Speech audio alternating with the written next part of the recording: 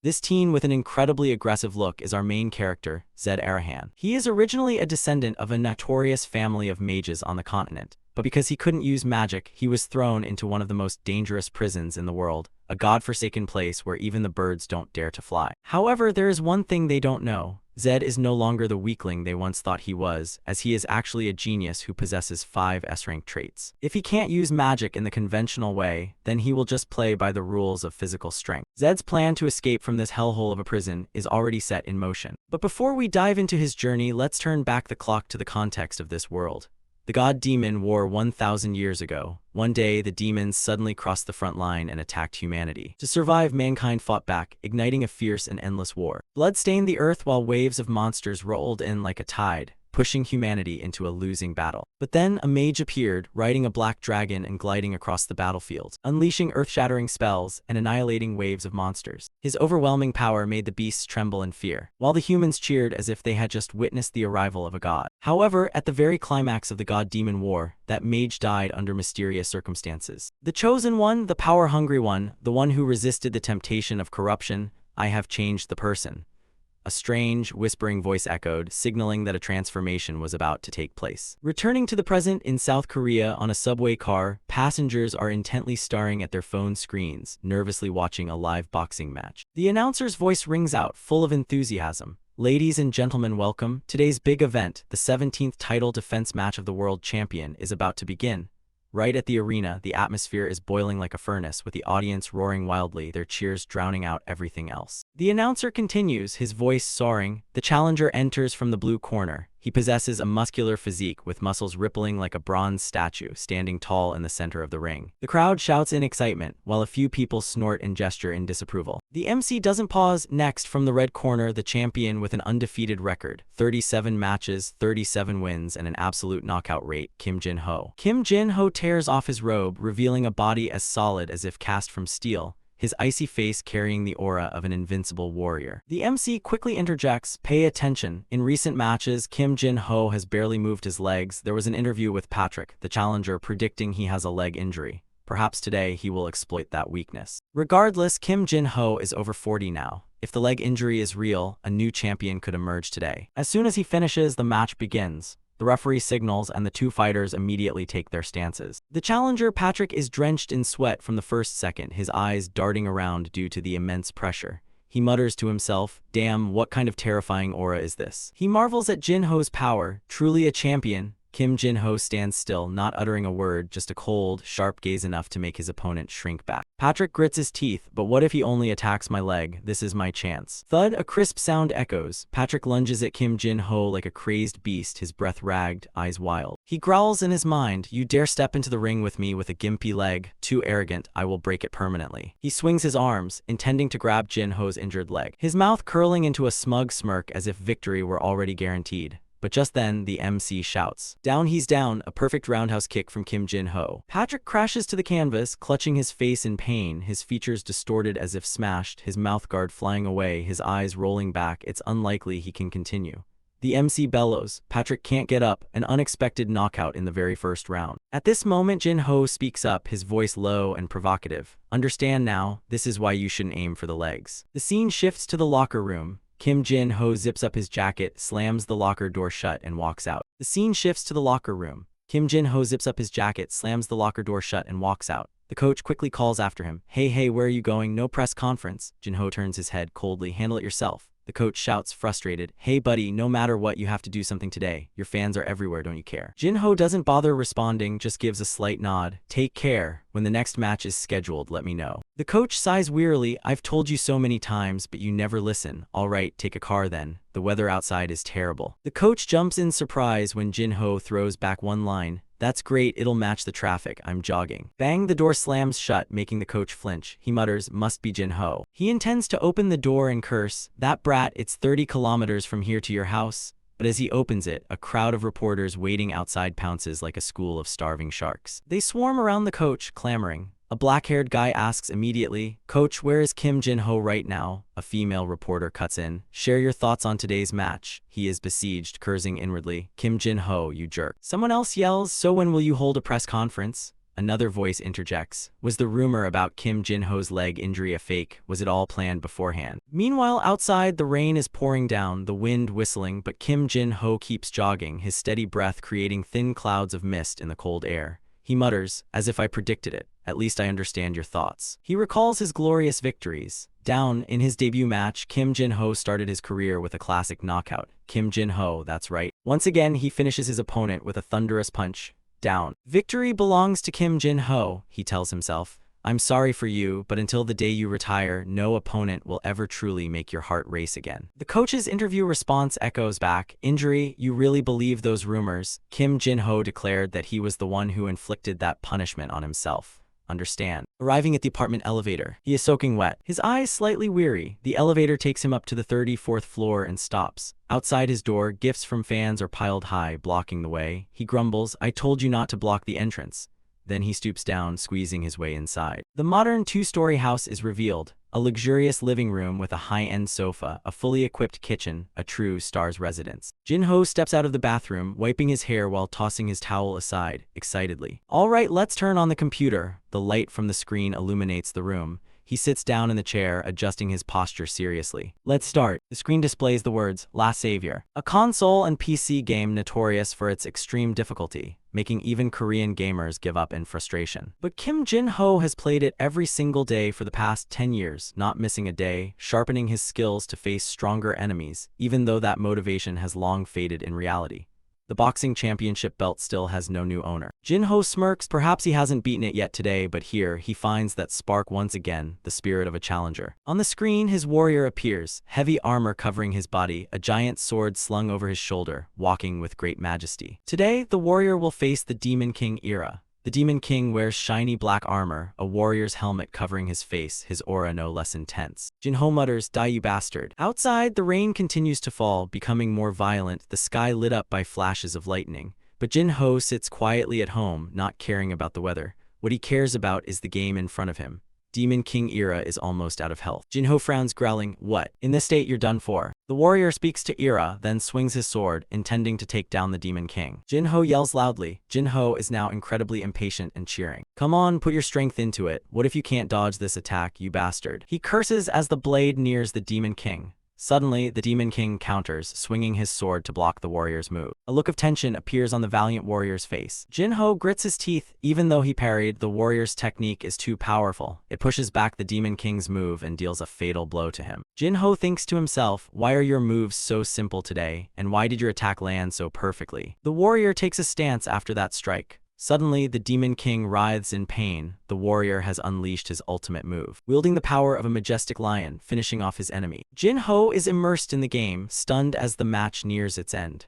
A challenge born from the desire to win, but ironically, the fear of victory dominates his mind. The Demon King struggles to rise. Jin-ho's voice rings out, Come on, Demon King, you can do it, with the cheering and the technical counterattack. But in the end, the Demon King is still defeated by the mighty warrior. The screen displays, Congratulations, Demon King Ira has been defeated. Thank you for playing Last Savior. Kim Jin-ho, the champion of two worlds, still hasn't found anyone to surpass him after so many challenges. Furious, he yells, Damn it, and throws his mouse at the screen, leaving a large crack. Who should I fight next now? Maybe try the crazy bear. Damn it, what a load of crap. He is unaware that the sky outside is shining brightly with gold, just like the light from the battle 1,000 years ago. Why is it appearing here? Could it have found someone with a heroic aura? Boom, an explosion echoes. A golden lightning bolt strikes and Jin-ho feels something approaching. Huh? He turns back, seeing the golden light rushing toward him. Boom, the lightning strikes the apartment right on the 34th floor where Jin-ho was sitting playing the game. He screams in confusion, My head is spinning, my whole body feels like it's burning. A strange voice calls out, Hey, number 218, hey, number 218. Jin-ho opens his eyes. In front of him is the rainy sky. When did I go outside? He asks himself, his mind in chaos. A voice echoes, Charge, everyone move forward. A hand is placed on his shoulder. Hey, number 218. Jin-ho turns back, but he is no longer Kim Jin-ho. A blonde girl with turquoise eyes, Ryu, a prisoner here, looks at him intensely. She shouts, I've been calling you for ages. What are you doing? Time's up. We have to get out of here now. He is bewildered. Who are you? Seeing the number 172 on her shirt, he thinks to himself, number 172. He asked, "Where is this?" He looks up. A crowd of people in orange uniforms is rushing toward the castle gate, as if running away. He is startled to realize that is, he dimly remembers the flag. I've seen that symbol somewhere before. The girls shouting makes him jump. Hey, wake up. Do you want to rot here for the rest of your life? They said today is the last chance to escape this damn Korean. Jin-ho, as if not believing his ears, asks again, dazed. What, this is called Korean? He is skeptical but seems to have realized something terrifying. This is Korean. He hesitantly utters the question, his voice fading with doubt, but deep inside, a bad premonition is flickering. Ryu's voice sounds urgently, cutting off his aimless train of thought. Don't just stand there, run now, there's no time left. Jin-ho is no longer in his true physical form. He has been drawn into the fantasy world of Last Savior, the game he spent hours glued to, and transformed into a 15-year-old boy of the prestigious Arahan Mage family, Zed Arahan. Standing amidst the chaotic, battlefield-like scene, Zed in his new body looks around, bewildered, his head spinning. What the hell is happening? Could I have fallen into a dream? In front of him, the prisoners gather in groups, pulling on thick ropes tied tightly to the towering castle gate. They pull and yell with determination, as if to instill strength in each other in this desperate effort. All for a single goal, to escape the damn Korean prison, a place where even birds don't bother to stop by. Words of encouragement echo throughout the space, drowning out the wind. Almost there, hang in there a bit more. Zed tries to rack his brain, searching through fragments of memory to understand where he is and what happened. No, this feeling is too real, not like a dream at all. Could I have been sucked into the game world I was so obsessed with? A voice hurriedly yells at the crowd, including Ryu and Zed. Hurry up, run, don't delay any longer. Zed remains deep in a storm of thoughts, his head a mess. Are these prisoners real too? Everything exudes mystery, filled with big questions, but I tell myself, no matter what, first I have to find a way to sneak out of this miserable place. Suddenly, Zed stops, turning to Ryu with a firm look. Wait, stop for a second. He grabs her wrist tightly, trying to hold her still as she is dragging him forward like a tornado. Pulled back in the middle of running for their lives, Ryu turns and shouts angrily, "Hey, you crazy bastard, why the hell are you stopping? I haven't even finished speaking yet." Zed doesn't let her catch her breath, interrupting immediately. Doesn't she see it? If this is really Korean, everything can't be this messy and shoddy. It's too sloppy, too irrational. Ryu quickly replies, her voice rushed as if she's out of breath. That's because Chief Clark isn't here. Zed narrows his eyes, his gaze sharp. Chief Clark, who is he? Yes, exactly, Ryu confirms firmly, her voice full of confidence. He just snuck out of here earlier. This is our golden chance. But just as she is still babbling, Zed suddenly grabs her by the collar with both hands, pulling so hard she almost falls. Calm down and let's run immediately. He drags Ryu along the ground, heading in the opposite direction, intentionally avoiding the gate and the crowd, which is as chaotic as a hive of bees. Ryu struggles violently, her mouth screaming as if she's being slaughtered. What the hell are you doing, you lunatic? Zed doesn't bother arguing, his face as cold as a block of ice. Yeah, let's just say that. If it's as she said, then this situation isn't entirely illogical. But the intuition of a champion like me warns, absolutely do not set foot through that damn gate. Ryu pushes his hand away, her voice full of frustration. Let go of me, you son of a bitch. The crowd of prisoners chants in unison, their voices excited to the point of hysteria. The gate is about to burst open, almost there. At that moment, the sky splits with a flash of lightning, tearing the atmosphere apart like a prophecy signaling that something bad is about to happen. The crowd pushes and shoves, rushing toward the gate like ants out of a broken nest. On this side, Ryu still struggles incessantly, her mouth screaming like crazy. No, this can't be. Let go, I have to get out there. The other prisoners smile brightly, their eyes sparkling with intense faith in the day of freedom, the day to escape the miserable life of imprisonment. But then everything suddenly turns into a nightmare as they face the horrifying scene in front of them. Their eyes widen in horror, blood spraying everywhere like a spring, and a severed arm falls to the ground. A prisoner collapses, clutching his severed limb, screaming in soul-wrenching pain. The crowd screams in unison, their voices trembling as they recognize the person standing blocking the gate. Chief Clark. It turns out he didn't sneak away as rumored, but had already set up a deadly trap, waiting for the right moment. As soon as the prisoners dared to open the gate, he would slash them down without hesitation. Clark stands there, a sinister smile on his lips. Hey, you stupid bastards. He raises his sword, pointing directly at the prisoners, roaring at his subordinates. Slaughter every one of them for me. Ryu gasps, her voice faltering from shock. How could Chief Clark be there? Zed doesn't bother with long explanations, his voice cold as ice. Is she blind? Look, this is a trap as clear as day. Shut up and run now. Clark and his henchmen immediately swing into action, slashing repeatedly without hesitation. The prisoners can only panic, running for their lives to survive. Help me! Desperate pleas for help echo everywhere, but no one can save them. No strength, no weapons, they are just like sheep in a slaughterhouse. The rain continues to pour down, each drop soaking in blood, highlighting the tragic color of this place. Clark walks over, stepping hard into a puddle now dyed deep red with blood, and gives a firm order. Gather everyone left alive, line them up neatly for me. Yes, sir, a subordinate roars, his voice full of authority. Stand in line, don't move a muscle. The lucky survivors are driven together, forced to stand in a line as straight as soldiers. On the ground, corpses lie motionless, their faces distorted in pain. Ryu and Zed are pushed to the front line. Ryu stares blankly at the gruesome bodies displayed before her, her stomach churning like crashing waves. Her face turns pale, then she vomits right on the spot. Her hand clutching her mouth to prevent the liquid from spilling out. Tears roll down her cheeks, mingled with uncontrollable horror. Suddenly, a guard rushes over, his face full of murderous intent. He grabs Ryu's hair, growling, "I told you not to move." He turns to the others, his voice threatening. "From now on, whoever dares to twitch even a little bit, I'll kill without mercy." Zed glances at Ryu, thinking in his head, they are so weak that even a kid could knock them out. If another bloodbath happens at any moment, it wouldn't be surprising. At that point, I'll just have to risk everything on a gamble. Suddenly, Clark appears right in front of Zed, his body as tall as a mountain, his fierce aura overwhelming everything around him. Zed mutters unconsciously, his voice trembling, "I was lucky to escape. But wait, is it possible I'm not brave enough to run away?" Clark sneers, his voice full of contempt. "Ha, you bastard mages, you guys are just cowardly rats. Just thinking about considering you as an opponent is enough to make me feel humiliated." He leans close to Zed's face, his voice mocking as if granting a favor. "You will pay a high price for not dying today, Arahan." He knows exactly who Zed is. Zed stands as still as a statue, his head spinning from what he just heard.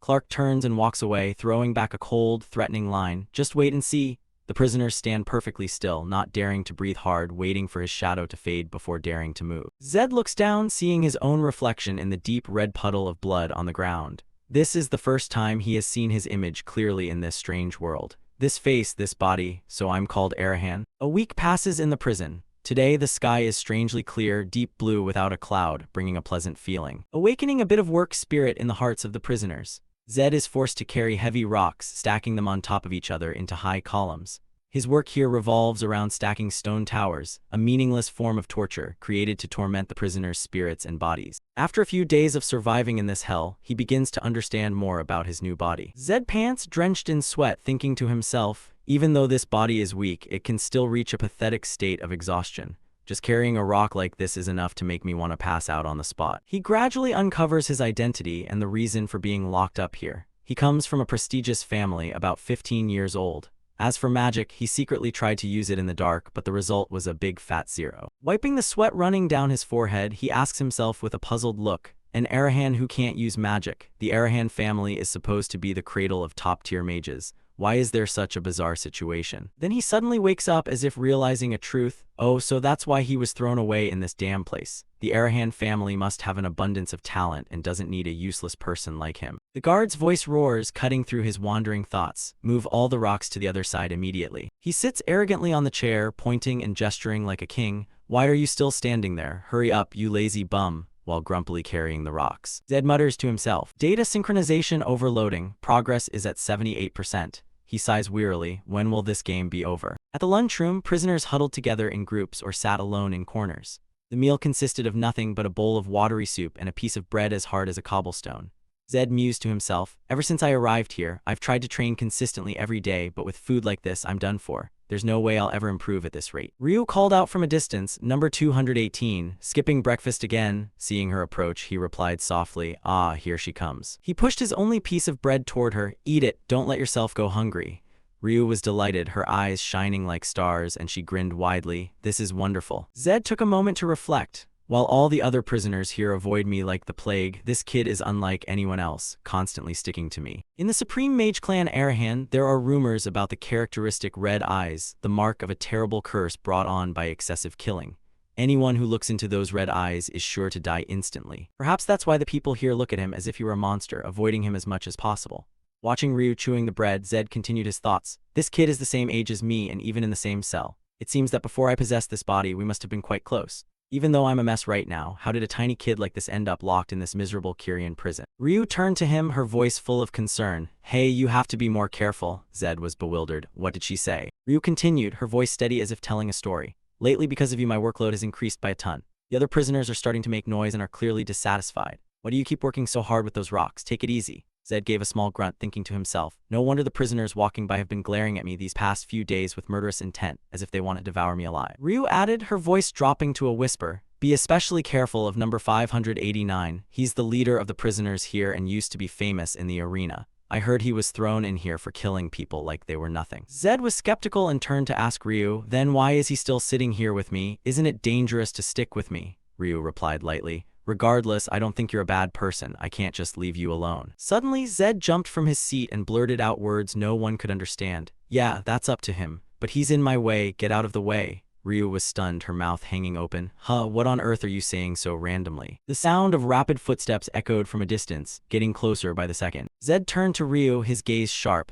It looks like what you were worried about is finally happening. Ryu slowly turned her head, then jumped in shock, her eyes widening as if they were about to pop out, her mouth hanging open in horror. Number 589, the one I just mentioned, he's actually here. He led a group of aggressive prisoners charging toward Zed. With an aura as if they wanted to swallow everything whole, he roared first, his voice threatening. Hey, Arahan, I heard the extra workload is all because of you, right? Zed's face hardened, his voice calm yet defiant. So what if it is? I'll just take it as extra physical training to get stronger. As soon as he finished speaking, a punch flew straight at him. Number 589 aimed right at Zed's face, intending to smash it to pieces, but it only hit the table behind him, shattering it to bits. Ryu, standing nearby, stammered, her voice trembling. Number 218. Immediately, Zed grabbed number 589 by the collar with both hands, his face gleaming with the smug confidence of someone who had already secured victory. He used the momentum to jump, unleashing a powerful knee strike straight into 589's chin. The spectators watched with mouths agape, stunned by Zed's sudden counterattack. The goons shouted, "Boss." But when the dust settled, Zed was shocked to see him standing as firm as a mountain, wearing a wicked, playful grin.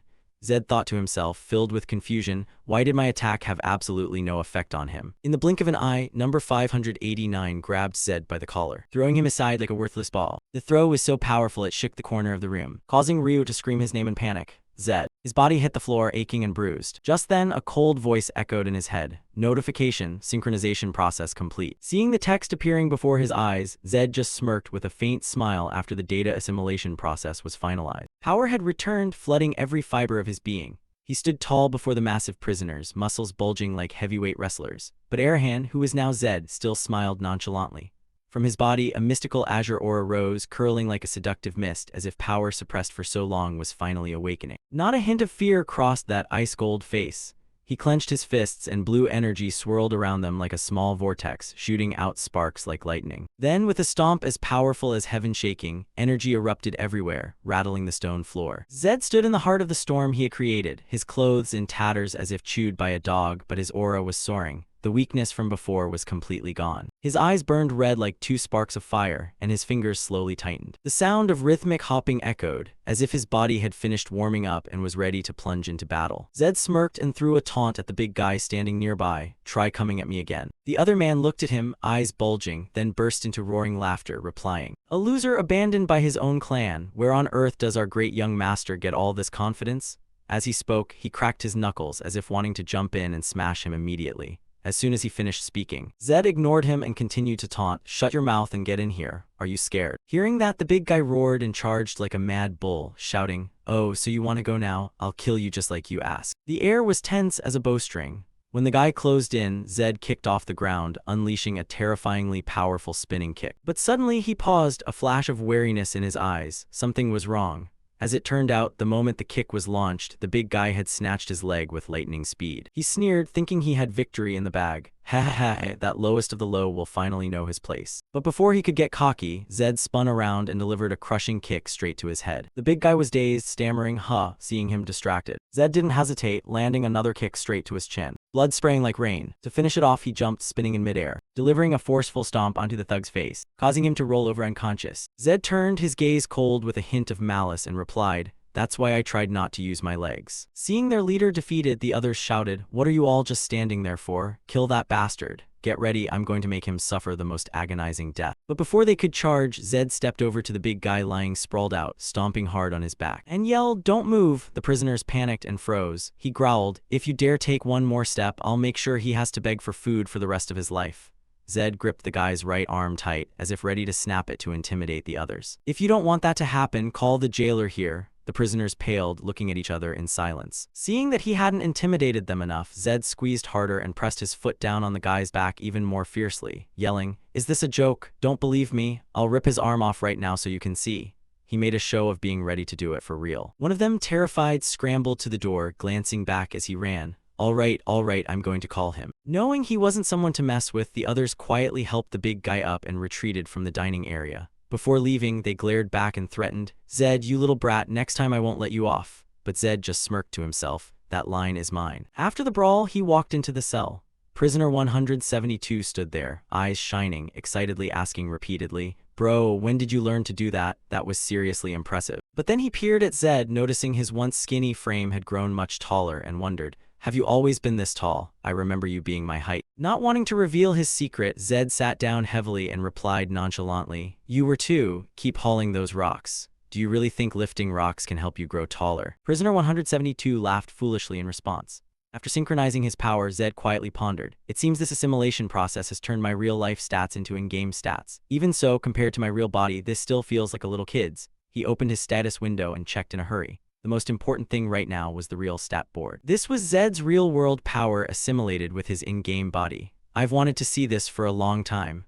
Looking at it for a moment, he was startled and thought, "Wait a minute, hold on, is this real? Mana is 0. Damn it, he was supposed to be a mage, right? He's an Arahan, but how the hell can his mana be 0? Zed looked at the status board in disappointment, murmuring, "Why would they give me such shitty stats and then transfer my consciousness here?" Even so, only he could see this board.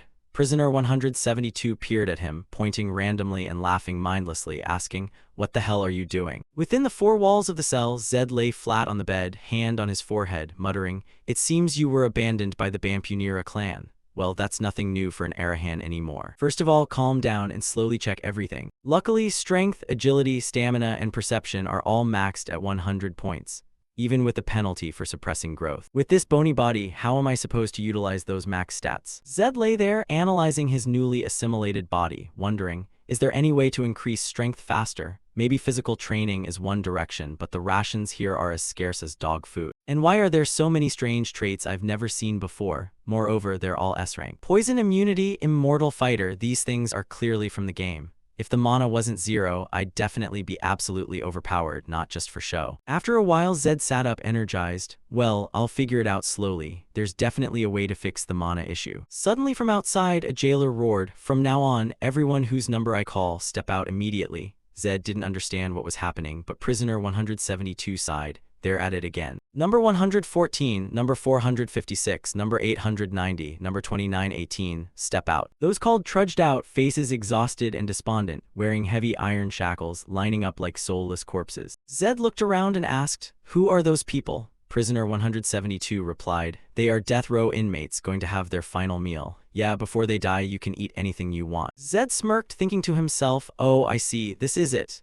Then he turned, "But hey, what's your name?" Prisoner 172 replied, "My name, now that I think about it, I've only been calling you by your number." He stood up, smiling innocently. "Ryu, wander types like me don't have clans, so what's your name?" Zed nodded, "I am Zed Arahan." Finally, they both knew each other's names, chatting like old friends. A while later, Zed asked, Ryu, do you want to get out of here?" Ryu was bewildered. "What did you just say? What do you mean by that?" Ryu continued, "I don't stay anywhere for long. I need to go because I still have things to do." Zed nodded. "Oh, really? So have you thought of a way to escape?" Ryu thought for a moment. The only exit is the main gate, and the jailer holds the key." Does that mean we have to take him down to steal the key?" After hearing Zed, Ryu's eyes widened. "Are you out of your mind? The jailer might be retired, but he's a 5-circle knight." Brief introduction of Jailer Clark. He is the embodiment of a knight filled with hatred toward mages in the world of Illa's savior, where knights and mages hate each other like cats and dogs. Hearing Ryu, Zed pondered, "A retired 5-circle knight, I don't know if I can beat him now." Then he continued, "But there's another way. Just stealing it from him is fine." Ryu smirked, explaining, "Didn't you know, wanderers learn to pickpocket before they learn manners. But there are always a dozen eyes around the jailer, so opportunities are rare." Hearing Ryu's analysis, Zed thought for a while, then smirked. "So that's how it is. I'm starting to think of a way to escape." Under the scorching sun as usual, the prisoners worked according to the jailer's orders. He shouted loudly, "Start working."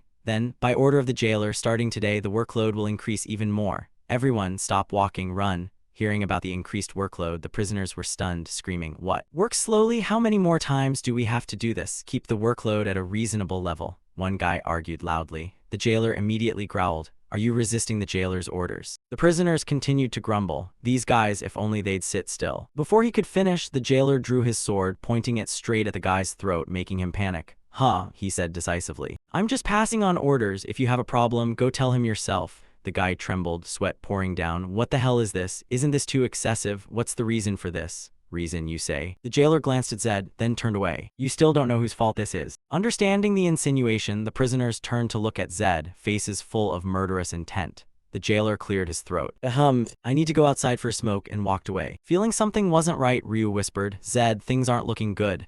Zed turned. Stay away from me, he vaguely understood. That bastard Clark, he's inciting a riot because he can't take action himself. Does he intend to use the other prisoners to kill me? Don't tell me yesterday was the same. How can someone called an official knight use such underhanded tricks? Hearing Zed, Ryu hurried away, looking back, face full of worry. This time even the jailers are getting involved. I won't let it slide like yesterday. I can't let Zed die. When the jailer left, the prisoners slowly advanced. One yelled, kill that bastard, if not, we're as good as dead anyway. Zed smirked, his voice cold. I understand what you're thinking. It's just that this situation was unavoidable. The prisoners charged, shouting, even now you're still acting like an Arahan. Kill him immediately. What a typical act for a bonnet. As they closed in, Zed unleashed a powerful kick to the chin of the nearest guy, causing him to roll over unconscious. He growled, but I can't just die like that, can I? Seeing their comrade down, the guy next to him shouted, is this bastard insane? The more he fights, the more excited he gets.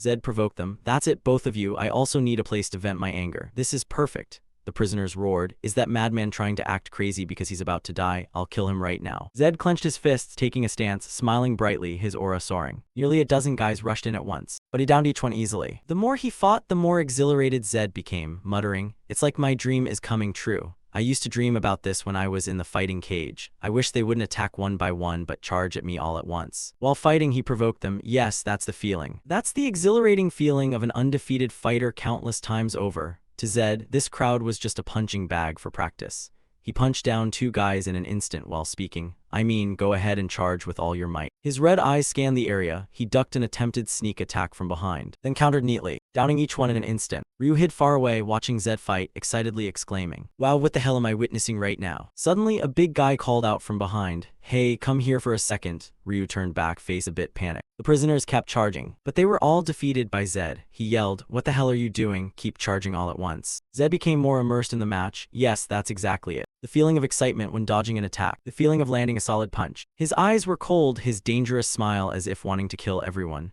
That's right, I'm addicted to this feeling. That's why I entered the path of martial arts. More, give me more. Blood splattered everywhere, even on his face, but it couldn't stop Zed. Now, he was like a bloodthirsty murderer. From afar, someone shouted, this guy, Arahan, it's better for you to stop causing trouble and just die. Seeing they couldn't take Zed down, the other two tried to take Ryu hostage to force him to submit. Zed turned back, face full of anger. Eyes icy cold, you don't see it that way, you bastards. But that didn't stop him. Zed gave a wicked grin, replying, hey, you scumbags, now you've made a big mistake. Now you've really brought trouble upon yourselves. Zed looked at the prisoners, his eyes burning red like fresh blood, his voice icy with every word. You trash, listen up. Hearing Zed's roar, the leader smirked, his voice full of contempt. Ha, other than running your mouth, what else have you got?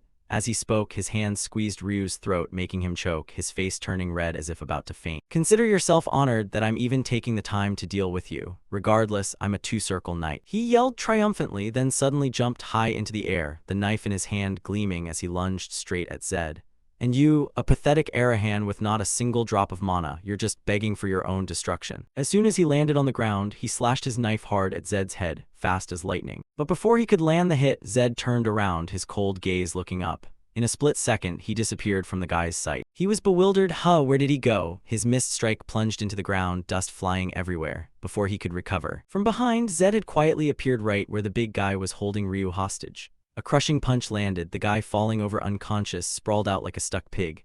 Zed was still nonchalant, turning to ask Ryu, are you okay? Ryu gasped, nodding. Yeah, thanks, I'm truly sorry. The two-circle knight saw his comrade downed and shrieked in panic. What did you do? You're not supposed to be able to use magic, right? Zed stood there, his lips curling into a faint smile, replying, that wasn't magic, it was. Before he could finish, he spun around, unleashing a thunderous kick straight to his head. The kick was so strong the guy's neck felt like it was about to snap, his whole body flung a meter away, crashing to the ground like a sack of trash. After defeating all the prisoners from afar, Warden Clark and his guards stepped forward. The warden, number 218, standing with a stern posture, face as cold as an ice block, spoke up. Explain. Zed hadn't even opened his mouth when Ryu hurriedly shouted, wait, number 218 is the victim. Zed turned back, slightly surprised that Ryu stood up to defend him. He continued, they even took me hostage to try and kill him. This was just self-defense. Clark scanned the area, seeing the prisoners lying helplessly, unconscious all over the floor, beaten to a pulp by Zed. He muttered, "You bastards." A moment later, Clark turned to Zed, his voice deep. "Let me ask you one thing. Have you released your power yet?" Zed shrugged, his face indifferent, replying, "Who knows?" Immediately, Warden Clark unleashed a dense, dark purple aura, radiating danger in every direction. Everyone felt the terrifying pressure, collapsing as if crushed by overwhelming gravity, unable to find the strength to stand. The prisoners trembled, their bodies convulsing, and one wheezed, I can't breathe." But Zed was the only one standing firm, completely unaffected. Clark was astonished, staring at him. "You aren't affected by a leader's aura? Not everyone can withstand the aura of a five-ring knight." Surrounding Zed, a faint green light enveloped his body, but only he could see it. Clark thought to himself, what is going on? As it turned out, Zed's S-rank Noble Soul trait had automatically activated, granting him complete resistance to Clark's pressure. Zed smirked and muttered, "Is this a mental immunity trait? What an absurd ability. Regardless, in my own world, I was the one who reached the absolute peak. There is no way a half-baked amateur, a five-ring knight like you, can control me." Seeing Zed standing firm without even releasing his mana, Clark was stunned and blurted out, "You're still standing firm even without releasing your mana. You useless idiot, that's still not enough." He took a deep breath, pouring all his strength into releasing his aura. The ground cracked and power surged violently, causing the other prisoners and guards to collapse, struggling to breathe. But Zed remained standing tall, not shaken in the slightest. Thanks to the system's overpowered traits, Clark's abilities were completely useless against him. "That is an S-rank trait, don't take it lightly. What are you going to do now?" Seeing Zed unharmed, Clark was stunned again. "What is this? What just happened here?" The guards, unable to withstand the warden's power, trembled and pleaded, "Warden, please, stop." Seeing his own men collapsing, Clark clicked his tongue. Stopping but still furious inside, he glared at Zed. "Good thing it ended this way. I almost lost control and swung my sword in a fit of rage." Clark and the guards turned away, shouting, "Get back to work." But before they could walk far, Zed called out, "Wait, actually I have something to tell you." Clark turned back, "What is it?" Zed continued, "I'm tired of stacking these stone towers, and I'm sick of worrying about when the other prisoners will attack me. So I'm planning to end it all." Ryu looked up, bewildered. "Number 218, what the hell?" Zed stood proudly before Clark and replied, "Truthfully, I'll become a prisoner on death row." Clark was surprised and confirmed, "Do you know what that means? If this is just a fleeting impulse, I won't forgive you. Don't joke around." Zed was serious. "Are you worried I'll change my mind, or should I record it in a crystal ball as proof?" There's no better evidence than that, right?" Faced with Zed's determination, Clark turned to the guards and barked, "Guards, bring the crystal ball here quickly." It seemed Zed had some ulterior motive, wanting to use the privileges of a death row inmate to carry out a plan. He thought to himself, "I'm really excited now." With his decision made, Zed requested, "I heard that for the last meal I can have whatever I want. Decide on the menu now for my final dinner." "For my dinner, I choose Verity beef, and I want a huge portion, enough to eat my fill." Hearing Zed, the guards shouted in surprise, "What? Verity beef? Unbelievable. How much does that cost for a death row inmate?" To describe it, Verity beef is a premium type of beef, raised naturally on the Verity Plains in the Southern Empire. One of the most precious food items in Last Savior. It's rumored to be so delicious that it can restore lost strength and even turn the tide of a battle. There's even a game quest that requires bribing an NPC with this. Zed thought, "I'm about to enter a crucial battle, so I must stockpile while I have the chance. Honestly, even if just once, I want to taste how magical it really is. After all, the price I'm paying is my life. Isn't that a reasonable trade? By the way, I only deal with S-rank items, and if you pull any tricks, I'll cancel everything." Zed continued, "He will be coming along too. Prepare enough for 2 people to eat their fill." Ryu panicked, "What, me too?" After a while, Clark accepted, "Fine, let's do that." To the guard's surprise, Zed remained carefree, muttering, "Speaking of taking an Arahan's life, that's the least you should pay. We get along quite well, don't we?" Ryu heard this, his face changing, sweat pouring down, stunned. "Hey, what about my suggestion?" "They said it would take a week to get Verity beef because it's so rare." During that time, Zed didn't slack off. In the cell, he diligently trained to increase his stats as quickly as possible. Instead of sitting idle, he was served by the guards while he continued to train. In Last Savior, there is a special system. If a stat reaches a max of 100, experience points are transferred to other stats. Even though in the real world, Zed's stats were all full, after transferring to the Arahan body, some stats were restricted and plummeted. Still, Zed didn't stop training to regain his original strength. Except for mana, all his stats reached 100. That meant all the experience points he earned here could only be used to strengthen mana. Suddenly, a guard approached, his voice serious. "Number 217, number 218, come out." Zed stood up, excited, "You finally came." Meanwhile, Ryu held his head, panicking, "Oh god, could my life end right here?" In the dining hall, plates of Verity beef were served, the meat succulent and fragrant for the 2 death row inmates, Zed and Ryu. Trying a piece, Ryu happily exclaimed, "I've never eaten anything this delicious in my life." Zed turned, joking, "Don't forget, it's all thanks to me." After eating, not only was the flavor top tier, but performance also skyrocketed. The penalty was reduced thanks to the fine beat. Feeling as if experience points that had been blocked for so long were now pouring into his body. The first goal was achieved, now for the next one. In Warden Clark's office, a guard entered. "Warden, the party has started."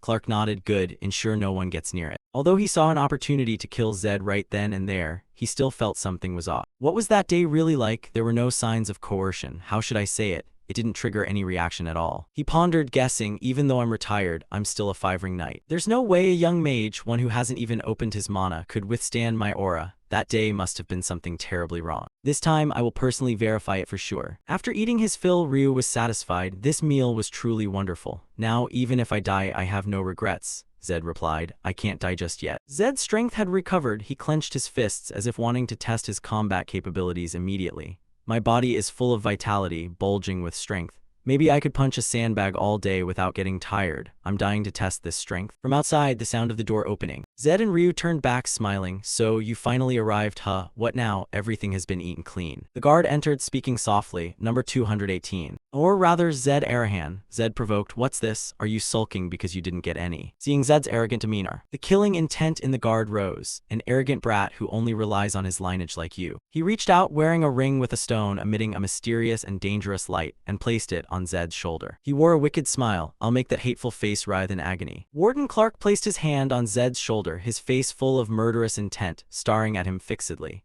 Arahan, the name from the most elite magical family, where even a tiny piece of information could be traded for a mountain of gold, depending on its value. He thought to himself, if I can extract something from this brat, I might even be able to leave this damn hidden corner. As he thought this, the artifact on Clark's hand flared, power surging from the ring like chaotic lightning, tearing through space.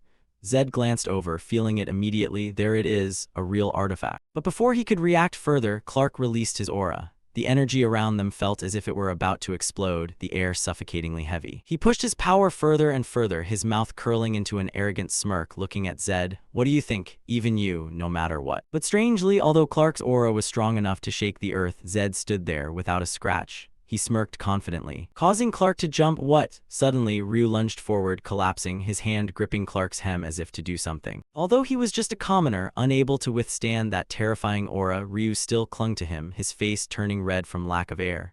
Clark was frustrated. "You annoying brat." He swung his hand to throw Ryu away, making him roll away and fall unconscious. Seeing his friend hit, Zed growled, "Hey Warden, show some manners." Standing before him was a furious Clark, but Zed remained calm, unaffected by his power. Clark roared, "You arrogant brat." Unable to control his anger, he used both hands to hold Zed tightly, pushing his aura to the limit.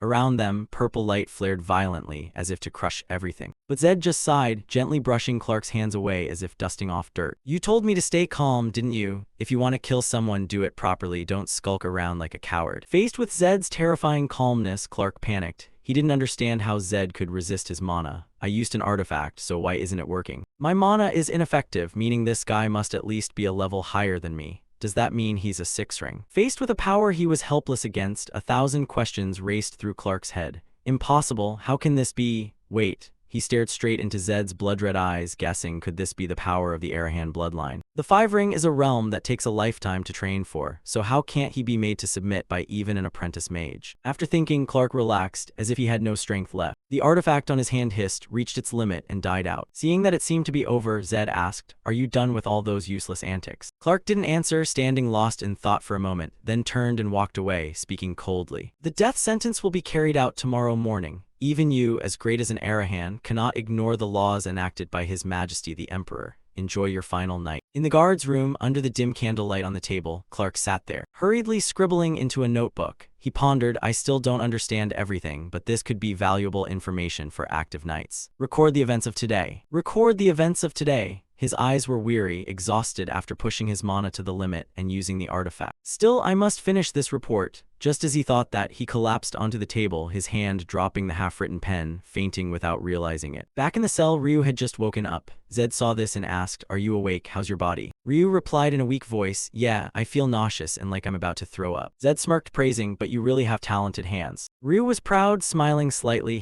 See that?" Saying this, he held up the keys he had stolen from Clark to show off. What do you think of my skills? Zed nodded. Well done. For an ordinary person, that could be quite dangerous, but this guy is surprisingly nimble. Ryu explained, actually, it worked because he was focusing on you. But are you really okay? Zed was confident. I'm perfectly fine. Hearing this, Ryu stared blankly at him. That's so weird. There's definitely something I don't know. Seeing Ryu suspicious, Zed changed the subject. Go ahead and lift those stones up. By the way, Zed opened his status window to check. His stats had increased significantly. Strength, agility, stamina each increased by 10. The results were truly amazing, just as promised, delicious and nutritious. He clearly felt his body was different, taller and more muscular than when he first arrived. My body feels incredibly refreshed. I wish I could quickly get rid of all these penalties, but that's probably impossible. After thinking, Zed turned to Ryu. Hey Ryu, we need to leave tonight. Once you've recovered enough, we'll set out immediately. Ryu asked. Do we have to go now? The guards could discover us at any moment. Zed was confident. Don't worry about that. He must have collapsed somewhere by now. Ryu was surprised. How are you so sure? Of course I know, Zed smirked.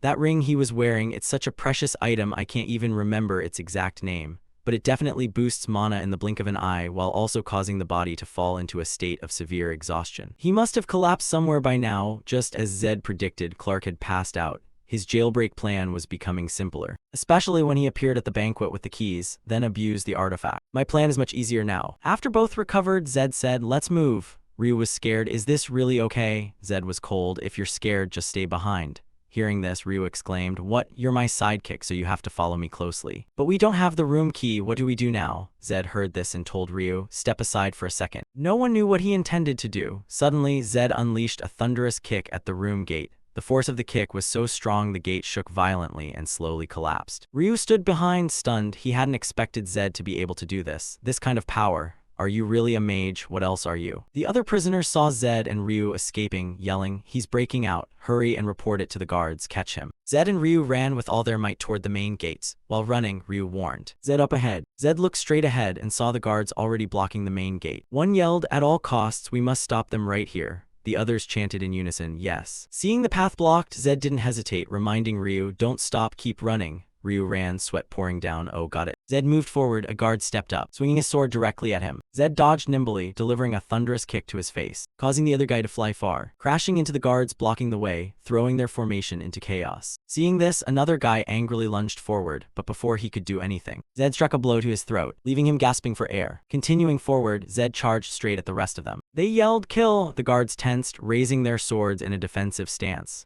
Zed tumbled, using both feet to stomp straight onto the face of the one in front. This guy just took the hit, both surprised and in pain, his sword slipping from his hand. Zed's power and speed terrified the whole gang. After landing, another one still didn't give up, swinging his sword and lunging with a fierce face. Zed dodged the sharp, downward swinging blade, tilting his body flexibly, his eyes calmly controlling the situation. Taking advantage of the moment, he delivered a powerful roundhouse kick to the guy. The overwhelming power and formidable combat skills caused the guards to fall one by one. Zed launched himself into the air, delivering a fatal blow to the head of the one lying on the ground. The rest still swarmed in, frightened but helpless before his power. The more he fought, the more excited Zed got, wearing a dangerous smile mixed with a bit of thrill. Damn it, showing his excitement while facing the enemies in front of him. Closing in, he unleashed a flurry of kicks, knocking back two guys at once. Faced with Zed's performance, Ryu stood aside, stunned. This is crazy. When Warden Clark woke up after abusing his mana, he walked out, staring blankly at his men who had been defeated. One woke up, voice trembling. Warden, I'm sorry. Number 218 has escaped. Hearing this, Clark narrowed his eyes, his face full of anger, shouting, catch him immediately. Under the night sky at Morata village near the prison, Zed and Ryu hid in wooden barrels in the alley. While hiding, Ryu observed, I think he's completely lost our trail. Zed wondered, where are we? Ryu explained, this is a small town called Morata, the only village near the prison. Zed nodded, so that means the guards will come here first, right? Ryu searched through an old wooden barrel while speaking. We can't do anything else. The other towns are too far, but if we blend in with the locals, it might be safe. Zed replied, for now, I'll follow your lead, but what are you really looking for? Ryu pulled out some old, torn clothes and handed them to Zed. This is perfect, put it on. Zed looked. This is indeed the kind of rags a beggar would pick up. This place is full of homeless people. Disguising ourselves as beggars is the safest choice. Saying this, both put on the rags. Ryu warned, I'll go get some necessary supplies. Stay here, wait like a mouse, and absolutely don't move. Zed wondered, but how can you do that without a single coin? Ryu was confident, raising his hand as if to show off. Why would I need money? Zed thought. This guy's way of thinking is really strange. Ryu hurriedly ran off, adding, I'll be right back, so don't go anywhere because you're my sidekick. Zed watched Ryu leave, suspicious. Sidekick, huh? An hour or two later, Ryu returned. I'm back. Zed asked, what did you get? Ryu brought out colored contact lenses. Put them on. Zed put them on. His blood-red eyes turned a mysterious blue, hiding the signs of the Arahan family. Ryu nodded. Oh, that's enough. Red eyes are the symbol of the Arahan, so be careful. In these southern lands under the Bahan family territory, blue contact lenses are very trendy. To those bizarre nobles, eyes are just accessories. Zed pondered, analyzing. The Bahan family is a prestigious family. My previous protagonist was Tor's Bahan, also the character I used for the final ending. In terms of magic, I chose Arahan. And for the swordsman, it was Bahan. Just like this world where the two factions hate each other, their eye colors are also completely opposite. After disguising, Zed and Ryu left for a safer place. Zed said, anyway, thank you for paying attention, Ryu replied on the way back. I found a pretty good spot. Follow me, let's take a quick break there. Inside an old barn used for horses, now rarely used, in the middle of a dense forest, Zed and Ryu spent the night. Lying down, Zed was bored. Why did I fall into this situation? When I opened my eyes, it was like I had been thrown into a game. Now I'm hiding in a stable to sleep, and above all, I've become a prisoner. At least there's a little bit of fun. But why does that Ryu guy keep sticking to me? Zed turned to look at Ryu, suspicious. He even called me his sidekick. Clark is targeting me, and he knows clearly that being with me is extremely dangerous. I still don't know much about Ryu. After all, he's just a street urchin who specializes in petty theft. But for now, I need his help, so I'll stick with him for the time being. Can I really trust him? Although he still wondered, both decided to travel together, then drifted off to sleep. The next morning, the sun appeared, its rays piercing through the old stable window. Both of them woke up. Zed looked around, and Ryu complained, damn it, it was too dark yesterday so I couldn't see clearly. Did I really sleep in a place like this? Ryu yawned and replied, I guess because you were a high-ranking noble. Places like this feel uncomfortable, right? Zed snapped, no, I can't be like that. I need to start earning money, but I have to eat in order to survive. Ryu wondered, what should we do? Just avoiding the gazes of the jailers is exhausting enough. Why don't you learn a bit of pickpocketing? Zed refused, forget about pickpocketing. Find me the place I mentioned. Ryu didn't understand. Which place? Zed replied, the arena. Having said that, they both left. They arrived at the underground arena, a place where gladiators fight every day for massive prize money. Inside, intense matches were taking place, looking fiery just by watching. Zed and Ryu had set foot here, promising to create an earthquake in this dump. At the underground arena, Zed and Ryu were glued to the ring where two famous gladiators were competing. Ika's, the strongest gladiator in the arena, and a gutsy challenger. The atmosphere was hotter than ever, and the surrounding crowd was incredibly excited, cheering wildly as if they wanted to shatter the stands. Ryu watched the scene before her, face pale and sweating cold sweat, turning to Zed with confusion. Zed, I think you're in the wrong place. Zed was calm, his eyes never leaving the match, answering concisely, no, you're in exactly the right place. In the ring, the challenger gritted his teeth, using all his might to bite down on Ika's arm. Fresh blood gushed out, the metallic scent filling the air. Ika's was startled by the unexpected move and immediately turned to land a crushing punch to the guy's face, making his face look mangled, as if smashed flat. But the challenger quickly regained his balance, returning to a defensive stance, eyes blazing with killing intent as he stared straight at Ika's. Suddenly, Ika's unleashed a dirty trick from the right, lunging forward to punch the challenger's left flank hard. If that had landed fully, his ribs would have at least been broken in a few places, with blood everywhere. The crowd below saw the fight tilting in Ika's favor and jeered, fight properly, challenger, I bet my entire fortune on you. Another guy cheered, kill him. Someone else screamed, this time I'm rooting for Ika's. In the stands, Zed enjoyed every moment, thinking to himself, I thought this was just a brawl among hoodlums, but it turned out to be much more interesting. Ryu was terrified, her voice trembling. Zed, this place is so scary. Let's get out of here. Back in the ring, Ika's kicked off the ground, lunging toward the unfortunate challenger like lightning. He hadn't even recovered when he took a direct punch to the face, blood spraying from his nose like a fountain, falling backward with a thud that shook the floor. At this point, only prayer could save him from revering the situation. Ika's didn't stop punching and kicking relentlessly, not giving his opponent a moment to breathe, blood splattering everywhere like a downpour. Ryu below shivered, clutching Zed's arm. Zed, do you see? Killing someone here is nothing, and Ika's is way stronger than that gang of prisoners in Korean. Trying to handle him with those tricks won't work. Seeing Zed silent, Ryu felt uneasy and turned to find Zed had disappeared. She stammered, Zed. The crowd collectively looked up at the stands, faces full of question marks.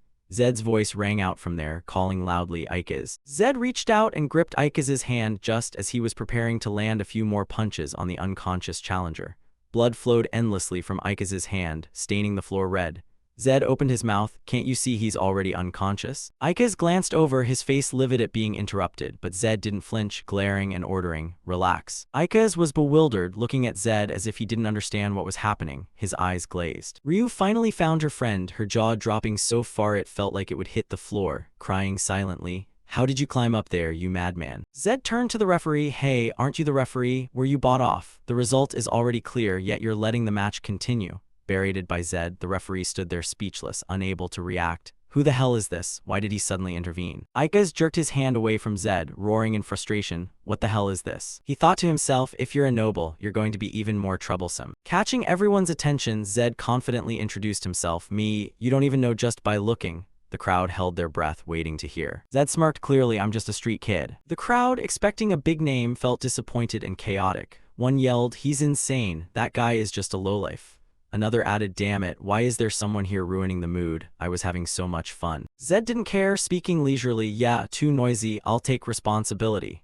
Then he pointed at Ikaz, declaring, I'm the one who should be fighting him, right? Zed grinned smugly, just wait, I'll show you all something interesting. Ryu shouted Zed, then went on a tirade. I've told you countless times, his power here is way beyond our limits. Even the atmosphere is on his side. Even if I pray to all the gods or goddesses of luck, there's no chance of beating him. This is completely unacceptable. Ikaz is untouchable, no way, you'd better go fight someone else. After being scolded, Zed was a bit confused. He knew Ryu was cowardly and worried he would get himself killed, but he just scratched his head calm. Bet everything on me. Ryu felt helpless. Are you listening to me? So you intend to keep doing this forever? Stop and get down here immediately. Zed yelled to calm Ryu down. After this match, let's go have a feast of beef as if there's no tomorrow. Ryu sighed in frustration. Stop digging your own grave. The referee shouted loudly. The match begins. Zed and Ikaz will face each other. Both observed their opponent. Ikaz muttered, even if that bastard is crazy, he still stays calm. Then he was surprised. Interesting, he looks about 15, but what's with that look? He assessed Zed. Steady breathing, strange stance, unlike anyone else. It seems Zed has power I didn't expect. Suddenly, Ikaz trembled. Why am I scared? Am I afraid of a piece of trash like this? He screamed internally to regain his composure. Seriously, scared of a guy like that? Then he charged like a madman toward Zed, swinging his fist. But unexpectedly, it wasn't Zed who was hit, but Ikaz. He bulged his eyes. What? Looking over, Zed was still in his stance, pointing out the weakness. A punch shouldn't be pulled back like that. It has to be thrown from your stance, straight at the opponent, along the shortest, fastest, cleanest path. As he spoke, Zed threw consecutive punches at Ikaz's face, leaving him no room to breathe. Each punch was faster than the last. Ikaz was completely overwhelmed, and at times Zed put his entire body weight into the strikes. Zed stomped his foot into the ground for leverage, preparing for the final blow. The power shot through Ikaz's head, bursting out the back, causing him to lose consciousness, his face battered, teeth broken, and more importantly, he hadn't managed to counter or block a single move. The crowd murmured, unbelievable, what the hell is that guy? Is Ikaz letting him win? Ryu squeezed her eyes shut, muttering prayers. O god of war, goddess of luck, mother of life, please let him return safely.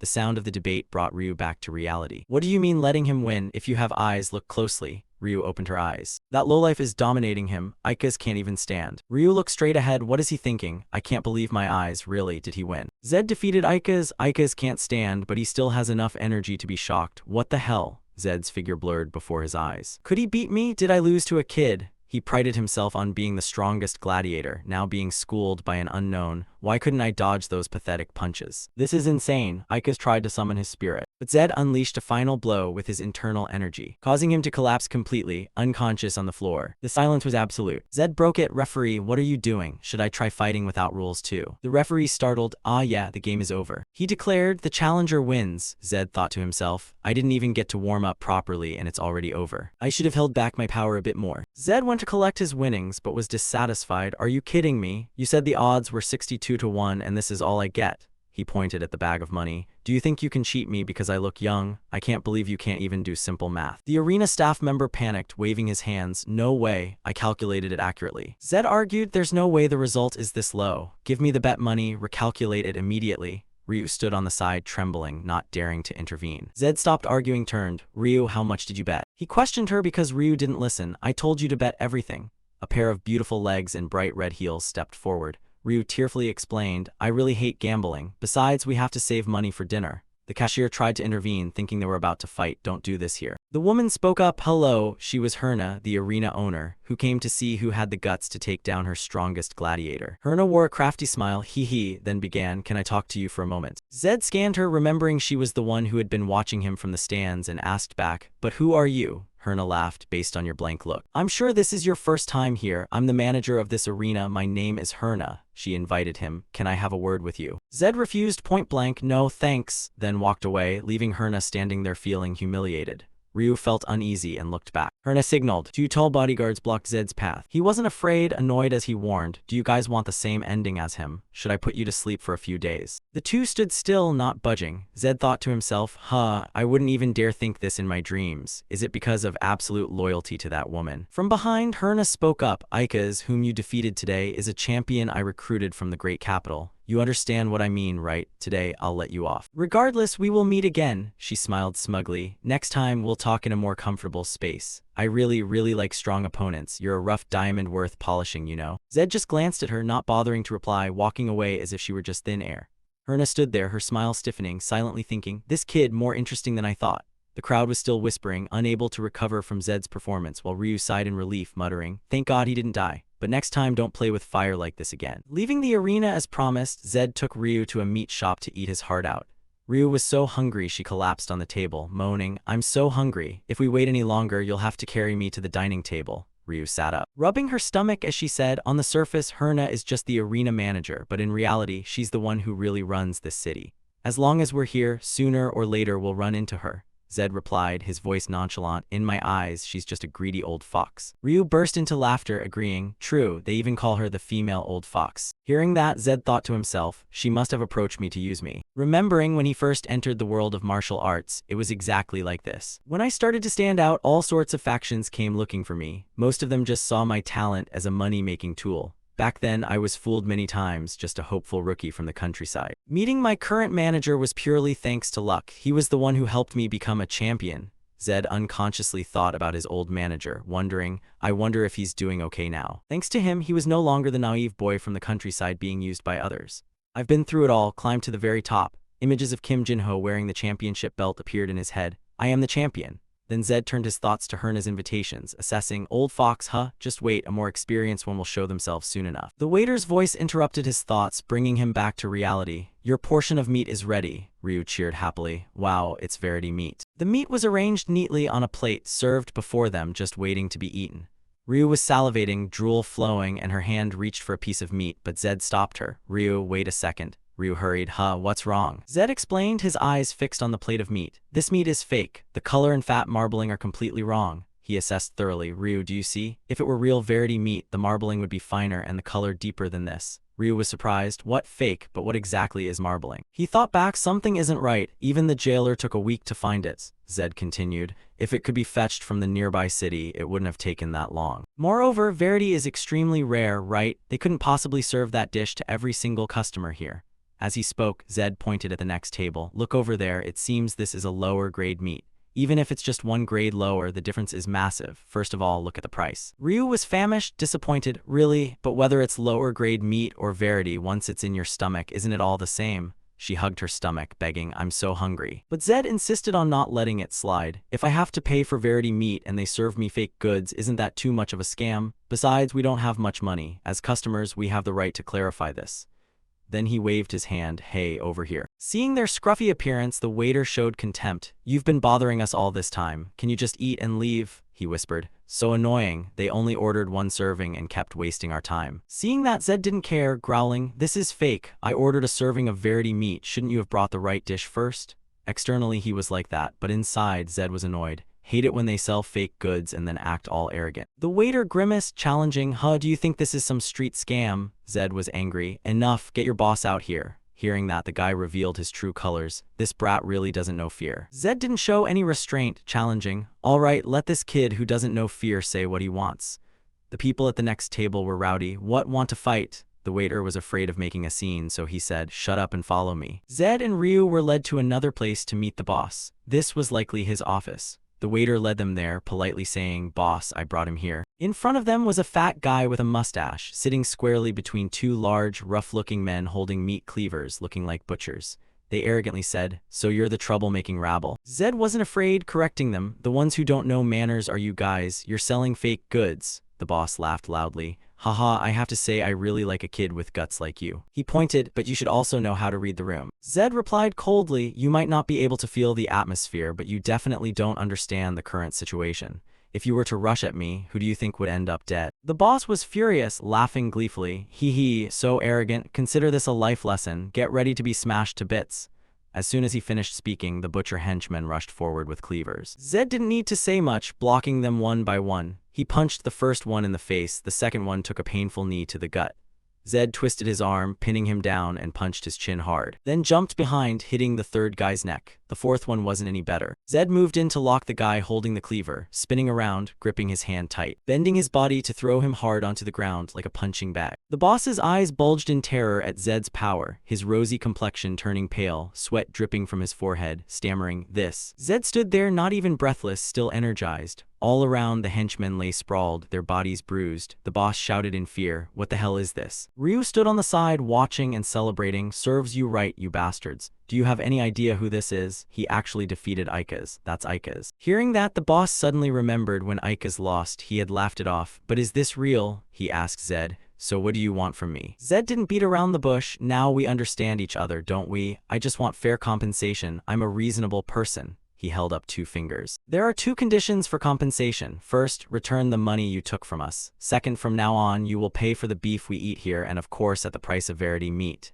Deal? The boss couldn't find words, only nodding like a machine. Verity meat wasn't cheap at all. After Zed left, he growled in frustration. What? These guys are like a bunch of hoodlums. How can business go on like this? Night had fallen, the crescent moon hiding away in the star-filled night sky. Ryu laid back on the soft bed, feeling the softness spreading, cheering in excitement. Wow, so soft, you're like a child, limbs flailing. Before this, I had never slept on such a soft bed. This is truly the best. Ryu cupped her chin, turning to Zed. But Zed, that was cool earlier. That's a consumer's right, just as expected from a noble ha. Zed crawled into the blanket, laughing. Well, if bad rumors spread, the restaurant might go bankrupt. To someone without any bargaining power, a negotiation table is no different from hell. Ryu recalled the furious face of the shop owner, laughing, ha ha ha, I've never seen anyone's face turn that red before. Anyway, thanks to that, I'm living comfortably. Zed smiled, all right, let's sleep. The night deepened, the moon lazily hid somewhere else, the space was absolutely silent.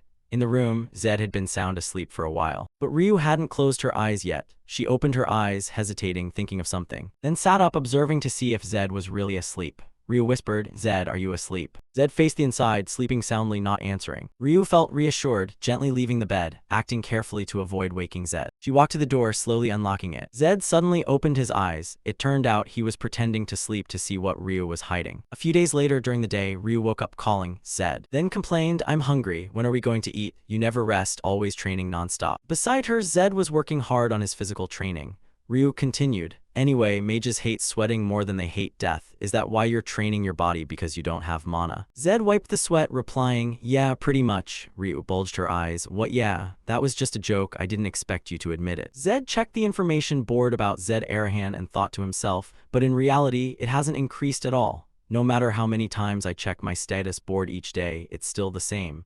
Given this situation, I'm starting to think I've been cursed. On the status board, the mana stat remained a perfect 0. He speculated, maybe going from 0 to 1 is like creating something from nothing, so it takes a lot of time. The first point is the most important. After that, it will increase much faster. Then Zed turned to Ryu, the morning training is over, let's go eat. Ryu was eager, where are we going today? Salad, potato stew, Zed smirked. No, let's change things up and eat some beef. Ryu was overjoyed, his eyes glowing. Oh, finally time to eat. He skipped toward the restaurant while Zed walked slowly behind, thinking it's been 3 days since we last went to the steakhouse.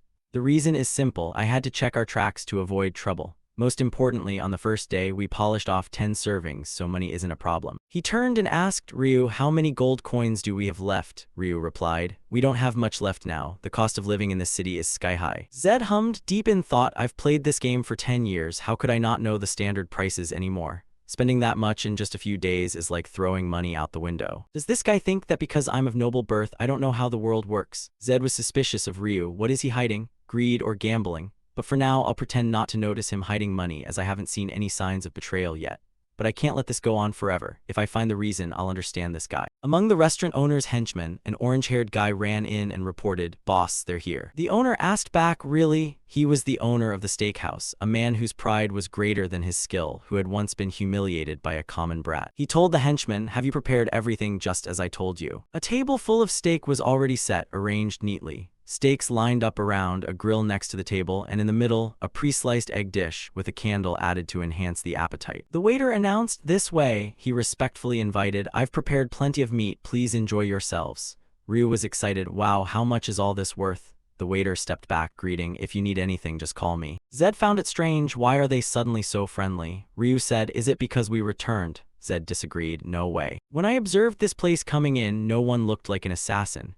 The inside of the restaurant is exactly the same as last time. What on earth is all this fuss about?" Seeing Zed hadn't picked up his utensils yet, Ryu asked, "Zed, aren't you hungry?" He prepared a wrap and held it out in front of Zed. "Here is a special wrap just for you. Eat it in one bite." Zed replied softly, "Thanks," but kept thinking, "All right, for now, we have to monitor the situation." He took the food Ryu made and put it in his mouth. "If we observe closely, we'll know what they're plotting." Suddenly, Zed noticed something in the food and yelled loudly, "Ryu, spit it out now." Zed's shout made Ryu stop mid-chew. "Don't eat that piece of meat." Ryu panicked, retching and coughing violently upon discovering the food was poisoned. He collapsed on the table, moaning sadly, "Poisoned. Am I about to die?" Zed immediately reassured him, "You'll be fine. A very small amount probably won't kill you." Discovering the food was poisoned, Zed thought, so this was his scheme all along. Daring to poison the meat. "If I didn't have the absolute poison immunity trait, I would have been taken out without anyone knowing. It seems all the pain I went through to get it was worth it." Ryu still didn't believe it, turning to Zed in disappointment. "But it doesn't taste like anything. Is it really poisoned?" "How did you know?" Zed answered concisely, "Because I am an Arahan." As expected of an elite noble, a different level entirely. Hearing this, Ryu worriedly asked, "So what do we do now? Obviously they want to kill us. Shouldn't we run?" Zed said bluntly, "Why should we run?" Ryu was bewildered. "Then what do we do?" Zed smiled, his eyes flashing with a plan. "Make them pay." Zed called the owner inside. The man stepped in with a grumpy attitude. "Since you're beggars, just eat your meat obediently. Why the high and mighty attitude, trying to lord it over others?" Zed sat down, smiling faintly at the empty plates with no food left. "I only called you in to clear up a few misunderstandings. There are a few things I want to ask." Seeing the spotless plates, the owner thought to himself, these beggars really did polish it all off. If they've eaten that much poison, the effect should be kicking in soon. Thinking this, he said in a tone full of contempt, "What misunderstanding? You're just a bunch of thugs who threaten and rob others." Just as he finished, Zed pointed to Ryu. He pulled out a pre-wrapped roll of meat, smiling, "See, you misunderstood us. Let's clear up the misunderstanding and make peace by eating together." Ryu handed the meat roll to him. "Eat some." The owner blurted out in surprise, "Huh, what is this?" He looked at the meat roll, the one he himself had poisoned, full of anxiety. Why are you giving this to me?" Zed replied, "Just as a gesture of reconciliation. If you accept, I'll drop the second condition from before. We're not bandits or anything." Ignoring Zed's request, he hurriedly replied, "It's fine. I have no intention of making peace with the likes of you." Seeing the owner's anxiety, Zed asked straight to the point, "Strange, huh? Do you really want to keep being extorted? Or do you have another reason for not daring to eat? Like maybe this piece of meat is poisoned." The owner was terrified, denying repeatedly, "What nonsense." Seeing he had no way left to deny, Zed replied, "It seems you really enjoy acting in this play, don't you?" As soon as he finished, Zed kicked the dining table away, causing the atmosphere to become tense. The owner panicked. "What are you doing?" He observed carefully, seeing the plates and poisoned meat scattered on the ground, suddenly realizing the piece of meat he didn't eat but just left there. Could it be he knew it was poisoned? Damn it, that's impossible. Zed still sat there amidst the scattered dishes and food, his face emotionless, speaking leisurely, "Out of respect for you, I only intended to drop by occasionally. But you really are a wicked person. How dare you poison the meat?" Still unable to believe Zed and Ryu had figured it out, the owner continued to think, "Calm down. There's no way they actually figured it out." Thinking this, he shouted, "Damn it, I told you there was no poison. Do you have proof? Where's the proof?" Faced with the denial, Zed slowly reached up to his eyes and took off his contact lenses. "Proof? Oh, I have proof right here. This is it." Removing the lenses, Zed revealed his glowing red eyes. The proof of the Arahan Mage family. Seeing those eyes, the owner panicked. "Red Arahan eyes, how?" Zed slowly stood up, his voice dangerously threatening. "How dare you deceive an Arahan? You will pay with your life." He collapsed, his body trembling. "No. Disappearing without a trace in this place is no big deal." Realizing this involved his life, his face turned pale with fear for having deceived someone from a noble family. "I'm going to die." Realizing the situation, he knelt and begged, "Zed, please, I didn't recognize nobility standing before me. Truly sorry for not knowing you are a death row inmate." Zed took the opportunity to threaten him, causing the man extreme fear. Why would an Arahan from the west come all the way to this remote region in the south? Why didn't you reveal your identity from the start?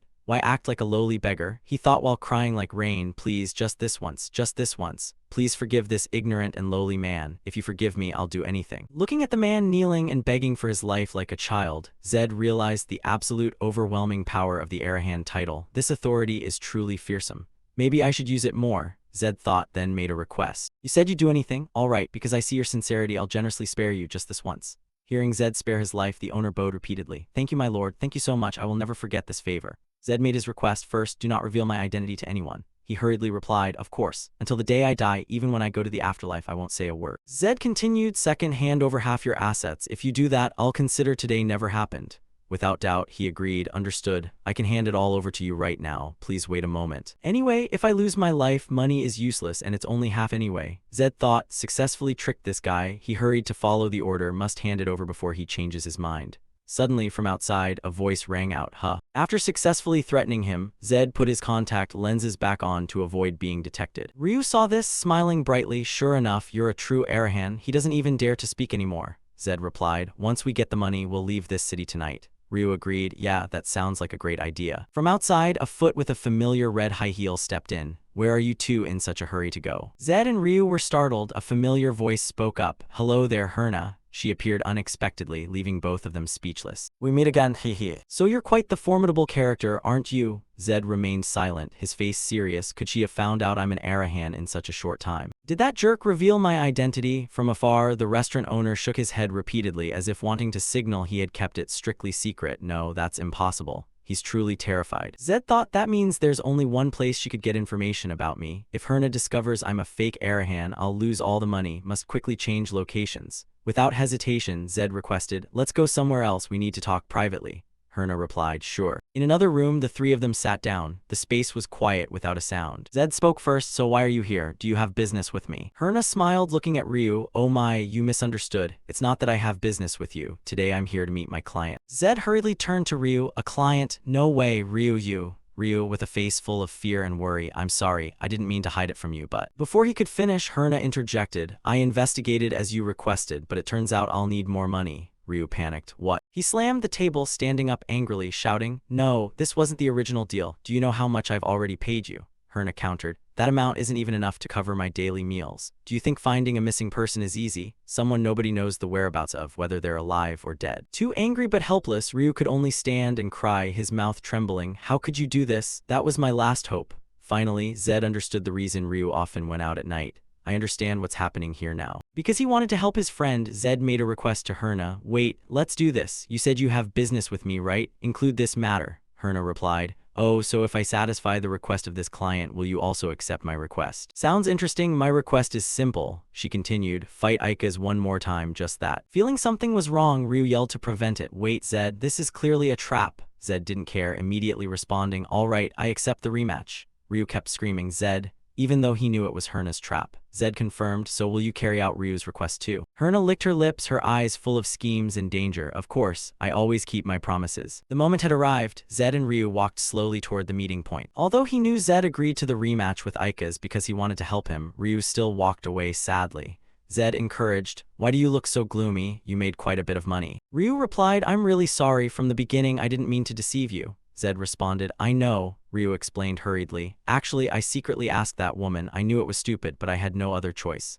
Zed softly, I know that too, that you hid some money for yourself. Ryu was surprised. You knew? Zed nodded. Yeah, but today I just found out you went to Herna, Ryu asked. Then why did you pretend not to know? Zed answered, because I don't care. I think the help you've given me is worth at least that much. Having said that, he reminded him, but we can't let this happen again. From now on, don't hide anything, tell me everything. The thing I hate most in this world is responding to trust with betrayal. Even though his past was harsh, don't become trash. Hearing Zed's words, Ryu's tears welled up from emotion. Okay, I'll remember that. Worried Zed would be in danger, Ryu cautioned. Don't join the rematch, just take this money and leave as originally planned. Zed replied, then what about your request to find your brother? Ryu answered, you know the truth, that woman only intended to trick us one more time. I'm not stupid enough to be tricked by Herna, but but the fact that Ryu still went to her showed how desperate he was. Because he was so desperate, he had clung to a rotting rope, even though he knew it could snap at any moment. Herna was the type of person ready to betray a desperate child. Seeing Ryu's situation, Zed decided, I know, I originally intended to leave, but I've changed my mind.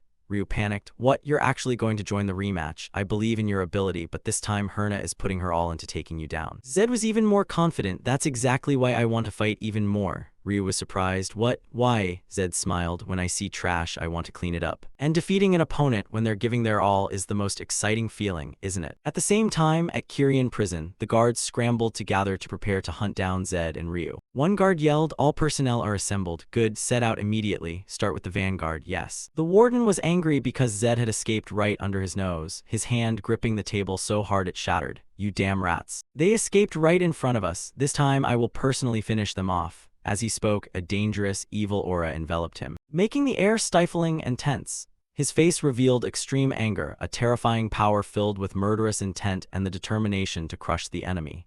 Gritting his teeth in fury, he roared, Zed Arahan. Time passed quickly. 3 days later, the match between Zed and Ikaz had finally arrived. By this time, both of them were already in the arena, surrounded by countless cheers from the crowd. And the big guy Ikaz was also thoroughly enjoying these sounds. This made Zed curious. Why is that guy so confident? After everything he went through, he still has that look. Then something must have happened.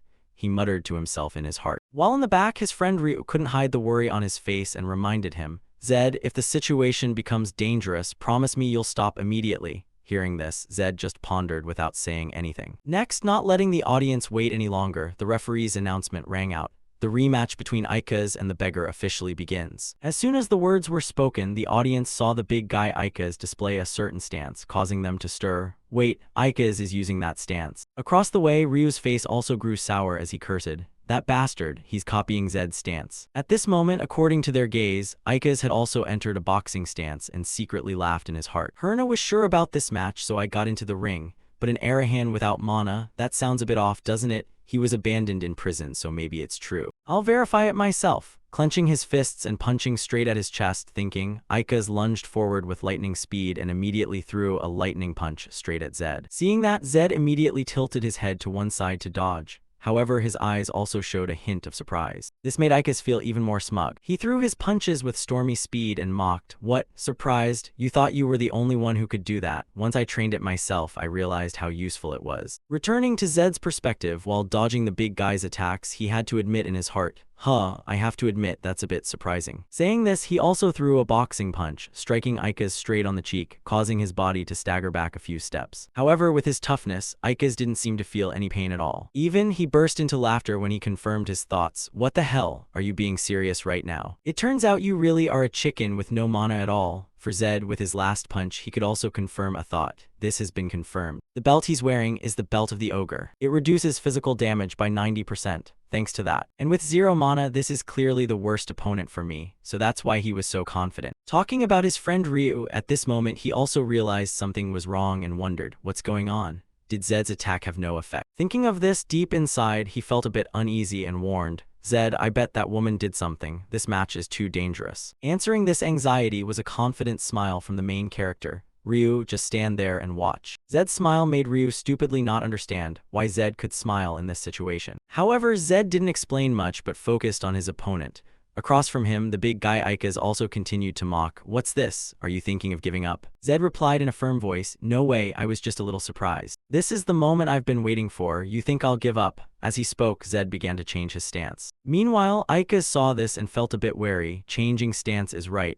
Before he could finish his thought, suddenly Zed's figure flashed once and appeared right in front of him. Next, he lifted his leg, performing a high kick, kicking straight into Ikaz's ear. The kick was so strong it made Ikaz's head dizzy, and even his train of thought became blurry. Am I being pushed back? He muttered to himself in his heart, before taking a kick straight into his stomach from Zed. For Zed, the strongest man on earth, Kim Jin-ho, at this very moment, it was the first time he felt excited. No one could fight him for more than 1 minute, so he had never used his full skills. But look at this guy, after those kicks he was still standing firm. For Zed or Kim Jin-ho, this was the first time. The more he thought, the more excited Zed felt, to the point he couldn't suppress his smile. This really is a living sandbag for me. Next, Zed lunged in to close the distance once again. Looking at his stance, Ika's guessed he was about to perform a high kick, so he folded his right arm to protect his face. However, it was still a pity for him, as he had never dealt with this martial art before. So he almost couldn't predict Zed's next moves. He continuously unleashed stormy kicks into Ika's body, causing his eyes to bulge out. The only thing he could do was stand still and take it, cursing in his heart. Damn it, I can't even predict his moves, let alone defend. How the hell can he be a mage? The more he thought, the more desperate Ika's felt. Meanwhile, Zed fought harder and harder, enthusiastically saying, "Don't think about giving up. It doesn't hurt, does it?" Zed's insane words made Ika's unable to take it anymore, and he had to give up. "Please stop, I surrender," as the words were spoken. Zed also performed a knee strike, kicking straight into his chin. Following that, in everyone's bewildered gaze, Zed continued to perform a hook kick straight into his belt, causing the belt to break in two. And at this moment, its damage reduction effect disappeared, causing Ika's face to turn pale from pain. He immediately knelt on one leg in front of Zed. However, the protagonist didn't intend to let go easily. He said, "What's wrong?" not planning to stand up. Zed's cold gaze made Ika's terrified and hurriedly say, "All right, I admit defeat. The belt is broken, referee, hurry up and end the match," before he could finish his sentence. Zed's foot lunged forward, kicking straight into his face and warning, "What do you mean? That's still not enough. Ending it here is a waste." In this segment, Zed's contact lenses also slowly faded away, revealing his two red eyes. And after witnessing those eyes, Ika's officially fainted, making Zed feel a bit regretful for not having fought enough already. Right at this moment, he suddenly felt a source of energy appear in his chest.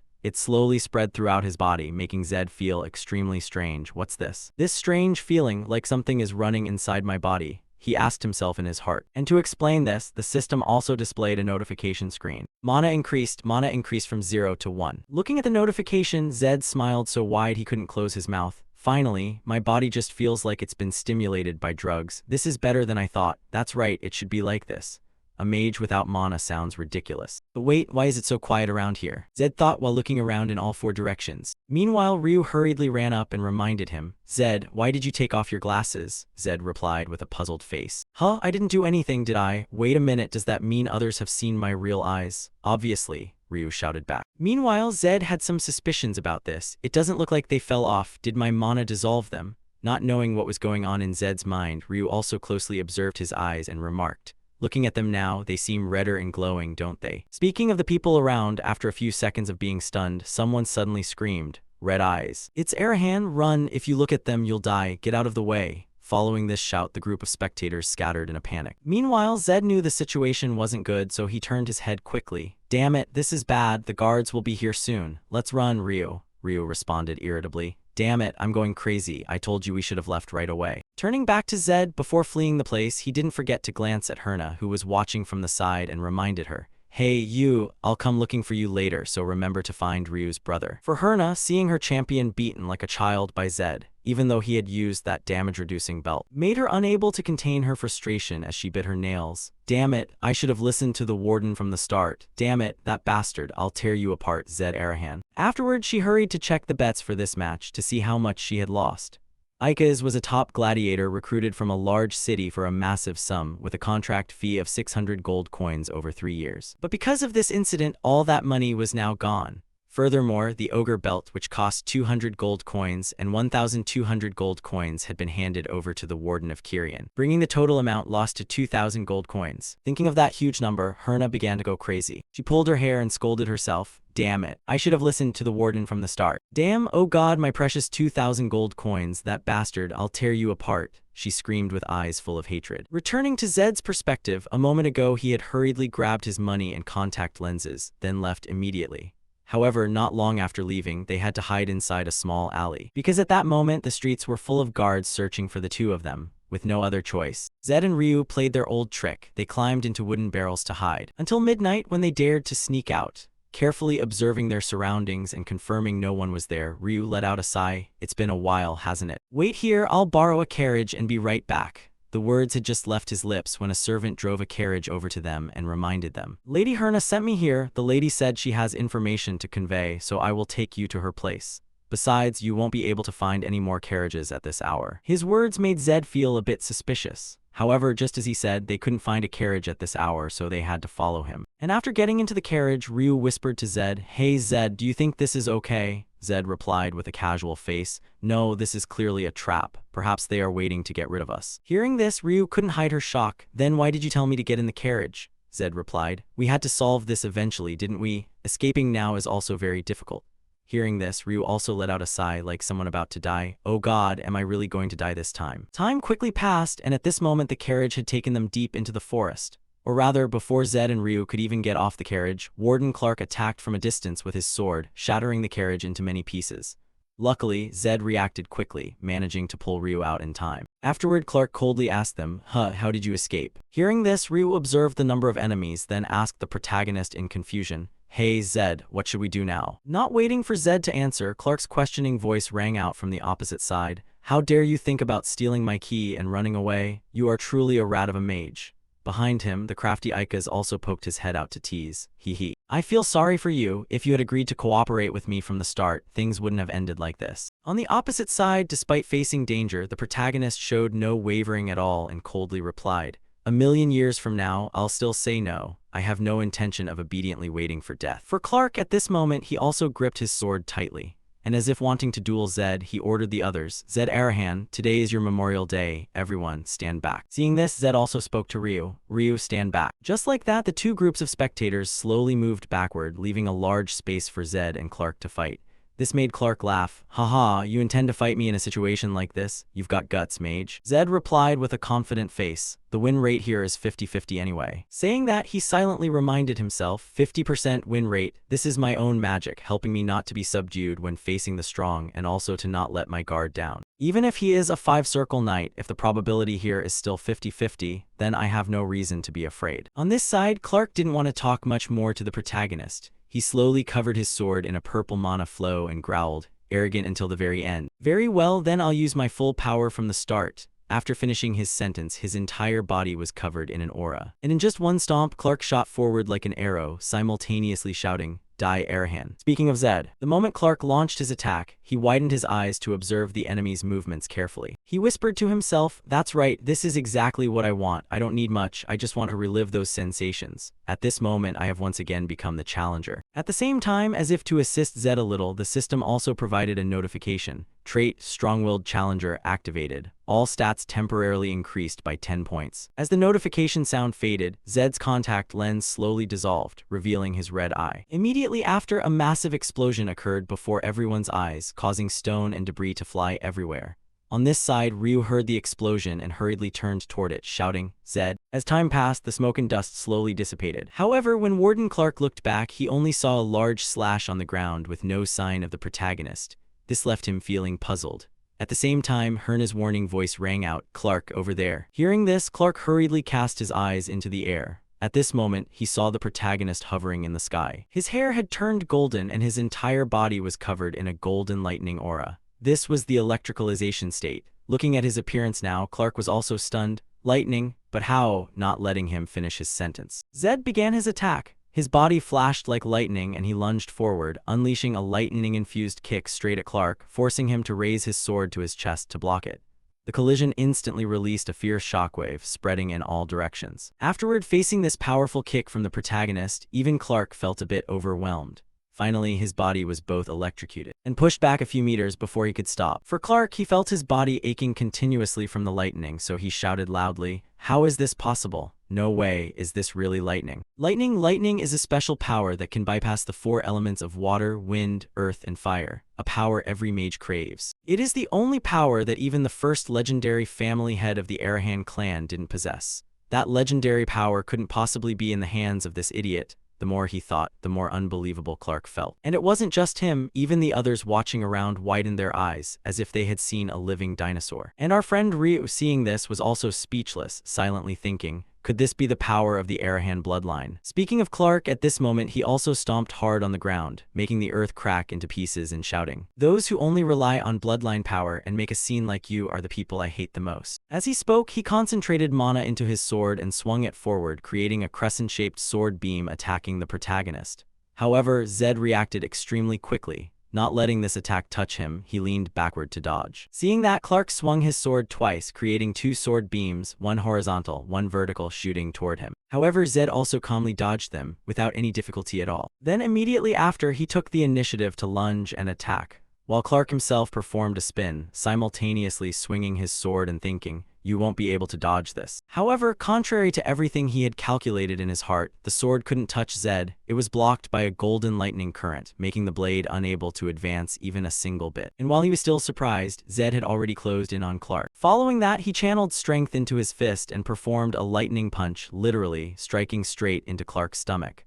The punch was so strong it created a deafening explosion in the air. As for Clark, he was in so much pain that his entire facial muscles became twisted. As for Zed in Super Saiyan state, he looked at him coldly, without a hint of pity. Next, countless chaotic energy sources began to spread around this battlefield. Golden and purple lights intertwined, bombarding everywhere. And perhaps because his pride was wounded so deeply, Warden Clark attacked Zed even more fiercely. Each wind-tearing sword slash of his echoed. However, to a veteran warrior like Zed, it had no effect at all. Right after Zed jumped backward to dodge Clark's attack, he lunged forward. While Clark hadn't had time to pull his sword back for defense, he had unleashed an uppercut straight to the jailer's chin, sending his entire body flying into the air. The powerful punch left Clark's head in chaos. What? He was supposed to be a mage, right? How could he charge in to fight face to face like this? Clark questioned himself, and his doubt wasn't unfounded. Normally, mages must use magic to keep their distance from knights, and the knights would break that distance to approach. That is the rule of this world, an immutable principle throughout the course of history.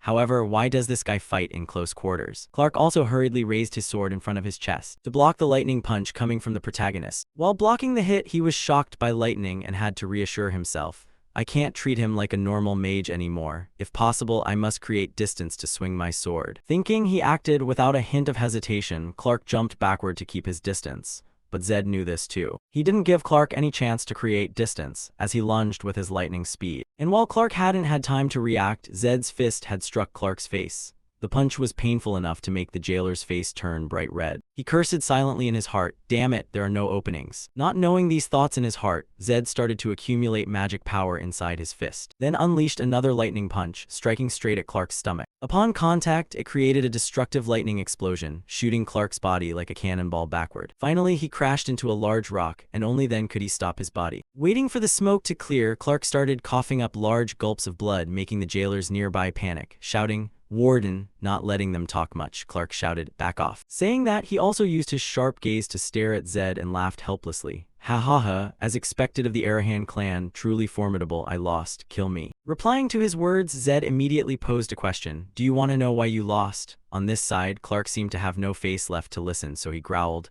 "I don't want to hear it, just kill me." Not letting him talk more, Zed provided the answer himself. "There is only one reason. It's because I've worked and trained much harder." Turning back to Clark's perspective, Zed's words made the jailer's eyes go blank. Then, just a second later, a feeling of extreme anger began to rise in the jailer's heart, questioning, "Worked hard? Don't talk nonsense. It's all because you have the Arahan bloodline. You were born different. That's the only reason. Do you understand the suffering of people like me? People who have no talent at all. It's you fools who ruined my life." Speaking, Clark gripped his sword until it wouldn't stop shaking. Seeing this miserable state of his, Zed was a bit silent.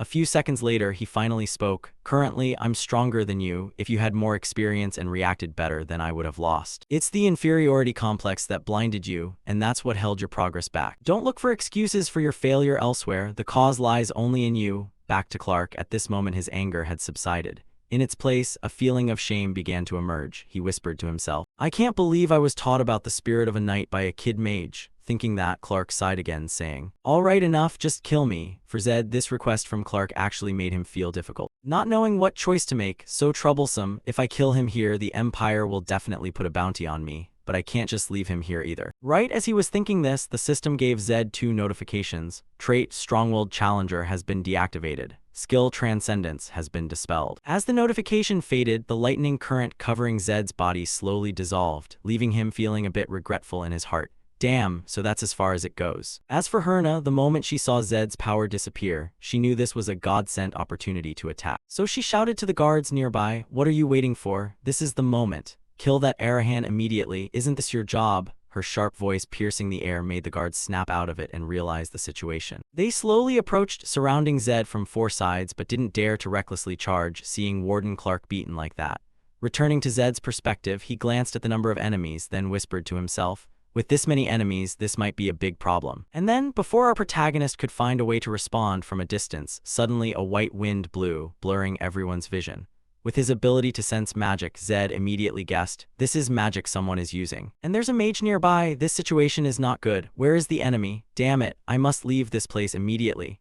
Zed screamed in his head, eyes observing all four sides to find the position of the magic user, but it was impossible as the winds were blowing too hard. However, just a few seconds later, the wind slowly became gentle and disappeared. This made Zed, who was already in a fighting stance, surprised. What? The storm stopped. Thinking to this point, Zed's eyes widened as he realized the situation in front of him. In just a very short time, not knowing how, the entire group of guards was sprawled in a pool of blood. Even Herna couldn't escape the fate of reincarnation. This made a creeping sensation rise in Zed, the hair on his neck standing up. He thought to himself, all of them were finished without even having time to scream. Even Herna is like that. Could it be that she was the one who helped me? Not right. If things go bad, I might have to take the fall for everything. According to Zed's gaze, not to mention the small fry nearby, even Warden Clark, who was closest to him, had fallen silent and been murdered. Putting this aside, Zed remembered his close friend Ryu and hurriedly shouted, Ryu, hey Ryu, are you still alive? Where are you? Say something. Replying to his words, Ryu poked her head out from a bush not far away. Seeing that this blonde friend was still safe, Zed also let out a sigh of relief. You're safe, thank God. On this side, Ryu also crawled out of the bush. She stared at the chaos in front, then fearfully said, What happened, Zed? Did you do all this? The reply was a confused shake of Zed's head.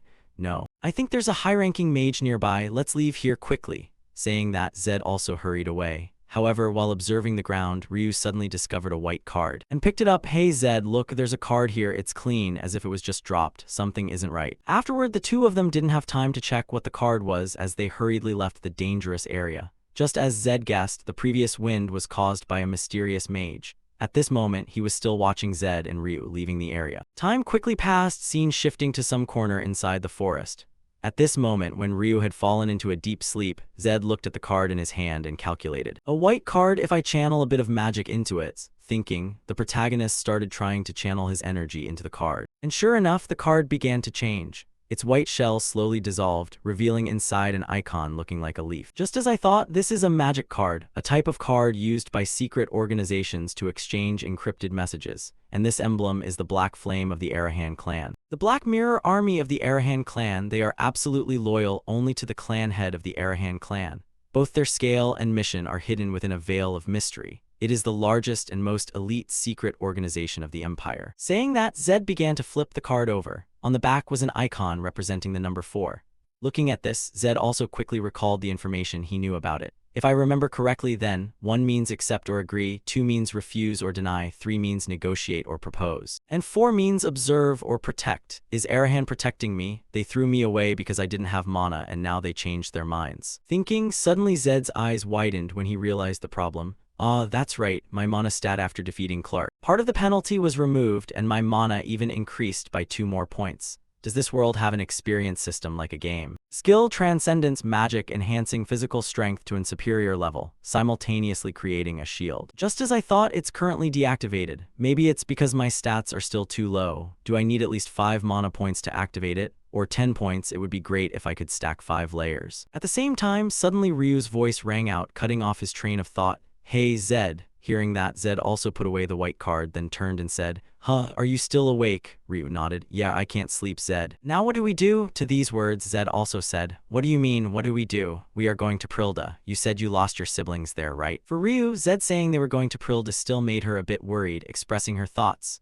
But before you said they didn't find the coachman's body. That means the rumors have definitely spread, and before long, the Empire will issue a warrant. More importantly, we can't get to Prilda without a carriage. Walking is too far. Hearing this, Zed's face inadvertently showed a faint smile. Ah, speaking of which, we will need to adjust the route a little. We're going to Tamia. Time quickly passed, scene shifting to Tamia village, the outpost of the southern front. In some place inside the village, suddenly a magic circle glowed. Then, several figures suddenly appeared inside this magic circle. They were a group of knights of the Bahul clan. In front of the group, a handsome knight also ordered. Then we will start searching immediately. I Tor's Bahul. We'll hunt down the shameless Arahans and execute them all. To explain why Tor's was here, it must be mentioned some time ago, when he was summoned by the family head of the Bahul clan. When called into the hall, Tor's also knelt on one knee then spoke. You called me family head. Hearing that, a tall man in front also answered in a deep voice, "That's right, you have a new mission. An Arahan who was detained at Korean prison a few years ago has escaped from detention and is currently hiding. After murdering the jailer along with many people from Mater City, I will let you handle this. As the successor of Bahul, you should judge for yourself and preserve the clan's honor."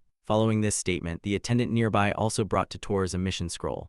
Seeing that, Tors also raised his head, respectfully using both hands to receive the scroll, and affirmed, "I, Tors Bahul, will exchange my life to carry out your command." The scene shifts to where Zed is. At this point, they are still trekking through the wilderness, making their way through mountains and streams.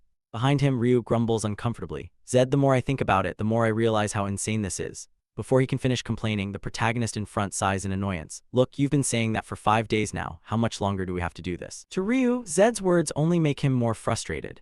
He glances nervously around the area, littered with the skulls of monsters and, occasionally, the remains of some unlucky souls, and shouts, "God, we've got to be the only idiots walking straight through the front line." To explain, there is a front line along the edge of the empire designed to fend off magical beasts. Each clan is assigned a specific sector, and the southern sector belongs to the Bahul clan. The place we are heading to is Tamia, a village located right on the front line where magical beasts pass through frequently. The reason we are traveling to this village, which is practically an outpost, is simply because there is a teleportation gate there. It's so expensive that most nobles can barely afford to use it, but hey, we have plenty of money. Returning to the present, Ryu keeps whining as they walk. "You'll only realize this place is insane once you've been torn apart by a beast." Zed replies with an amused laugh, "Haha, you know this is our best option." Time passes quickly until evening. At this moment, Ryu tosses Zed a piece of dried meat and urges him, "Hey, you bastard, eat up, you never know when you're going to die." Zed smiles back, "Oh yeah, same to you, hee." However, before he can even take a bite, the ground around them suddenly begins to tremble violently. This makes both of them panic as they scan their surroundings. The tremors grow even more intense. As a natural reaction, both Zed and Ryu scramble to cover their campfire with dirt and rocks to put it out.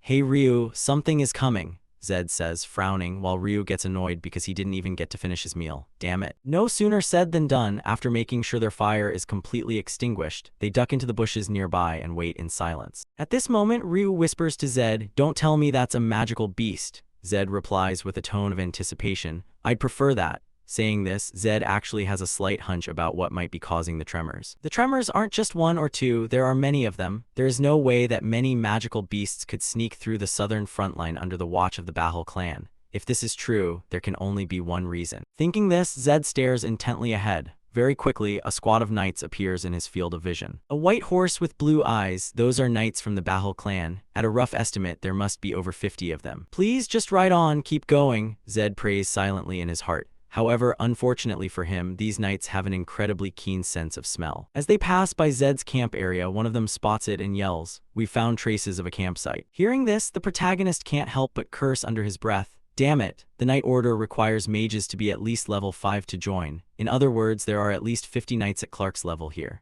If we keep hiding like this, it's only a matter of time before we're exposed. We have to run now. Not just Zed, even Ryu realizes this. He is well aware of how weak he is. If I keep clinging to the protagonist, it will only increase the chances of both of us being discovered.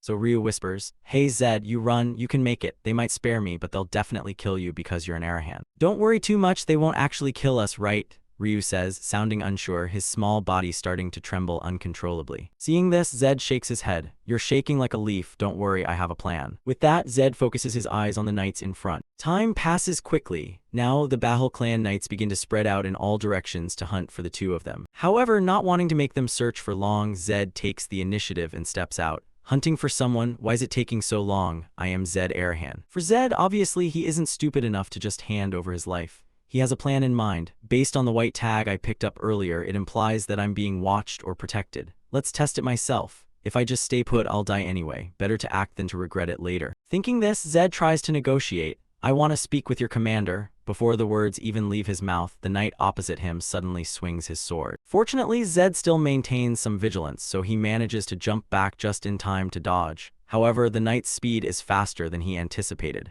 "Wait, let's talk for a second," Zed shouts, but the knight doesn't seem to care. In a split second, he lunges towards Zed and swings his blade down. Seeing this, Zed quickly turns his head back. At the same time, a magic circle suddenly appears beneath the protagonist's feet. Then when the knight's sword strikes, it seems to be blocked by an invisible shield. Not moving an inch further, this leaves Zed a bit puzzled. Why did it stop all of a sudden? No, it's been blocked. Next, a cold voice begins to echo, "Back off." The voice is unintentionally imbued with terrifying pressure, causing the knight to panic and scramble backward. He forms a formation with the other knights and shouts, "Who are you?" At this moment in their eyes, the person standing before Zed is the mysterious mage from before. I thought they were watching from somewhere, but I never expected them to be this close. Even with a sensory stat of 100, I still couldn't detect them. This is the Black Mirror army of the Arahan clan, Zed murmurs. Looking ahead, countless mages in black cloaks appear all around, surrounding the knights. Then the captain of the mages demands, "Go back. If you follow orders obediently, nothing will happen." Responding to this, the voice of the knight Tors also rings out, "Who dares to block the path of the Bahul clan?" Seeing this, the captain glances at Tors and says, "You must be Tors Bahul, the descendant of Bahul." Back to Zed, looking at the familiar figure before him, his eyes widen. Tors Bahul, a memory so familiar it feels like part of my own body. The character I bonded with the longest, the one who accompanied me until the very end. I know this isn't the time, but seeing him in real life really makes me feel nostalgic. Unaware of these thoughts in the protagonist's heart, the knight Tors eyes Zed and asks, "Are you Zed Arahan?" Not letting Zed answer, the mage captain continues to demand, "Knights, go back. If you leave now, nothing will happen." Hearing this, Zed guesses that they are trying to protect him,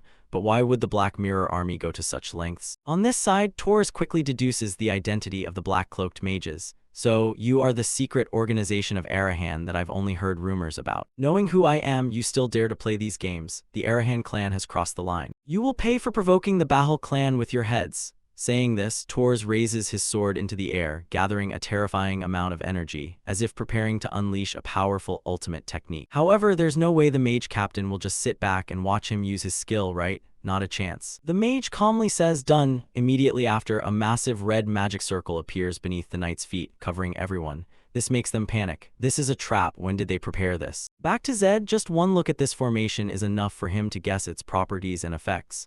That formation is a trap. He can't step out of it or dodge it, predicting the position accurately and setting it up before the situation even happens. This mage isn't a level 5 or 6, he's a level 7. In front, the mage warns the entire knight group, "The moment you lift your feet, it will explode." Tors replies with a questioning tone, "Does the Arahan clan really want to go to war with the Bahul clan?" Hearing this, the mage coolly responds, "I already told you, go back. Even the head of the Bahul clan wouldn't want this." The mage captain's words are incredibly calm, but to Tors, it is a great insult. He grips his sword tighter and bellows, "You're done for. How dare you insult the Bahul clan?" As these words ring out, Tors' body is enveloped in a surge of intense energy. This leaves the protagonist watching in astonishment, thinking to himself, "No way. If this is the early stage of the game, Tors is at most a level 6 knight. This is clearly a battle he cannot win. If a full-scale battle breaks out here, Tors and the knights will be wiped out." Simultaneously, the blue energy covering Tors' body takes the shape of a giant lion's head.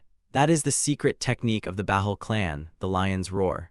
As it forms, the pressure radiating from Tors becomes even more powerful, to the point where Zed has to raise his hand to shield his face from the stinging winds. He mutters, "No, that's impossible. That technique requires at least a level 7 mana art. Tors, wake up, you're really going to die." Zed shouts internally and hurriedly says to the black-cloaked mage, "Black Mirror Army, stop the magic now, can't you hear me?" "I said cancel it." Responding to the command, the captain looks at Zed with cold eyes and informs him, "That is impossible. We only follow the orders of the clan head. The order I received was to protect you, not to follow your instructions." Hearing this, Zed asks, "Then you should just protect me. Why do you want to kill them, the Bahul squad, as well?" "That exceeds your authority. With your strength, you could complete the mission without killing him. Cancel the formation immediately, and Tors, you should stop too." Opposite him, Tors remains steadfast in his resolve. He shouts, "Shut up, Arahan. You killed the jailer and innocent people in the south. I will make you pay for your crimes." "It's a misunderstanding. Let's talk about it." Zed's voice is slightly pleading. It's a pity it doesn't move the knight one bit. "Fine, I'll talk to you when you're on your knees." Saying this, he grabs his sword and lunges straight at Zed, ignoring the fact that the formation beneath the knights could activate. However, the peculiar thing is that after Tors jumps into the air, the magic circle beneath their feet never activates.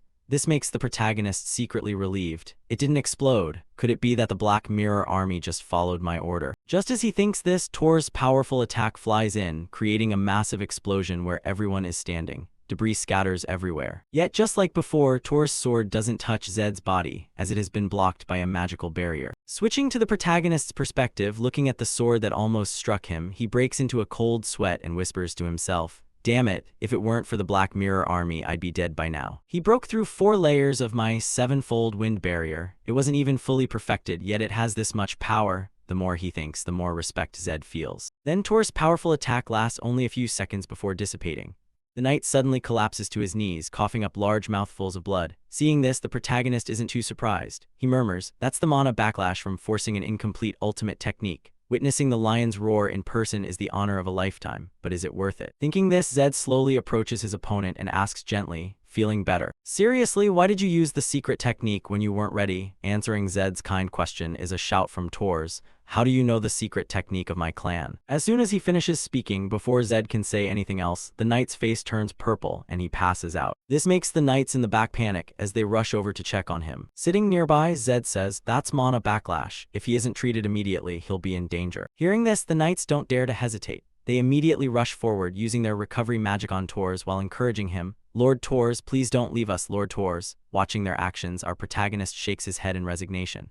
Internally, he mutters, "It's useless. You can't treat backlash if your level is lower than the victims. If there's anyone here with a higher level than Tors, there's only one person." Thinking this, Zed glances at the mage captain standing in the back. Then he makes his demand, "Hey, Black Mirror, you treat him." Zed's words leave the cold man unable to hide his astonishment. He immediately asks, "Do you really want me to save that knight?" Responding to the comment, Zed says, "Tors is an old friend of mine." This surprises the black-clad mage even more. He questions, "That's ridiculous. A knight is an enemy. They can never be friends." Hearing this, Zed doesn't want to dwell on the friend aspect. Instead, he weighs the benefits to negotiate. "Then I'll ask the mages, who always consider the benefits. If Tors dies here, the Arahan clan will be unable to avoid an all-out war with the Bahal clan. And how does that benefit us?" Hearing this, the black-clad mage raises an eyebrow. Do you really not realize what benefit his death would bring to the Arahan clan? Besides, this is something he brought upon himself. It has nothing to do with my mission.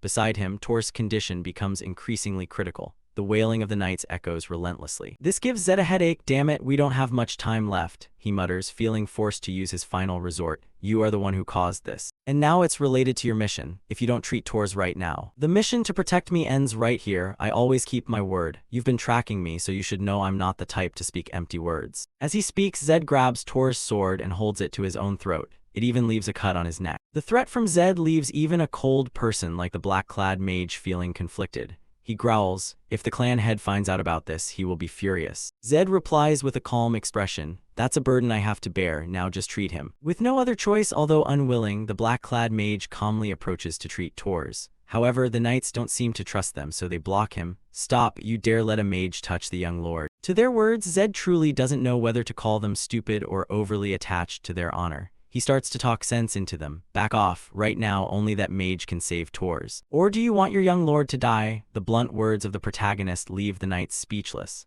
Eventually, they slowly start to disperse, clearing a path for the Black Mirror mage. Afterward, he uses his recovery magic, helping Tors' face regain its color, and his breathing becomes steady again. Seeing this, the knights are so happy they could cry. The air, thank goodness, his mana pathways are stabilizing. Back to Zed, as he looks around, he realizes that, who knows when, the entire Black Mirror army has silently retreated. The only thing they left behind is another white tag not far away. Time passes quickly. The scene shifts to the outskirts of Tamia village. By now, Zed has followed the knights back to their camp, and he looks at the white tag with the number 9 on it. He whispers to himself, "This is magic tag number 9. It means being abandoned or surviving." Beside him, his friend Ryu curiously asks, "Hey Zed, was that mage a member of the Black Mirror army? Was the previous tag theirs too?" Zed replies with a firm nod. "Yeah, basically they told me to handle it myself." Hearing this, Ryu shrugs. "Man, the Arahan clan must be going crazy. Our solid backing just vanished." Setting that aside, Zed throws a surprised look at Ryu and asks, "Anyway, how do you know about the Black Mirror army?" To Ryu, Zed's question is even more astonishing. "How could I not know about the Black Mirror army? Even children know that name. You might not know what they do, but you know they exist." Saying this, Ryu glances timidly at the knights not far away and whispers, "But in any case, we should lie low for a while. Look, they're on high alert. If anything happens, we're dead meat." From Zed's perspective, he looks at the knights and comments, "If they were mages and I was a knight, I'd be dead by now. Knights are people who value honor. Even if someone is a fugitive, killing the person who saved their life goes against everything they believe in. Knights sacrifice their lives for honor. Mages will kill their friends if it benefits them. If you ask me, both extremes are absurd, but it makes them easier to deal with because they are so predictable. With knights, you just need to appeal to their sense of honor. With mages, you just need to offer them a benefit." Thinking this, a knight approaches the two and says, "The young lord wants to see you. Please follow me." The scene shifts inside the command tent where Tors has regained consciousness.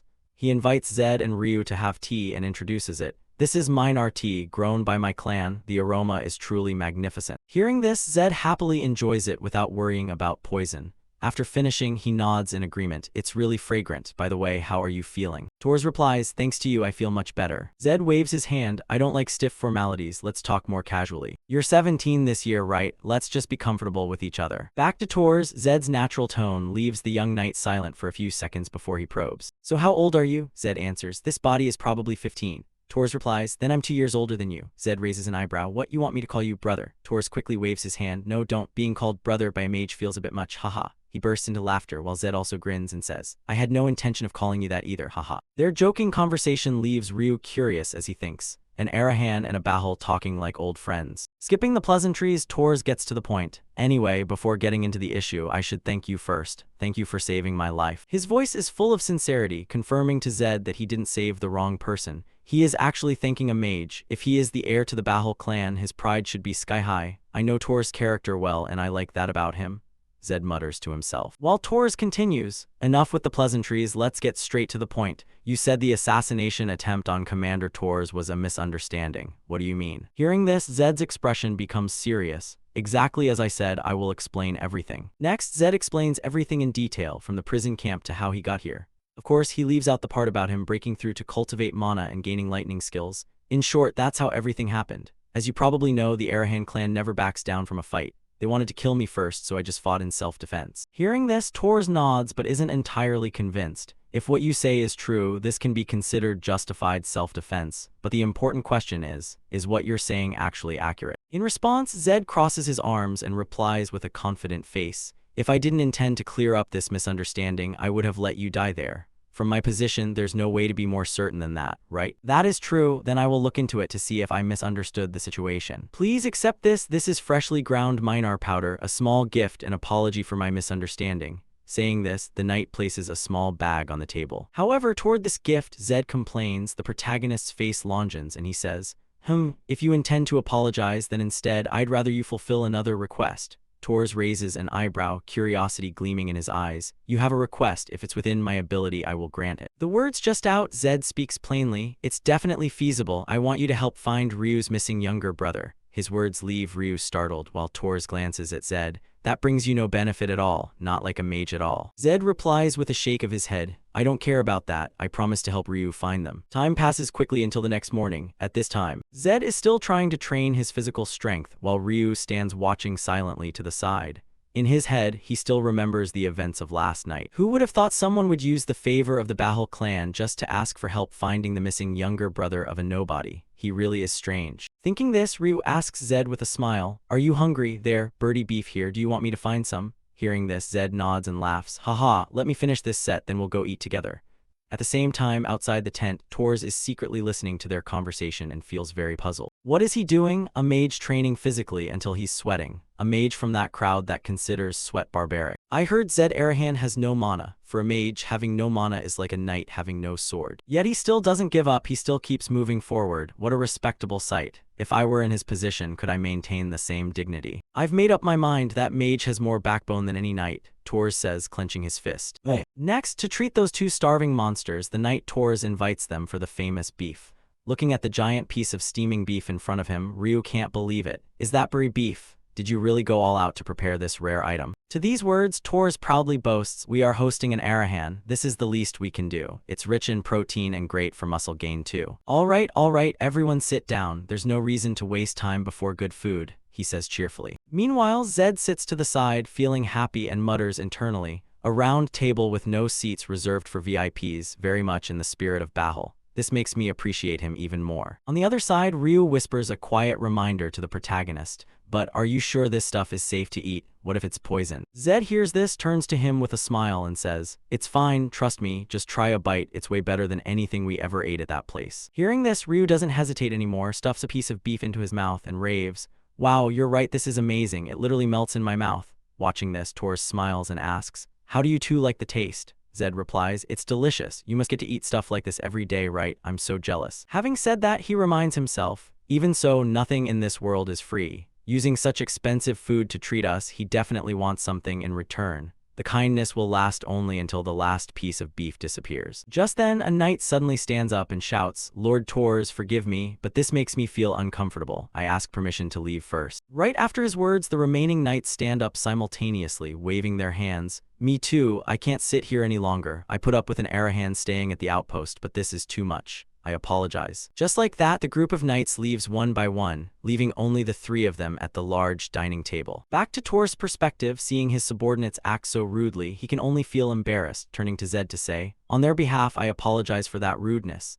Hearing this, Zed understands the situation and isn't too bothered. "Don't worry about it. If you intend to punish them, please don't. It wouldn't benefit anyone." Facing Zed's comment, Tors is a bit surprised and asks, "Even after being insulted like that, you still stand up for my men?" Regarding this question, Zed shakes his head slightly and explains, "Since they were children, they have been taught to see mages as their enemies. Instead of punishing them now, we should try to understand and soothe their fears." "Understanding, huh? Tonight I've learned another lesson," Tors murmurs. Turning back to Zed, the young man doesn't want to waste any more time, so he gets straight to the main point. "But more importantly, you've been wanting to tell us something for a while now, haven't you?"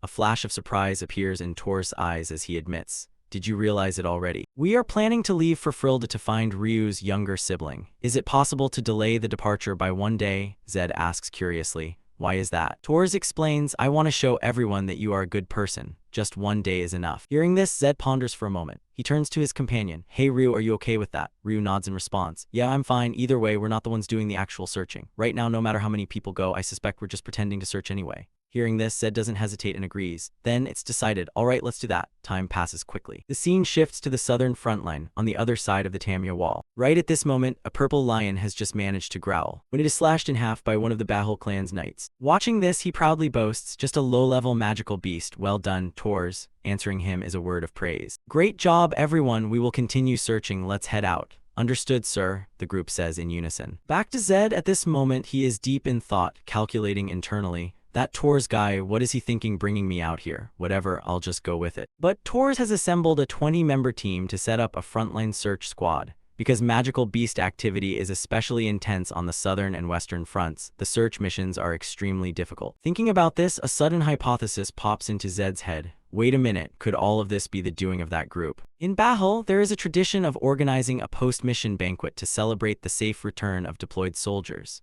So, is his plan to bring me into that warm, encouraging atmosphere where everyone praises each other for a job well done? Intense emotions, that really is a 17-year-old child's style. At the same time, suddenly, a knight's voice rings out from the front. "Lord Tors, we found strange tracks here." Hearing this, everyone rushes to where the sound came from, and sure enough, they see a large groove in the ground. The traces are quite strange, causing Tors' eyes to narrow slightly as he asks his subordinate, "Let's see, these tracks are very odd. Does anyone recognize what creature left them?" Hearing that, everyone becomes silent. Then a knight standing nearby voices his thoughts. "Looks like the tracks of an undiscovered beast not listed in the monster books. Besides Tors, according to protocol, we should return to headquarters and report this."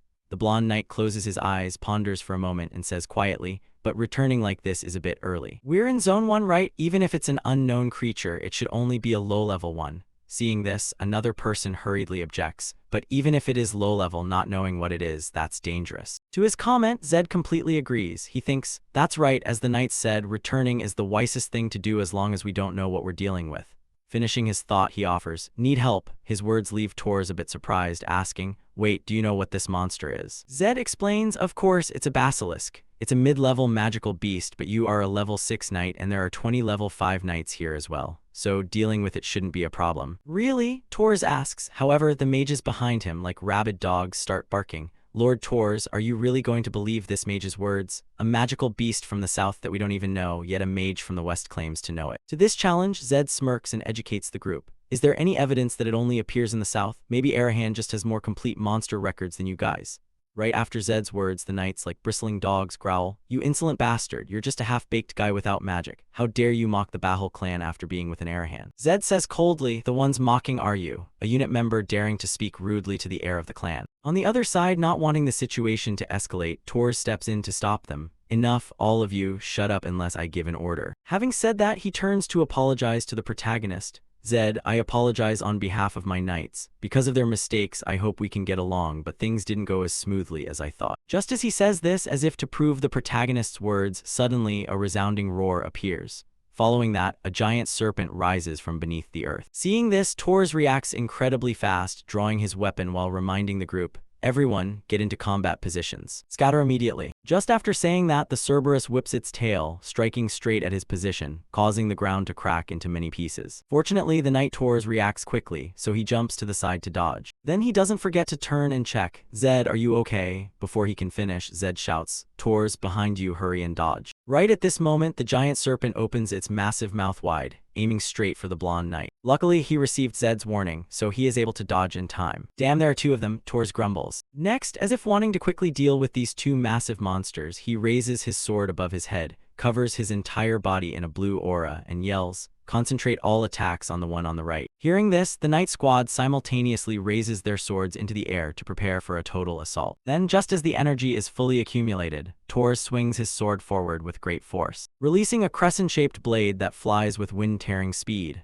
Just like that, the knights also begin to release their attacks, creating countless crescent blades that strike the basilisk on the right, causing it to roar in madness. However, despite the pain, their attacks aren't even enough to break the monster's skin. Watching this, the knight widens his eyes. Our attacks have no effect. Even Zed is equally astonished. The knights are perfectly trained, but not even level 5 or 6 sword energy can pierce that creature's skin. Opposite them, the serpent also seems to have been enraged. It begins to aim its thorn-covered tail forward. Seeing this, Zed immediately knows it's about to launch an attack, so he warns everyone, "It's their turn. Everyone hurry and lie down," following his voice. The group of knights is still a bit hesitant, but Tors shouts, "All units, follow Zed's order, hurry and lie down." Only then do the knights not hesitate, hurriedly flattening themselves to the ground. However, among the knight group, there is still one idiot who refuses to follow orders. Standing frozen in the front, "Why should we listen to a mage?" he says irritably, making Zed go crazy. "I told you to lie down, you stupid fool." Opposite them, the basilisk doesn't intend to give the group a chance to react, so it whips its tail forward, firing countless sharp thorns like lightning-fast arrows. Luckily, the Knight Squad lay down, so they are unharmed. Otherwise, they would have ended up like the tree trunk behind them, turned into a honeycomb. Looking at the trunk that was brown but has now turned dark purple, Tors feels numb all over. A toxic needle spray attack in all directions, but not a single one hit the ground. On the other side, at the most dangerous moment, Zed grabs the black-haired knight by the head and pulls him to the ground. "Getting hit by one of those hurts like hell, you know. I just saved your life." Saying that, he turns to look at Tors and suggests, "Tors, their next attack will be low, so dodging will be a bit difficult." Hearing this, Tors nods.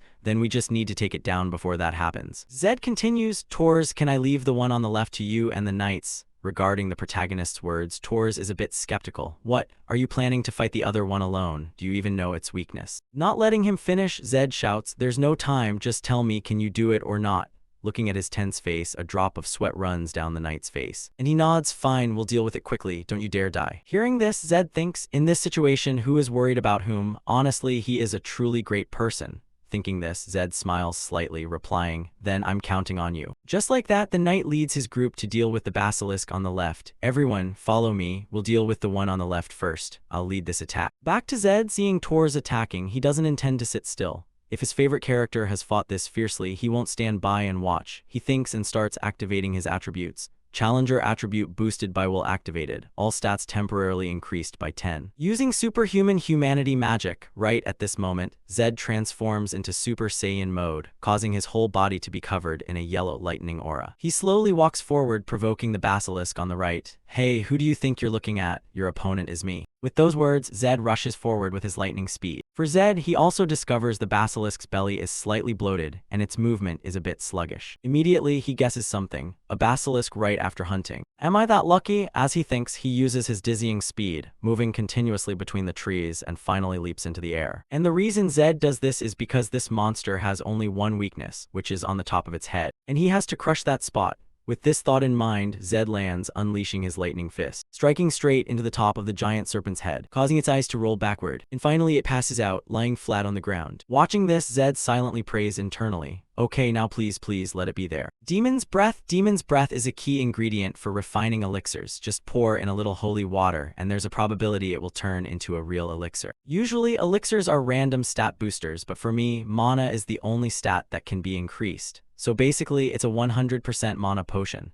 thanks for giving me this overpowered mana for free. Alright, time to go support the group over there, the protagonist says happily. Shifting to Tor's Knight Squad's position, at this moment, they are still struggling to deal with the giant serpent. Tors raises his sword, blocking a direct charge from the serpent. However, his body is also pushed backward, shaking all over as if he could be knocked away at any moment. Damn it, I've fallen too far behind the knights. There's no more time to waste, then before he can react suddenly. From afar, a yellow lightning bolt strikes from above, hitting the top of the serpent's head, causing its mouth to open wide. And the person who just arrived, of course, is Zed, seeing him covered in lightning. Tor's eyes show disbelief. What kind of demonic energy is that? On the other side, the knight squad that just arrived to support is equally surprised. How did he get here? Wait a minute, is that lightning energy? At this moment, Tors can no longer suppress his curiosity and hesitantly asks, Zed, is that energy really lightning? Yeah, I mean, anyone can see that, right? Zed shrugs. These words surprise Tors even more. How can that be? I thought you had no mana. Explaining this, Zed says, I got a mana ring not long ago. Hearing this, Tor's face goes blank. What, you already have a mana ring? A mana ring around the heart is formed from birth. Sometimes, mana circuits can take a little time to connect, but by age 6 at the latest, all circuits must be complete.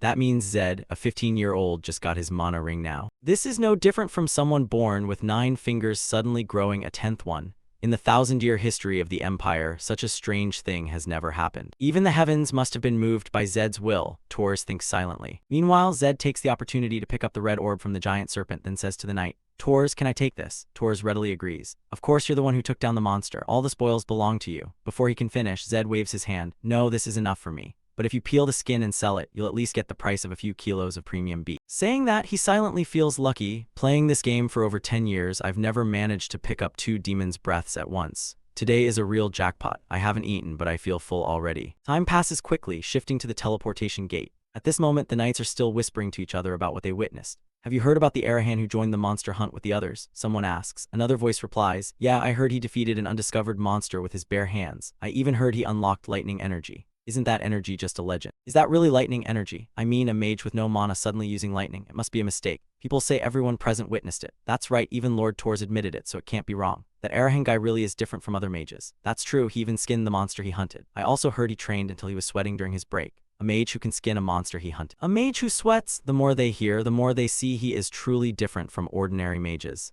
I wish I could talk to that Arahan guy too. I should have volunteered for the mission today. Sounds of admiration ring out relentlessly.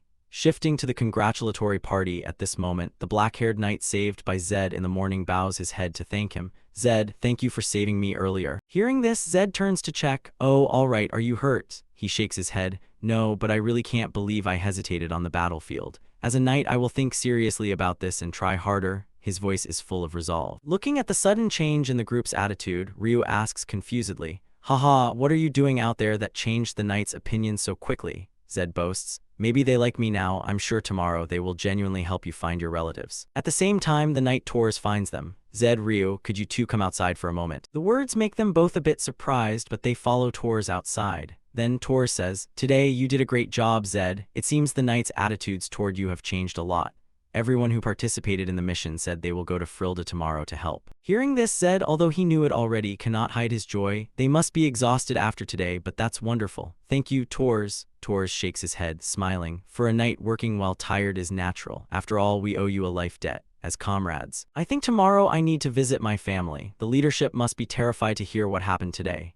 Zed teases. Will you get scolded? I mean, because you've been close to an Arahan? As for Tors, he completely expected this, so he is not too worried. I've prepared for that in advance. I'll see the leadership first, then I'll go straight to Frilda. Ryu, I will try my best to help you find your younger sister. We will definitely find her. Hearing this, Zed is happy for his friend. Wonderful, Ryu. The heir to the Bahal clan will personally help you find your family. This is reassuring, isn't it? By now, Ryu really can't suppress his emotions anymore, his eyes welling up with tears. Thank you both so much. They waved their hands. No need, we're friends. Time passes quickly until the next day, shifting to the city of Frilda. This is a port city, a commercial hub in the south. At this moment, his friend Ryu begins to explain about his relative. Her name is Lisa, she's a girl, and she's 13 this year. She has long blonde hair down to her waist and is about this tall. Maybe she's grown since then, Ryu says, reaching his hand forward, estimating his sister's height. However, this information makes Zed feel a bit difficult. Is that all? Well, she's quite cute. Tors comments, leaving Zed not knowing what to say. Finally, he turns, then let's ask for the knight's help. Anyway, that's all we have. We don't know where she went, but she must be somewhere in Frilda. Try searching among the slaves from their families and in the city. You can investigate that far, right? The group nods firmly. Yes, we can. Seeing this, Zed suggests, let's start from the merchant group you worked for before, Ryu says in surprise. It's not far from here. Zed nods. All right, by the way, is there another clothing store nearby? Time passes quickly. At this moment, Ryu has led Zed to the merchant guild he used to work for. Zed, it's right there. That is the Hamel Trading Guild where I worked last, but they framed me for theft and kicked me out. Returning to Zed's perspective, he turns to remind Ryu. All right, maybe they'll recognize you. I'll go alone, the protagonist says, adjusting his clothes. Looking at his sparkling new outfit, Ryu's voice becomes hesitant. All right, sorry, but you really look like a noble. I knew you were a noble, but you look different. Putting this aside next, Zed walks quickly alone toward this trading guild. And the gate guard outside, seeing him approach, hurriedly bows. Oh, welcome. Thank you for visiting. Are you looking for something? Instead of answering, Zed asks, is this the Hamel Trading Guild? The gate guard laughs out loud. Haha, perhaps the young master is mistaken. This is a slave market. However, he doesn't know that Zed has been paying attention to his every word, so he retorts, slave market? Didn't you just ask me if I was looking for any merchandise? Right after Zed's words, suddenly the guard's expression becomes cold. His attitude changes instantly. Hey kid, you're not a noble, are you? How dare you pull a trick like that, brat? Zed shakes his head, continuing his act. You're mistaken. What if I am a noble? Answering this, the big guy almost dies laughing. Haha, you dare pull tricks on a merchant? Listen, kid, merchants live by sharp intuition. To nobles, slaves are just merchandise. And truly, a noble never travels alone. The moment I saw you, I knew something was wrong. Is this prank from DeVito? Zed looks at him coldly, questioning, are you sharp or just stupid? By now, the big guy can no longer suppress his anger. You little brat, I'll have to teach you a lesson. Saying this, he raises his fist. However, just a few minutes later, his face is swollen and he is on his knees in front of Zed.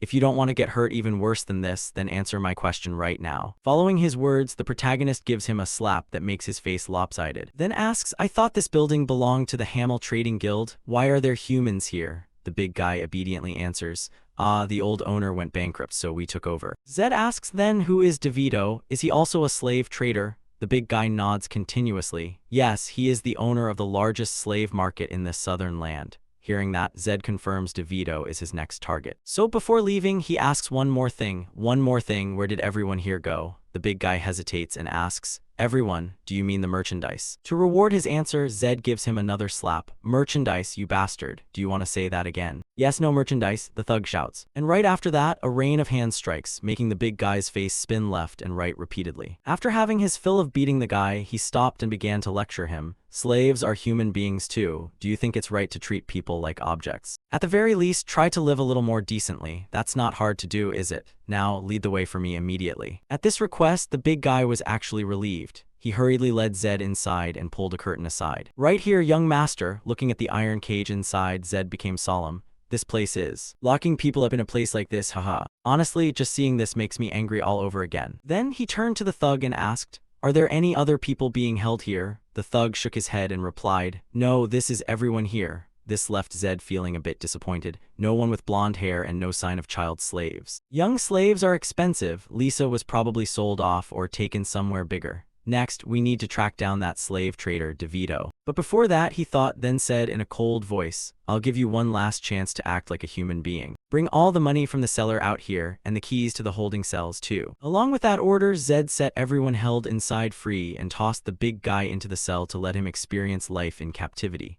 Just stay quietly in there for a while. You need to taste this feeling too. Time passed quickly, and by evening, all the slaves Zed had rescued were chirping their thanks to him. You will be blessed for this, sir. For a lowly person like me, I wouldn't even dare to dream of such kindness, a brown-haired man said while gripping Zed's hand tightly. However, the protagonist just shook his head and said, no need to thank me, just rest easy. He whispered to himself, I've distributed all the slave traders' assets to the newly rescued slaves. The knights have led them to decent living quarters. While eating with them, I listened to each person's life story. Tales from those who have endured many hardships sometimes contain unexpected information, and it happened once again. At this moment, an old white-haired man recounted his story. My name is Gordon. Before, I used to be an assistant to the Cherville family. After the family fell, I don't know how, but I ended up wandering to this place. Hearing of his background, Zed was a bit surprised and asked further. You used to serve the Cherville family? I thought they were wiped out. It's good that you're still alive. The old man shook his head, saying that he had survived purely by luck. Then told him about the Chervil family. If the Arahan family is famous in the world of mages, then the Chervil family was respected in the world of blacksmiths.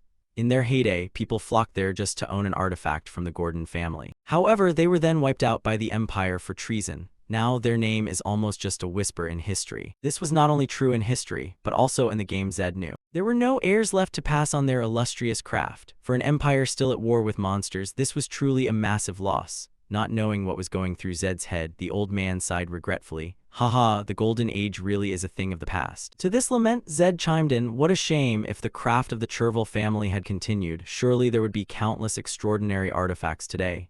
Inside, he thought to himself, that's a huge loss for me, too. Opposite him, the old man suddenly lowered his voice to remind the protagonist. Actually, there is something I want to tell you, but only you. Do you promise to keep it a secret? Of course, I give you my honor, Zed replied. Next, after scanning the surroundings to make sure no one was paying attention to their conversation, the old man Gordon pulled Zed into the forest and whispered to him, actually, the true heir of the Chervil family, Lacto, is still alive. Hearing this, Zed couldn't suppress his shock and let out a shout, making the old man quickly gesture for him to lower his voice. Please, sir, keep it down. Hearing this, Zed guiltily rubbed his head and asked, so where is that person now? The old man began to answer with a sorrowful look. Their closest assistant died in their place, changed clothes, and burned the body to ensure no one could recognize them. If things went smoothly, they are now hiding in mire. To Zed, this was truly earth-shattering news. But even if that person were alive, their status as a fugitive made a meeting nearly impossible. Thinking about this, Zed nodded, shouting, thank you for telling me. I hope that one day I'll have a chance to speak with them.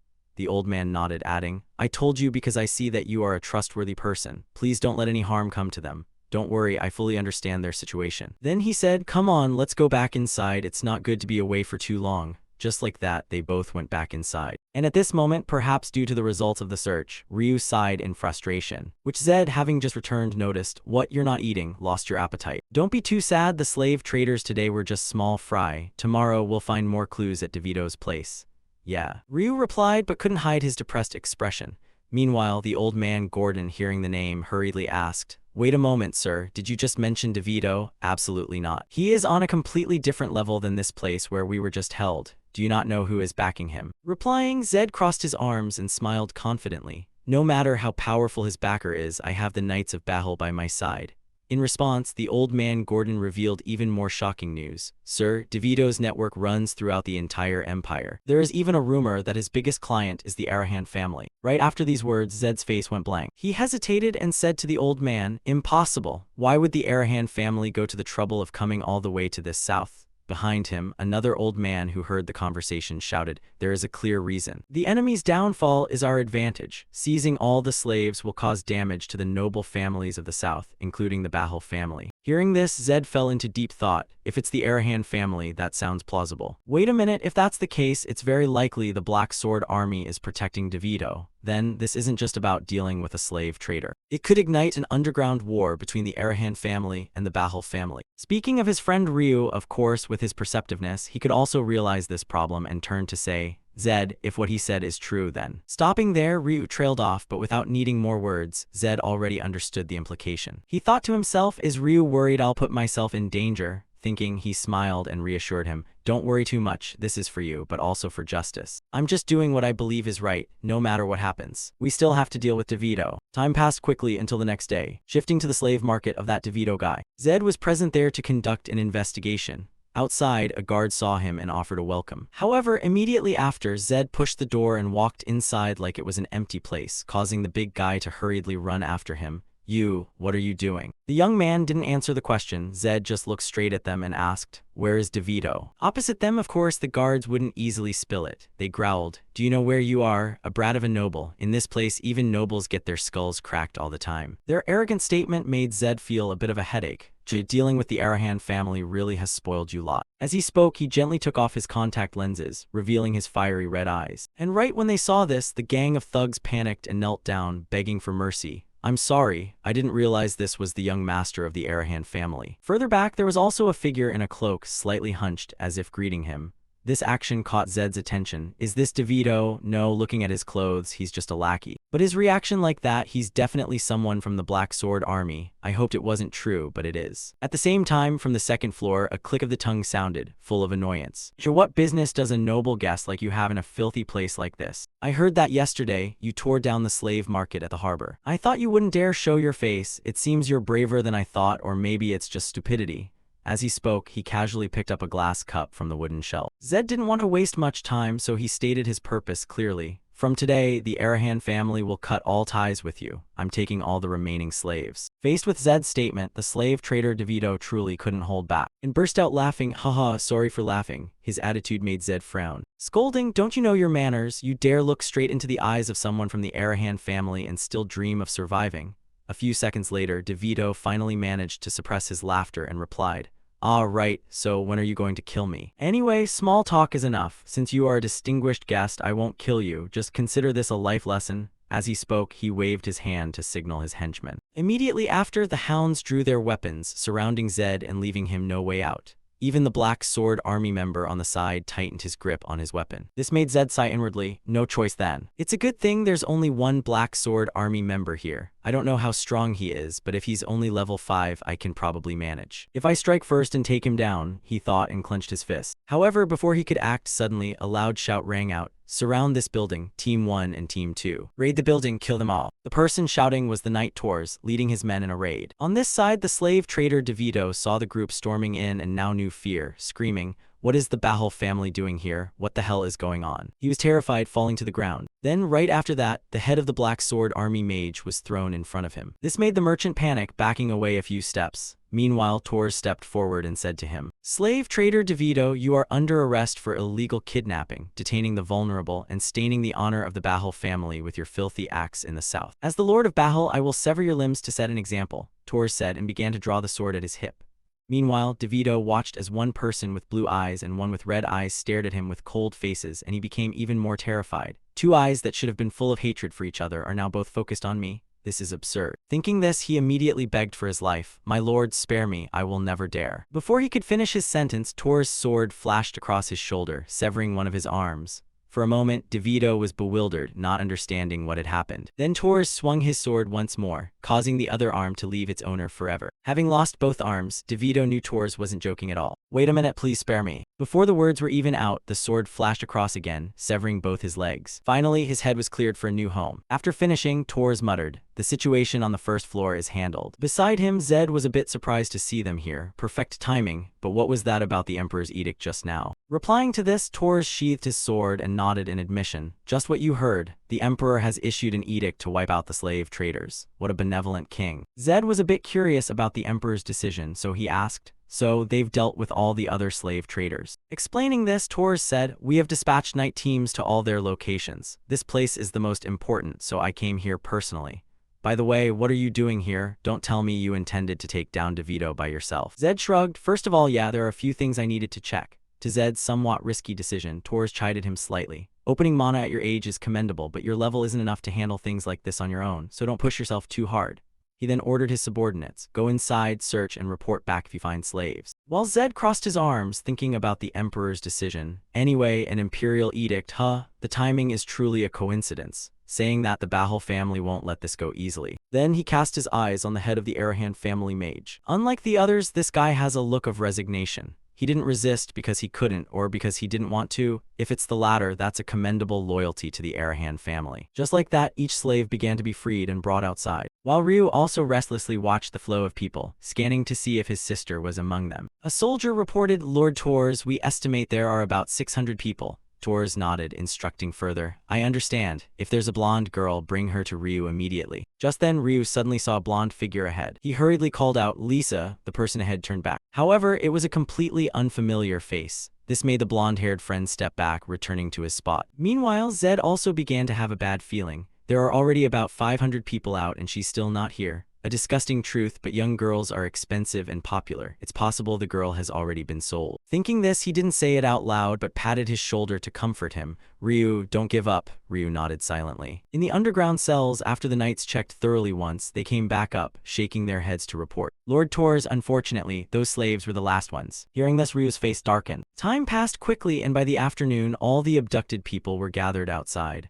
A black-haired knight began to speak. Lord Tors, according to the edict, we will escort the rescued slaves to the palace. Tors smiled, replying, yeah, do that. Today, you two have also worked hard. Tomorrow, we will continue to suppress the slave traders. Ryu, you will find her soon. Thank you for your help, Zed added. At this moment, a small figure in a brown cloak approached a white horse, making it whinny in fear, causing the person next to it to be startled and fall backward. Seeing this, Tors walked over, coughed, and reminded her, you shouldn't startle it by standing so close like that. Are you alright? Saying this, he was slightly startled, as this girl had blonde hair and was extremely beautiful. Zed noticed this, then asked, hey Ryu, was there any girl like this earlier? Ahead, the girl seemed to hear what they said, so she turned her eyes and asked blankly, brother. Seeing the familiar face of the little girl, Ryu burst into tears, and lunged forward to hug his little sister tightly, in a fit of emotion. Zed speculated it must be the hood, so no one noticed her. We almost missed her, but thanks to that horse, the protagonist said, looking at Tors, who at that moment couldn't hold back his own tears. Zed teased him, what's wrong? Why are you crying?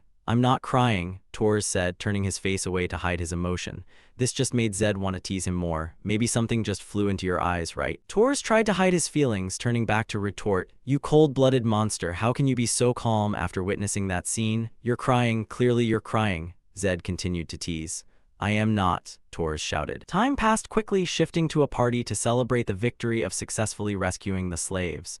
Tors raised his beer mug and shouted, tonight it's on me, everyone enjoy yourselves. Cheers, the whole group shouted in unison. Speaking of little Lisa, she looked at the platter of beef piled high in front of her, and her eyes widened as if she couldn't believe it. Seeing this, Tors casually passed her a piece and smiled. Eat up, feel free to eat. Lisa trembled and bowed. Thank you, sir. Tors waved his hand. Ryu is my friend, so you are too. You don't need to be that polite. But you can also consider that guy as an older brother. He's cold, but he's a good person, Tors said while glancing at Zed, which caught his attention. He whispered to himself, at age 40, hanging out with a 15-year-old friend and his 13-year-old sister, it does feel a bit strange, right? On this side, Ryu tossed his little sister a piece of beef and confidently shared, if you want anything, just say it. Your brother will get it for you anytime. My friend is super rich. Surely you're the only one who has friends from both the Arahan and Bahal families. His words made everyone around smile.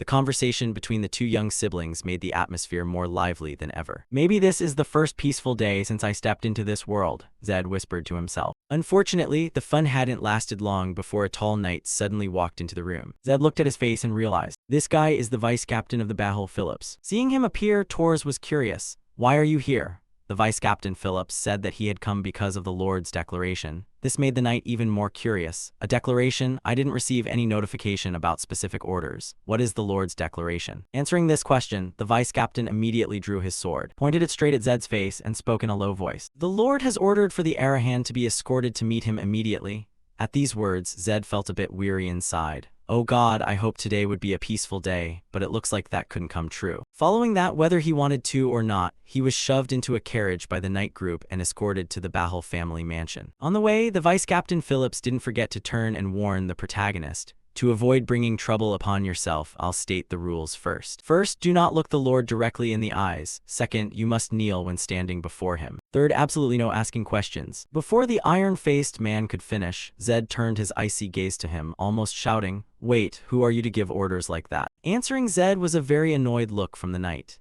He began to remind the protagonist of his situation. Don't forget where you are. This is the territory of the Bahal family. Show some respect or I'll beat you right now. Inside the carriage, although Zed faced intimidation, he wasn't worried in the slightest.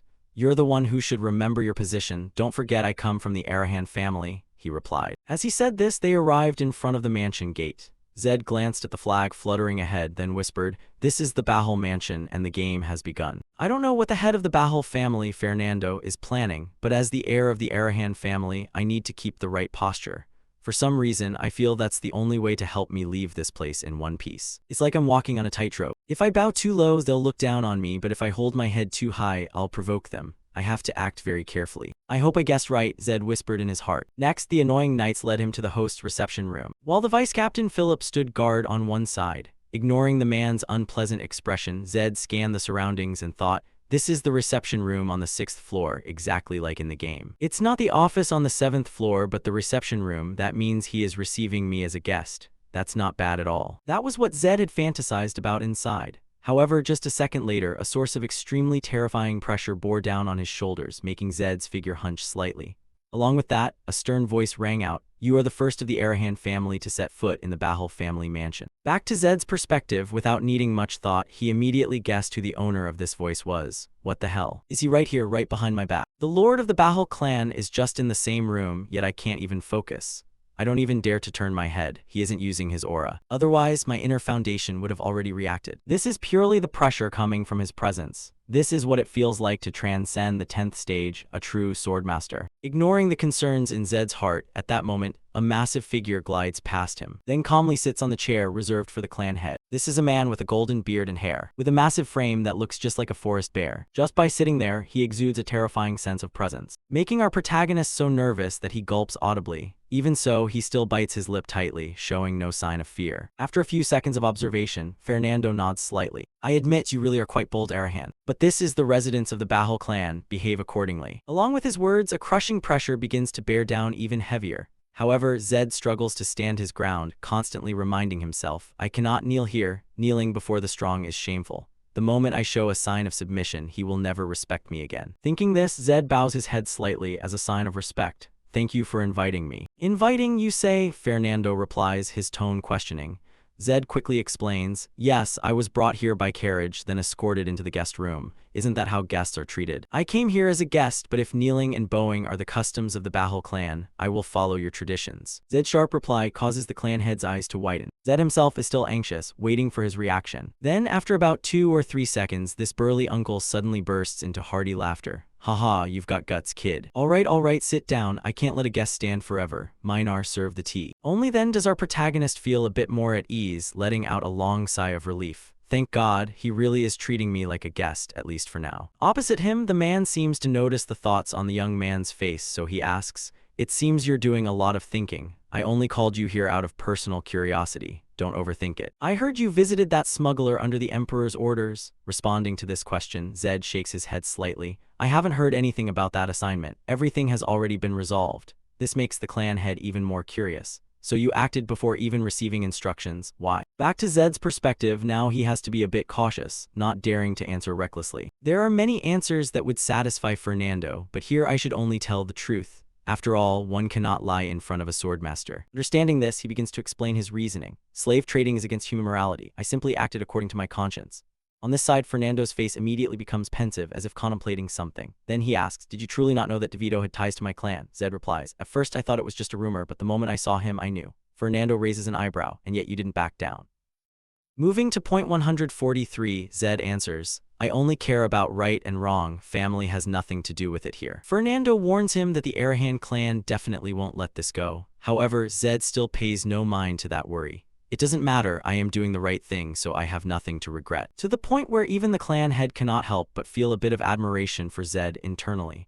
Impressive, he is very aware that what he is doing is resisting his own people, especially as an Arahan, and now, just because of my curiosity. Perhaps he has just pushed himself into even greater trouble. Torres was right, he really is a mage who knows the meaning of honor. Thinking of this, he ends the conversation. That's enough for now, Zed, stay and rest for the night. If you don't mind, I'll invite you to breakfast tomorrow morning. Opposite him, Zed is thrilled to hear this as he can finally escape this high-pressure meeting. Thank you for your hospitality, he says then. He slightly places his hand on his chest to salute, making Fernando even more surprised. That's a knight's salute, haha. To think I'd be saluted by a mage in such a way. Today is full of surprises indeed. Following that, the protagonist is shown to his room, which is the guest chamber inside the mansion. As soon as he sits on the chair, the physical-oriented player sighs heavily. Phew, thank God I made it through. He really drained my energy. If Fernando hadn't acted exactly like he did in the game, I probably would have collapsed right there. It seems telling the truth instead of dodging helped me survive that mountain of pressure. I'm starting to get hungry now, the protagonist laments before a sound comes from outside. Next, a servant pushes a luxurious dining table into the room. Have a pleasant rest, he says gently before quickly leaving, while Zed keeps his eyes glued to the food table, praising, that is true hospitality. His tone is full of joy, but this happiness lasts only a few seconds before his eyes go vacant. When, through unknown means, there is a white card left by the Black Mirror mages of the Arahan clan on the food plate. This leaves Zed almost stunned. He hurriedly pushes the door open and runs outside to observe. However, the figure of the attendant from before has vanished long ago. He just left and completely disappeared. How could the Black Mirror reach this place? Zed thinks, confused, but very quickly, he returns to his room, clutching the white card, and channels his magic power into it to see what it means. Inside the card, there is a big, round 0 marked on it, which for a mage means returning or canceling the mission. This message causes Zed's face to turn slightly pale, thinking to himself, is it the Arahan clan head's turn now? Time passes until dawn, but Zed's mood is not any better. If anything, it becomes increasingly negative. He puts his head in his hands. I can't believe I just saw a magic card from the Arahan clan. Just how far does their influence reach? The protagonist wonders internally. But without letting him ponder further, a voice calls out from outside. Hey Zed, are you in there? The somewhat familiar voice makes Zed get up and go open the door. And the person who just arrived is none other than that knight Tors. Tors, is that you? Hearing this, Tors gives a slight nod. Then Zed asks about his close friend. How are Ryu and Lisa doing? Did you come here alone? Tors replies, everything is resolved. I couldn't just sit still. I was anxious about whether you would be stopped. I just heard some rumors. It's good to see you're still safe. I even heard you were invited to breakfast. His voice seems a bit teasing. However, Zed is not happy at all. The word peaceful doesn't seem to fit someone in my position. Replying to that, the knight gives the protagonist a dose of sedation. The clan head has truly realized what kind of person you are. He is even planning to lift the issued arrest warrant. Zed's eyes flicker with a glimmer of light, turning to ask, What arrest warrant? Right after that, Zed uses every brain cell he has to think. I didn't expect that at all. Everything would have been perfect if that magic card hadn't appeared. If no matter where I go, I can't escape the Arahan clan. Then the only answer is a direct confrontation. Time passes after the meal at the manor. Tors is dragging Zed everywhere to show him the entire family estate. Shifting to the training grounds, the knight points forward and introduces, this is the artist's area, and over there is the training field. Hearing this, Zed nods dismissively because in his head he is still worried sick about the threat from the Arahan clan. Perhaps because my mind is so jumbled. But even seeing it in real life instead of just the game doesn't make me feel much, he thinks. Then suddenly, something seems to catch Zed's attention. He observes not far away and asks, what is that? Tors looks in the direction Zed is pointing, then says slowly, that place is a bit special. You've probably heard the story, the white horses of the Bahal clan choose their own masters. That's where the white horses that haven't found their masters are kept. Then, to satisfy his curiosity, they both hurry to the stables. However, Zed only sees one inside, which leaves him somewhat surprised, as if wanting to demonstrate to Zed why there is only one horse here. The blonde knight directly reaches his hand forward. However, the moment the horse sees his hand, it tilts its head and dodges as if it's seeing a plague. Faced with this reaction, even Tors feels a bit frustrated. Usually they choose within 3 months, but this one has been holding out for 2 years now. It's really picky. It's the only one that even rejected the clan head. At this moment, Zed's eyes widen. Where did this horse get the ego to reject the old uncle? Can that happen? I thought they chose the strongest person. In front, Tors can only sigh, then turns to explain. It's not always like that. It seems each one has its own standards.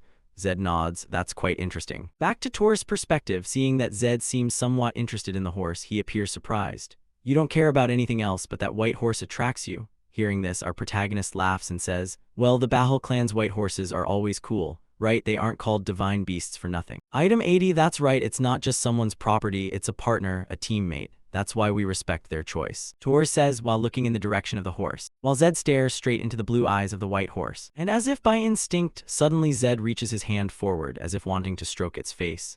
However, before he can act, a voice interrupts. Well, look who it is. Isn't that the heir of the Arahan clan? The somewhat familiar voice makes Zed turn his head slightly. Sure enough, this annoying sound comes from Vice Captain Phillips.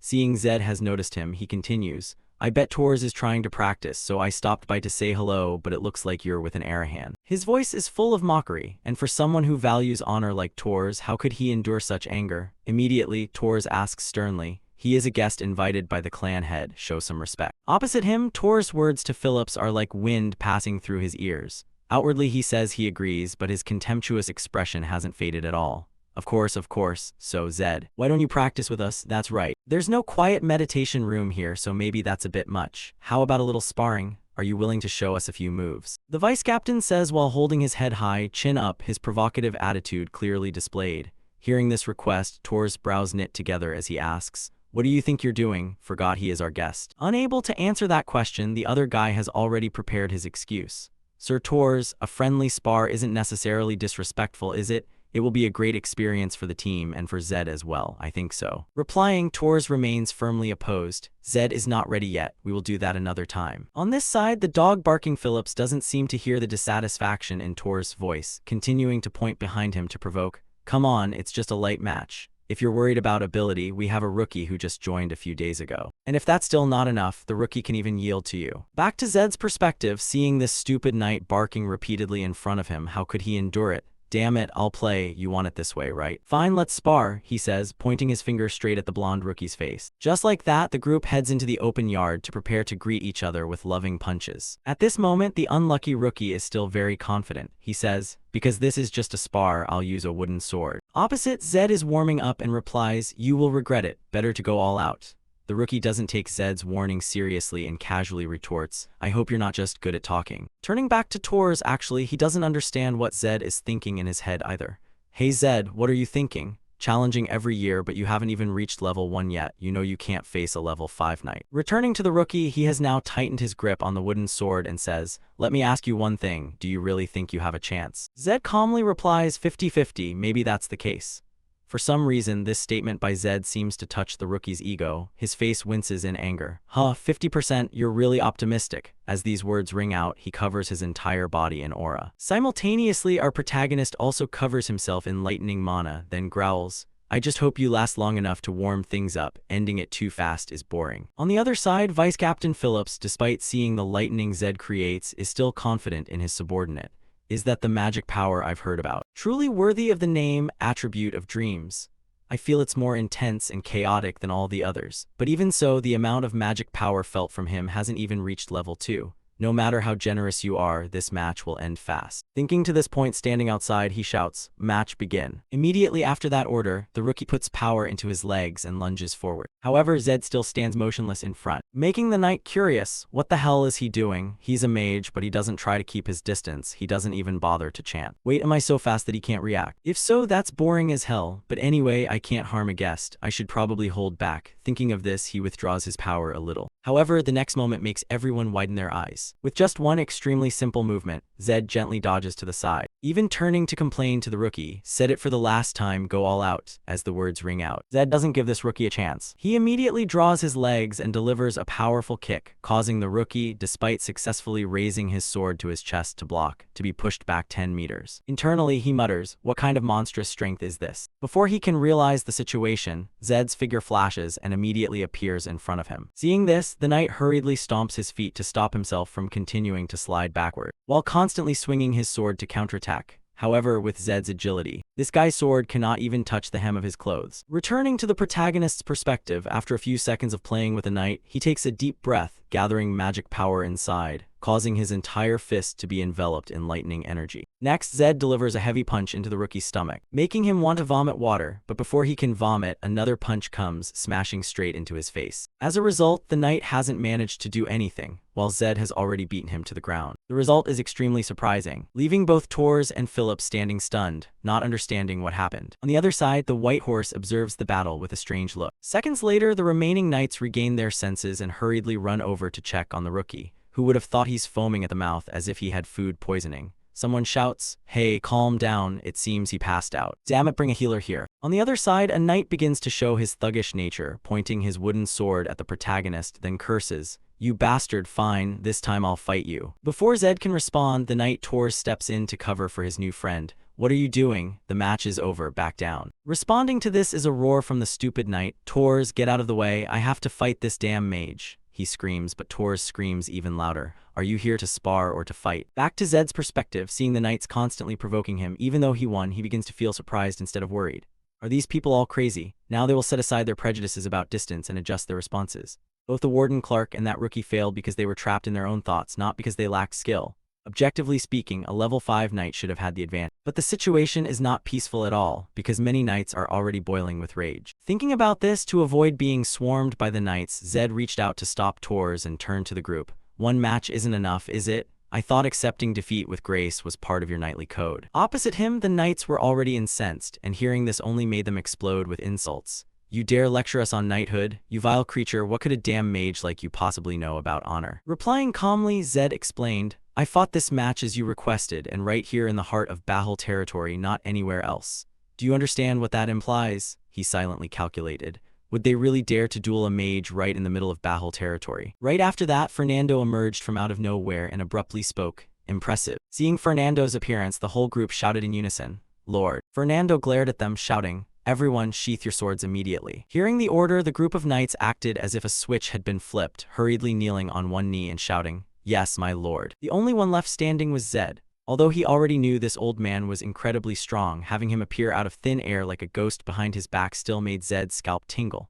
Even with his observation skill at level 100, he couldn't sense the man until he was right in front of his eyes. So that's the level of a swordmaster. Ignoring Zed's inner thoughts, Fernando glanced at him and whispered, An Arahan dueling right on the Bahul training grounds, this will be one for the history books. Zed hurriedly placed a hand over his chest and bowed. I apologize, my lord, I know this was a bit rude, but I couldn't refuse the challenge. Fernando didn't rebuke him, but admitted bluntly. Of course, an Arahan wouldn't back down from a challenge. He then unleashed his aura and began to lecture the group of knights. All of you, remember this. This is why you cannot neglect your training. Climbing the rankings is important, but experience is far more vital. Learn from this and make these lessons your own. Do you understand? Yes, my lord, the group shouted in unison. Zed, however, didn't understand the point Fernando was trying to make with his barbed words. Just as if he could see the protagonist's curious expression, Fernando gifted him a cold glare. Today, you taught my knights a lesson. I won't forget today. Though the old man's face was perfectly calm, everyone could tell he was absolutely seething. Zed didn't realize this was a direct warning and felt like he was sitting on a bed of nails. In the end, he could only bow his head in submission. Yes, my lord. Just when he thought things might settle down there. Who knows what that white horse in the stable ate, but it suddenly went wild and bolted straight outside. It kept running in circles around the yard, leaving Zed completely baffled as to what it wanted. However, unlike him, the Bahul knights understood perfectly. No, it can't be. Why, are you joking with me? Zed turned, curious. What's going on? To explain the horse's strange behavior, Tor's serious voice rang out. This is a ritual. Just like a white horse choosing its rider, it is displaying its power to gain recognition from its master. That also means the white horse's master is right here. Following that, after the horse finished its display of power, it ran straight up to Zed, as if wanting to submit to him. This made Tor's overjoyed. Zed, the white horse has chosen you.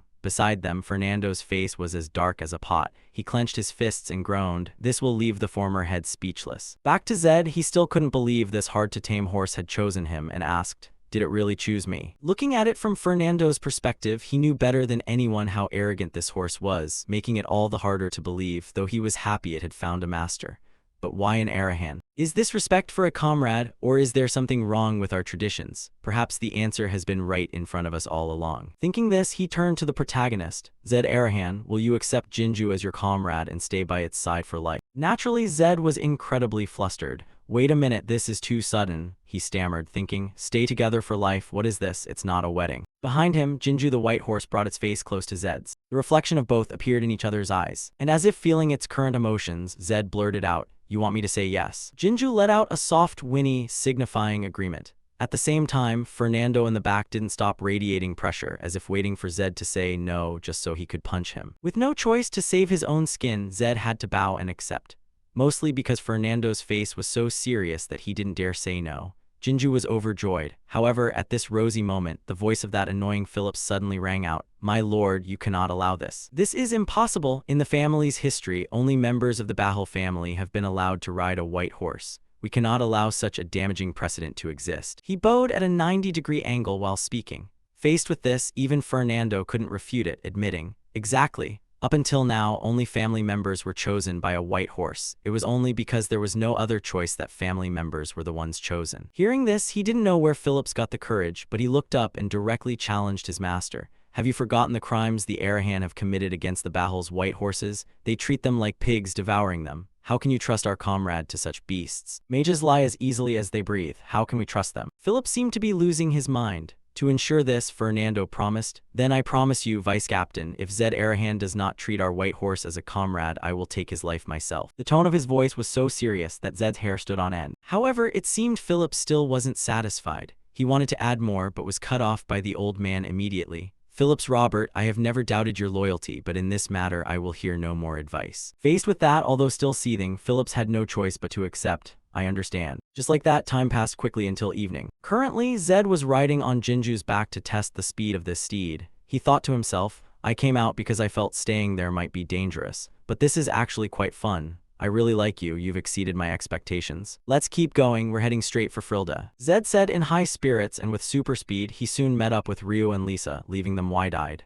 What am I seeing? Not only did you survive inside Bahal territory, but you even brought back a white horse. You really are blessed by God, it's so good to be your friend. Hearing this, Zed smiled faintly and replied, come inside and talk, we have a lot to discuss. Next, after entering a private room, Zed told them everything that had happened. From the magic card of the Black Sword Army to the demonic energy and the story of Lacto Chervil. After explaining everything, Zed didn't state his next goal. I'm going to the Arahan family now, it's unavoidable, so I have no other choice. So Ryu, I wanted to say, before Zed could finish, Ryu cut him off. If you're going to the Arahan, I'm going with you, Zed. You said before that you would never abandon a comrade. Think about it, it's been a long time since you were exiled. You probably don't have anyone close by your side. And those brothers in the Arahan family fight dirty. Is anyone in that family trustworthy? These words left Zed stunned because he hadn't even been in the Arahan family to begin with. He had been in prison the moment he transmigrated into this world. Ignoring the protagonist's confused expression, Ryu turned to his sister. Lisa has done a lot of hard work so she can carry her own weight. If you hire us as your close companions, we'll be a big help, you'll see. Back to Zed, he actually still had some concerns. He thought it was best to part ways with Ryu here, considering the dangers ahead. Then he looked at the two in front of him and nodded. Yeah, thank you, let's head to the Arahan family together. Saying that, Zed certainly wouldn't be stupid enough to march straight into the Arahan family without preparation.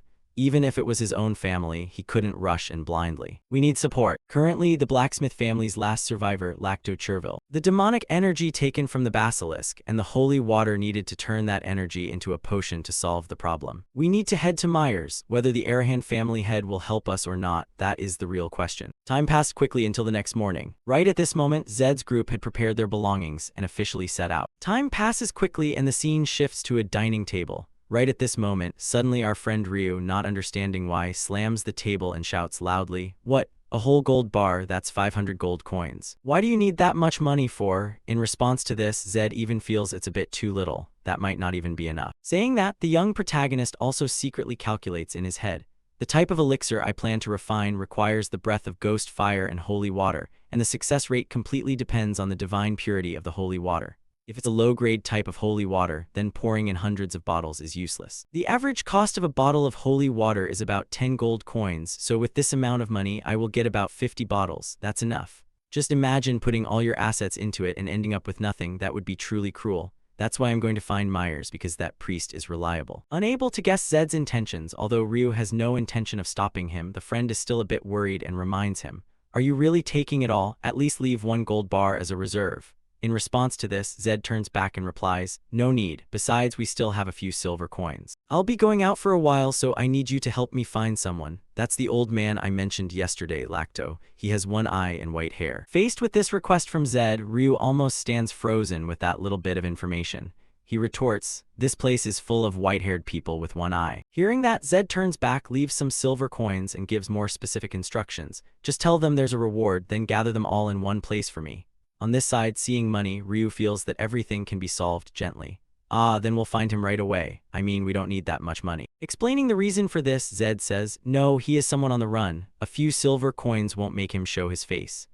Ryu frowns and asks, "Then how are we going to find him?" Zed replies, "That's why I will keep an eye on those who don't show up. And he won't use his real name either, so don't call him Lacto or anything."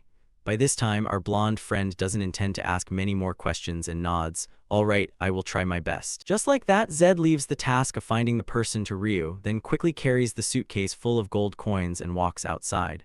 While walking, he also calculates the next steps. "Initially, I intended to use this money to buy magic tools, but after Gordon mentioned Lacto, I changed my plan. I will use this money to craft allures and pull Lacto to my side to entrust him with crafting magic tools. This is my ideal scenario. If everything goes smoothly, it can significantly compensate for my pitifully low mana stat."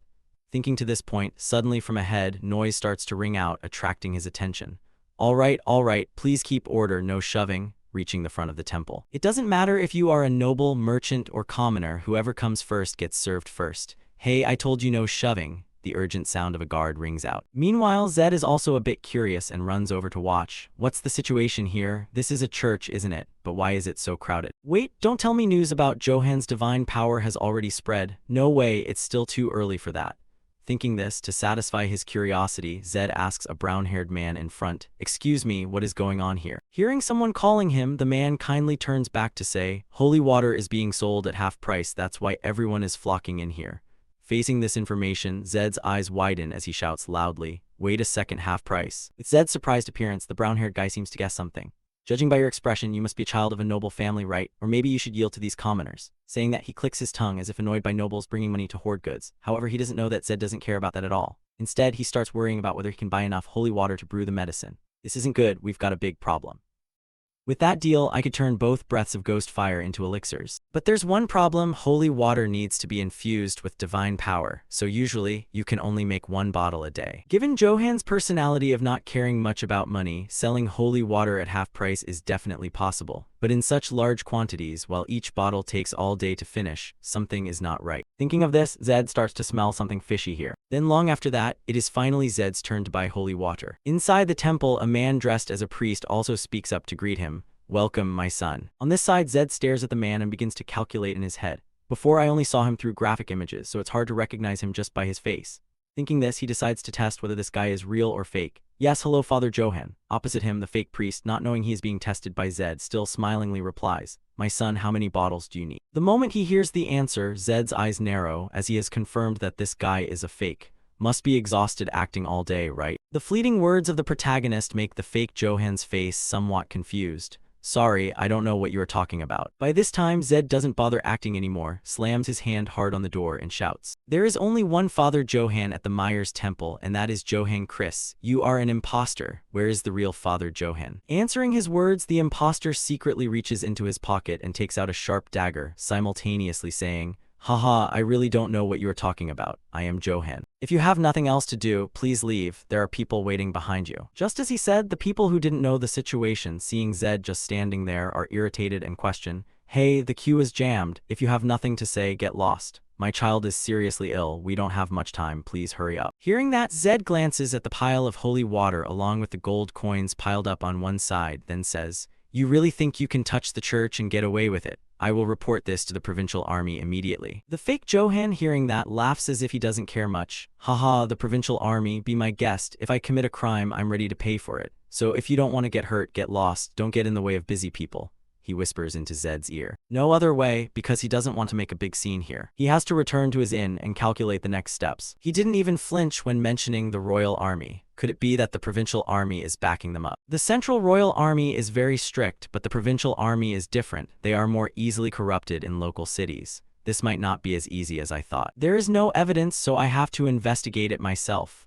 Thinking this, he quickly writes a letter left for Ryu and leaves his room. His goal is to report this information to the provincial army in Myers. There is a fortress of the provincial army, surely it's right there. He thinks while looking toward the barracks in front. And the gate guards, seeing Zed's Jinju horse, immediately guess whose goods these are. "Wait, isn't that a white horse of the clan?" "I think so." "What brings you here?" The guard raises his hand in greeting. Zed says, "I'm here to report something. Is the general inside?" Hearing that, the soldier doesn't hurriedly agree but asks back, "Do you have an appointment?" Zed replies, "I don't have an appointment." This makes the soldier feel a bit difficult. "Ah, if so, this is a bit difficult. You will have to make an appointment and come back later." Hearing that, Zed is a bit surprised. "Is he that busy?" The soldier shakes his head slightly, slowly continuing, "No, that's just the general's rule. He never meets anyone without a prior appointment." On this side, Zed's tone starts to get a bit annoyed, questioning, "Isn't the local army responsible for managing the situation here? You say I need an appointment just to report a serious matter." Faced with his words, the soldier can only look confused. "Sorry, we're just following orders." Back to the protagonist's perspective, his brows are knitted tightly together, having to admit, well, yelling at the soldiers won't change anything. But anyway, leaving like this isn't right. At the same time, behind his back, the sound of footsteps rings out. The soldier hurriedly stands at attention to greet. And Zed, turning around, also silently assesses, "So that's the general here. No way, he's a knight. Look at that soft body." Following Zed's gaze, the general is actually a fat, greasy man, having no appearance of a general at all. Opposite him, the general calmly walks up to Zed and says, "Who are you?" Zed politely bows and says, "I'm here to report something." At this moment, the general also notices Zed's horse, then adds, "You don't look like someone from the Bahal clan, so why are you riding a Bahal white horse? Did you choose it?" Zed replies gently, "It's a gift." Although he says this, in his heart, he assesses, this rotten pig of a general is bottom tier. He doesn't even care about the report. If not for the horse, he wouldn't even have bothered to look at me. Unaware of these thoughts in his head, General Paulman is a bit surprised. "A gift? I've never heard of anyone gifting a white horse ever. Which clan are you from? You don't look like a knight." Zed shakes his head slightly. "I'm just a mage from an unknown clan." Hearing this, of course, Paulman isn't stupid enough to believe that. He smirks. "Ha, a mage, not even a knight, but gifted a clan white horse. You think you can come in here and lie like that?" he says while staring at the protagonist, as if wanting to exert pressure. However, Zed can still maintain his calmest appearance and replies, "That's a rare case, but more importantly, don't you think you should hear what I've come to report? Someone is selling fake holy water at the Myers Church and posing as a priest. As you know, holy water is extremely valuable." However, before Zed can finish his report, suddenly General Paulman yells his order to his soldiers. "Seize that bastard right now." "What is this? I haven't even finished my sentence yet," Zed wonders internally. But by now, the soldiers have surrounded him from all four sides. Meanwhile, the general also dismounts and orders, "Drag Zed into the dungeon and confiscate his white horse." By this time, Zed can only let out a sigh. "So you guys are really colluding with each other." Internally, he curses, "Damn it, my intuition has never been wrong." Opposite him, Paulman is still arrogantly lecturing the protagonist. "You will regret opening your mouth, kid. What are you doing? Drag him away." Just like that, this group of soldiers quickly ties Zed's hands behind his back and leads him away. However, before being led away, Zed doesn't forget to warn him, "You are the one who will regret it." The vague threat makes the general laugh like a maniac. "Haha, let's see if you can still run your mouth after we break all your bones." By now, Zed doesn't bother arguing with him anymore. He just gives a slight smile, as if he already has a contingency plan. In another development, at the Bahal clan's mansion, right at this moment, clan head Fernando is talking to the knight Tors. The emperor has announced a large reward. Hearing this, Tors asks straight to the point, "Is our clan the one that contributed the most?" Responding to his words, Fernando pulls out a list and replies, "That's right, among the imperial citizens rescued from the slave traders, the Bahal clan has rescued 3,720 people. Next is the Arahan clan with 2,580 people. The emperor always values balance and harmony. Knights and mages rarely encourage competition like this. So he is truly very concerned about this mission. The fact that the Bahal clan played the main role is a significant achievement. You will also receive a reward. The road is long, don't waste time anymore. Start preparing." Speaking up to this point, suddenly the clan head's voice becomes hesitant. Then his eyes intently observe the list in front of him. At the same time, from outside, a knight also enters to report, "Sir, there's a boy who came to the manor asking to meet you. We intended to chase him away, but he said he is a friend of Sir Tors and Zed Arahan, so I came here to confirm." Hearing this, Tors turns his head to ask, "Is the boy's name Ryu?" The knight nods in confirmation. "That's right, do you truly know him?" Hearing this, our friend Tors is a bit worried, looks at his clan head, then replies, "I know him, but why did he come here?" In front, Fernando's face is a bit serious. Making Tors hurriedly explain, "Sir, I will handle it myself, don't worry." Before he can finish, Fernando interrupts, "No need, just bring him in. Zed Arahan must have sent him. He said he has something to say to me, it's better to hear it out." Inside the document that Fernando is holding, a note. The imperial court praises the merits of Zed Arahan for assisting the emperor's subjects regardless of their status. All noble clans are expected to follow this example. When facing Fernando, Ryu is extremely terrified, trembling as he reports, "I'm just a humble servant. Greetings to the great lord of Bahal." Clan head Bahal sits majestically on his chair, looking down at Ryu and asks, "Yes, so what business do you have here?" The blonde friend quickly thanks him for his grace. After that, he presents a red letter. It's like this. Zed left a note. He wrote that if it's dark and he hasn't returned, then I must hand it to Lord Bahal. Tors takes the letter from Ryu and passes it to Fernando, who reaches out to take it, constantly thinking in his head. The emperor's edict ends with the name Arahan. Bahal may have won the battle, but lost the entire war. And now, a letter from Zed Arahan, the one praised by the emperor himself, even if the content isn't anything important. Personally reviewing it is still the right thing to do.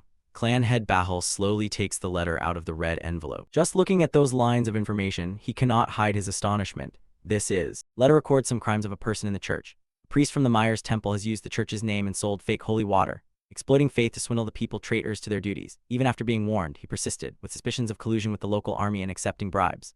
Upon learning this, clan head Bahal is extremely suspicious. So he wrote all of this with the intention for me to read it with my own eyes. Is this truly the perspective of a 15-year-old? At the very bottom of the letter, Zed messaged, "If I don't return before dark, Ryu must hand this to Lord Bahal." After reading, Fernando nods and says, "Now I understand why he wrote it that way." Ryu still maintains his kneeling posture, his whole body trembling as he tries to speak. "Yes, I was worried something bad happened to Zed. I know I have overstepped my bounds, but I still ventured to come here. So sorry." He sits majestically on the throne, his voice ringing out with terrifying power. "You must have been very afraid, yet you dared to come here for your friend. That is a very honorable act." Hearing this, he looks up confusedly. Huh? The words are cold, but the meaning is extremely warm. The clan head of Bahal raises his golden arm behind him and says, "It's late, go find something hot to eat. Meanwhile, I will write you a letter, so rest assured and have your meal." Ryu looks at his departing figure, extremely touched, bowing repeatedly and shouting, "Thank you, truly thank you very much." He is stunned for a moment, recalling Fernando's recent words and pondering. Just now, he called someone like me honorable. Knights are truly extraordinary human beings. Very quickly after that, Ryu is served like a formal guest. The servant brings up a piece of cake and smiles. "Enjoy your meal." He gratefully replies, "Thank you very much." Ryu puts a delicious piece of cake into his mouth, eating ravenously, tears suddenly rolling down his cheeks uncontrollably. He is moved, feeling the exquisite flavor in his mouth and thinking, this is even better than Vertison beef. Meanwhile, at a dark and dirty dungeon, the surrounding scene is pitch black, with only flashes of light from a small torch. On the ground, human blood and sweat are scattered. Cockroaches and spiders compete to crawl back and forth everywhere. Zed is hung upside down high above, where his feet are tightly bound, still marked with a few streaks of blood and horrific bruises.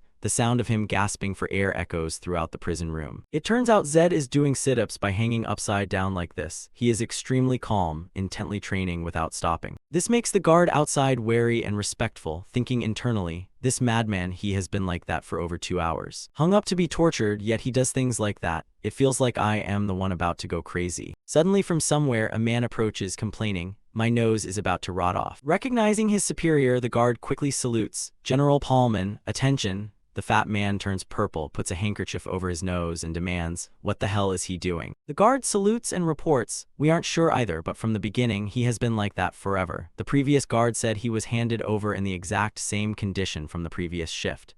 Paulman realizes the issue and says, "So he has been doing that for hours." The guard glances at Zed, who is still training, and continues, "Yes, roughly like that. He is also much tougher than his appearance suggests." Right after that, Paulman orders his soldiers to open the prison door. Zed is dropped, kneeling down on the floor. Behind him are 2 guards, the general's voice echoing, "Depending on your answer, I can let you go or increase the level of torture." "That white horse refuses to listen to me. Did you put some spell on it?" He replies to him, "Nonsense, a white horse only submits to the master it chooses itself." Paulman keeps the handkerchief on his nose, raising his eyebrows and clicking his tongue in contempt. "And now I have to believe that a horse belonging to a knight would choose a damn mage." He smirks sarcastically, "You'll see for yourself soon enough." Being spoken to like that makes Paulman extremely furious, glaring and shouting, "Bastard." He takes off his outer armor, rolls up his sleeves, and steps forward. "Looks like the previous torture was too light. From now on, I will handle it myself. No one has ever endured more than 30 minutes under my hands." Faced with the general's anger, Zed calmly smiles as if waiting for the fun, making him even more furious. "Oh look, you can still smile." Paulman chooses a long, sharp knife from among the weapons on the ground, walks toward him, glaring menacingly.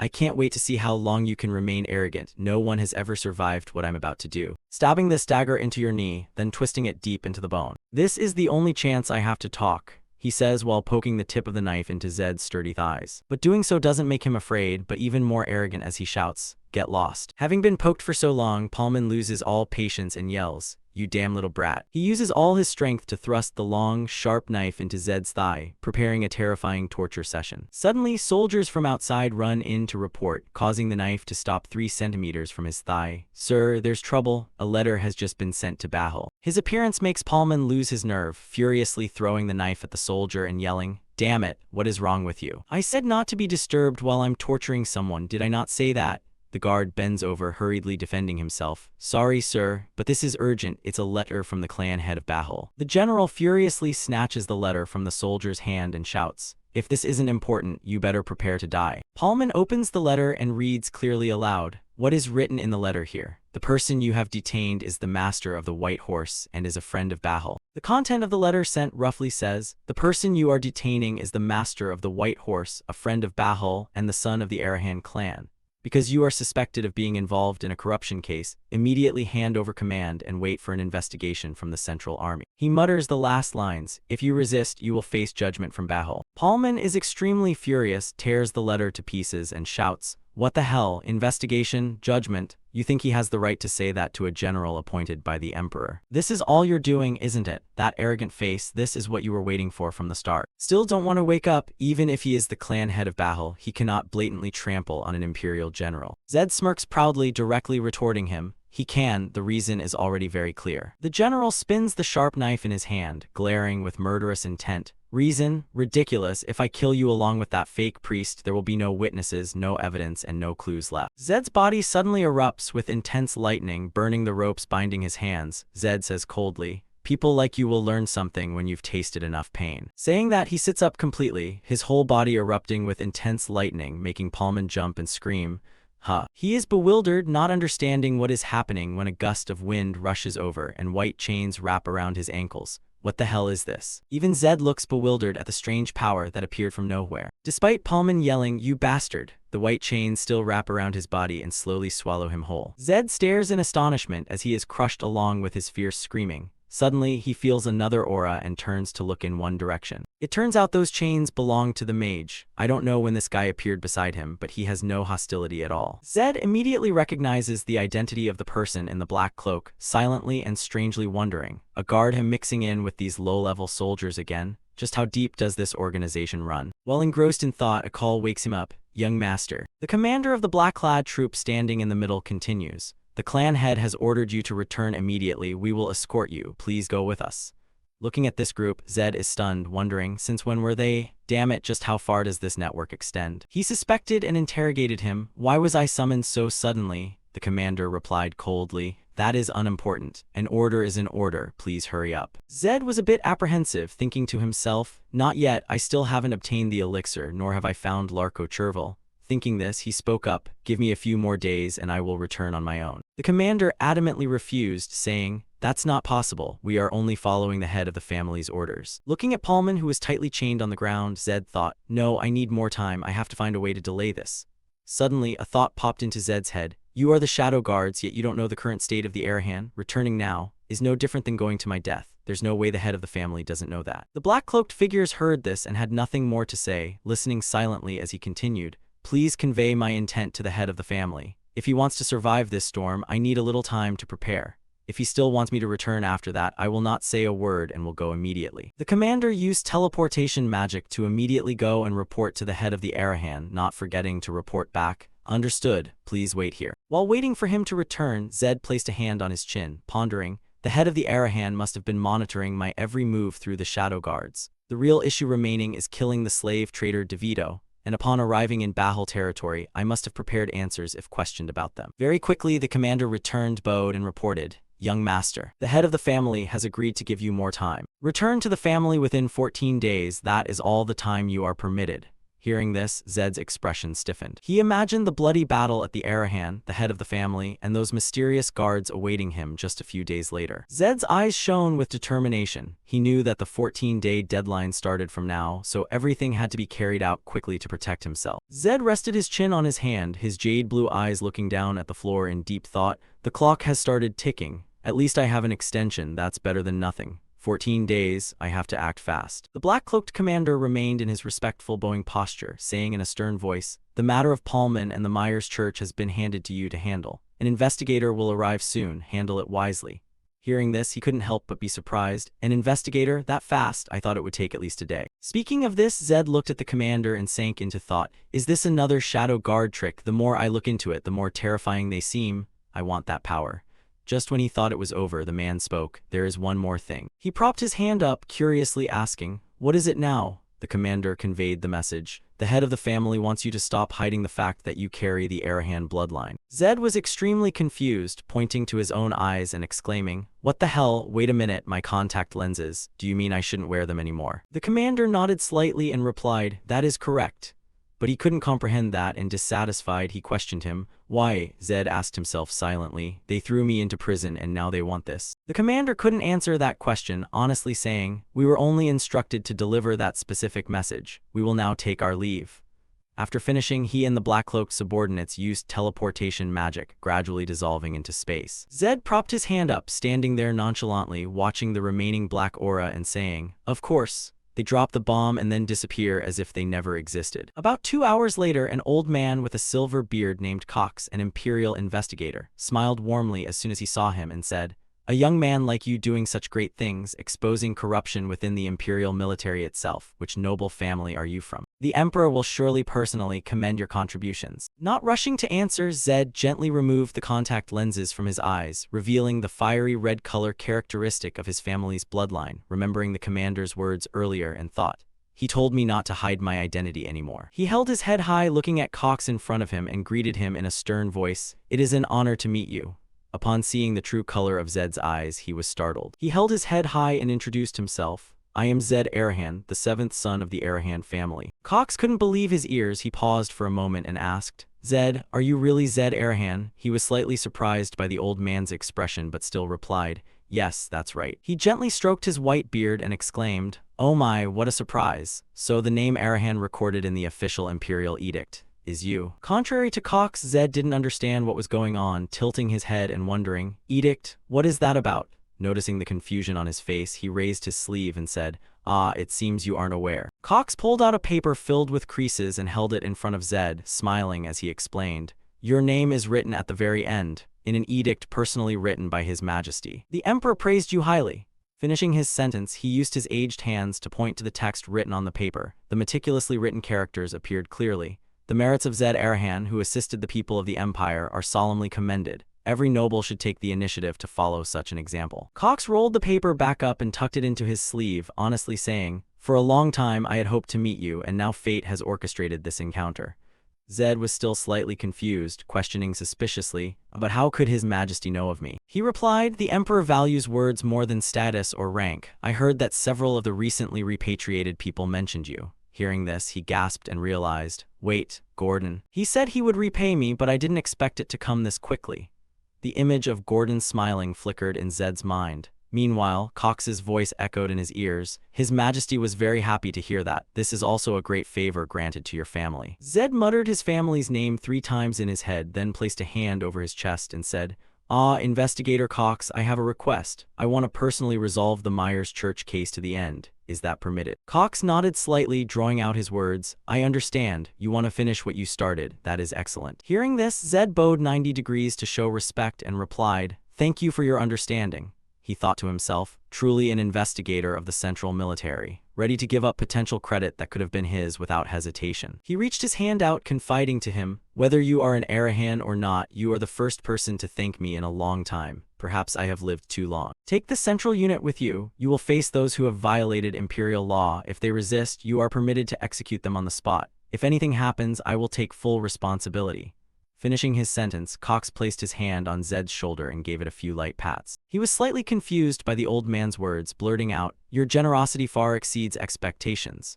Hearing this, Cox burst into loud laughter, patting Zed's shoulder repeatedly, teasing, "You really aren't like any other Arahan I've met before. You're far too polite. I think I like you." Zed looked at him with an extremely surprised expression, wondering to himself, his mouth slightly agape. Are all the other members of the Arahan family actually lunatics? Just after that, the Central Military's flag was hoisted, fluttering in the wind, radiating majesty like the delicately embroidered logo on the flag. The entire army had fully assembled in front of the church. The 2 units holding different positions stood in neat rows. The commander standing at the front was Zed. Sensing something was wrong, the people around gathered to watch, gossiping excitedly. "What is happening between the Central Military and the Myers Church? Haven't you heard? General Paulman has been arrested. I heard there was shady business with the church. I even heard the priest is a total con artist, those bastards." The commander standing in front stomped his foot loudly. Zed pinned the gleaming golden badge to his chest, raising his voice. "To the con artists who have exploited the Imperial people for personal gain. I will count to 3. If you don't crawl out by then, you can die and rot in your hiding place." After waiting for a few seconds, there was still no movement from inside the church. Not a single person stepped out. Seeing this, a soldier impatiently stepped forward to ask, "Should we drag them out ourselves?" Zed cautiously calculated, then replied, "Weapons and mana are not permitted inside an Imperial church, right? That's too dangerous." The soldier nodded and said, "That's true, but I don't see any other way."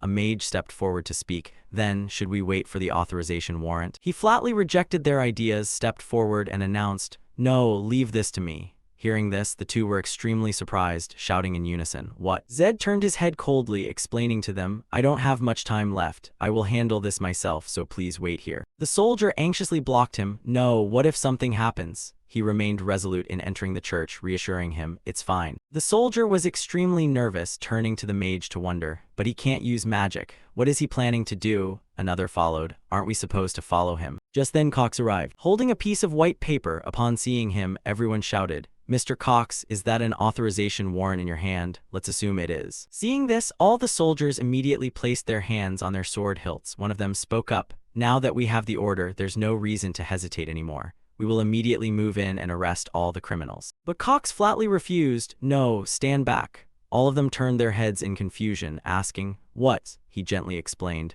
"When I handed the command badge to Zed, it was because I had entrusted full authority to resolve this case to him. That is also what he desired."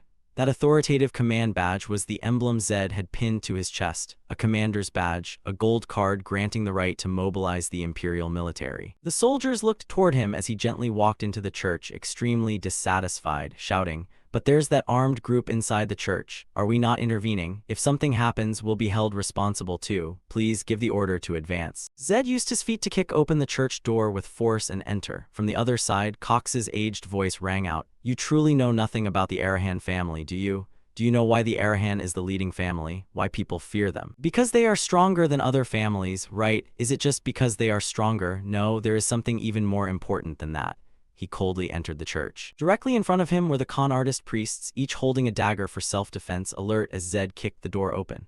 Cox continued speaking, patiently explaining to everyone, "A person of the Arahan line will never break their word. No matter what they have to trade, no matter how dirty it may get, they will see it through to the end. That is what makes people terrified." Hearing this, the soldiers and the mage let out a long sound as if they finally understood. As for Zed, having seen the band of con artists, he became very intrigued. The corner of his mouth curved up and he teasingly spoke, "I told you I could come back, didn't I, you fake bastards? Then open your eyes wide and watch. The protagonist today is me, Zed Arahan." Finishing his sentence, he unarmed and boldly marched toward the con artists, beginning a bloody battle. The door to the Myers church slammed shut, while the sound of shrill screams and the clash of metal rang out loudly, so loudly that those outside could hear it clearly. After a while, a soldier impatiently thought that things were beyond saving and spoke, "It's quiet now, that fast, I told you he shouldn't go in alone." Immediately after, a white figure walked out of the church. Seeing someone, the entire army followed the commander's orders and shouted, "Someone is coming, prepare for battle." Only a few seconds later, the expressions of all the soldiers became bewildered, their mouths stammering, that is. All the con artists had been subdued and captured by Zed, their faces bruised, their entire bodies tied tightly with rope as they were brought outside, and following behind them was our protagonist. Zed tilted his head, his handsome face breaking into a satisfied smile as he stepped out like a true hero. Seeing this, everyone around burst into cheers, their faces radiant with joy.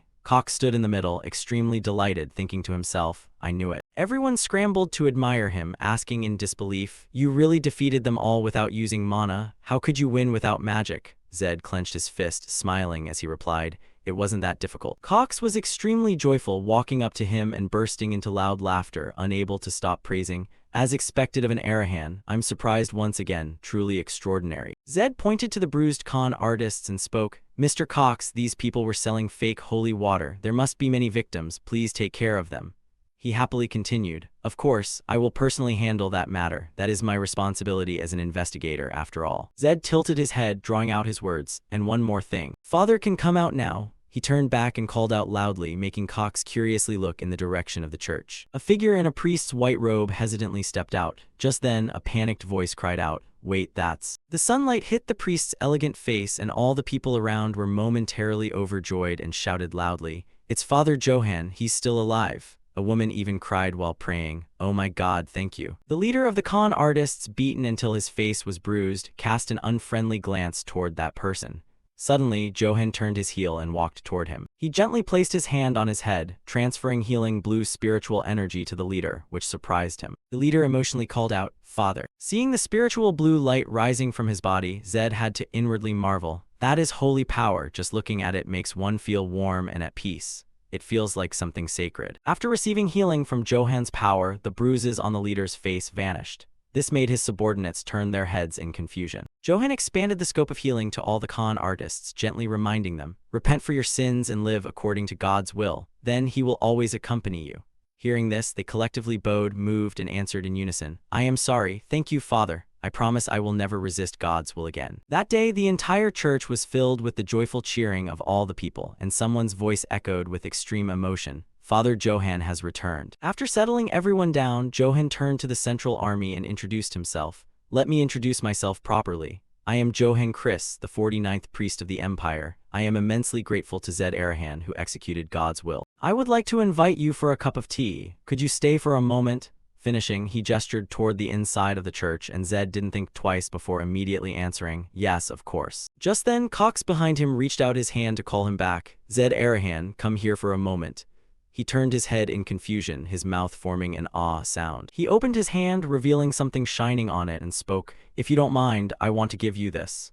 Looking at it, Zed hesitated and asked, "This is an investigator's badge, the one that grants the authority to mobilize Imperial forces?" Cox nodded, continuing, "That's right. Just by showing this anywhere in the Empire, they will immediately assist you." He was extremely surprised by this, confused and suspicious. "Why give this to me? You don't even know what I'll use it for." Cox placed it into Zed's hand, saying softly, "I believe you will not tarnish my reputation. Just promise me one thing, that you will only use that badge for the benefit of the Empire. If one day you use it for personal gain, that would be betraying my trust." Zed gripped the badge tightly in his hand, replying to him in a firm tone, "Yes, I understand. I will never let that happen."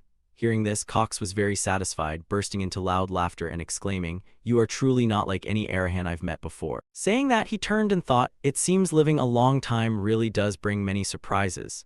Cox raised his hand to signal the Central Army, then said goodbye to Zed. "Everything is resolved. We will take our leave. I hope we meet again." Cox led the way, followed by the steady steps of the Central Army. Zed behind him immediately bowed 90 degrees in a respectful farewell. He raised his head, the corner of his mouth curving slightly, his face filled with gratitude as he watched the group disappear from his sight. Inside the ancient church, a peaceful atmosphere enveloped the entire scene. At a small wooden table with 2 cups of hot tea, Johann's voice rang out, "Thank you for saving us. I heard that everyone affected by the incident will be fully compensated. You truly did a very extraordinary thing, Mr. Zed." He politely replied, "Father, you are too kind."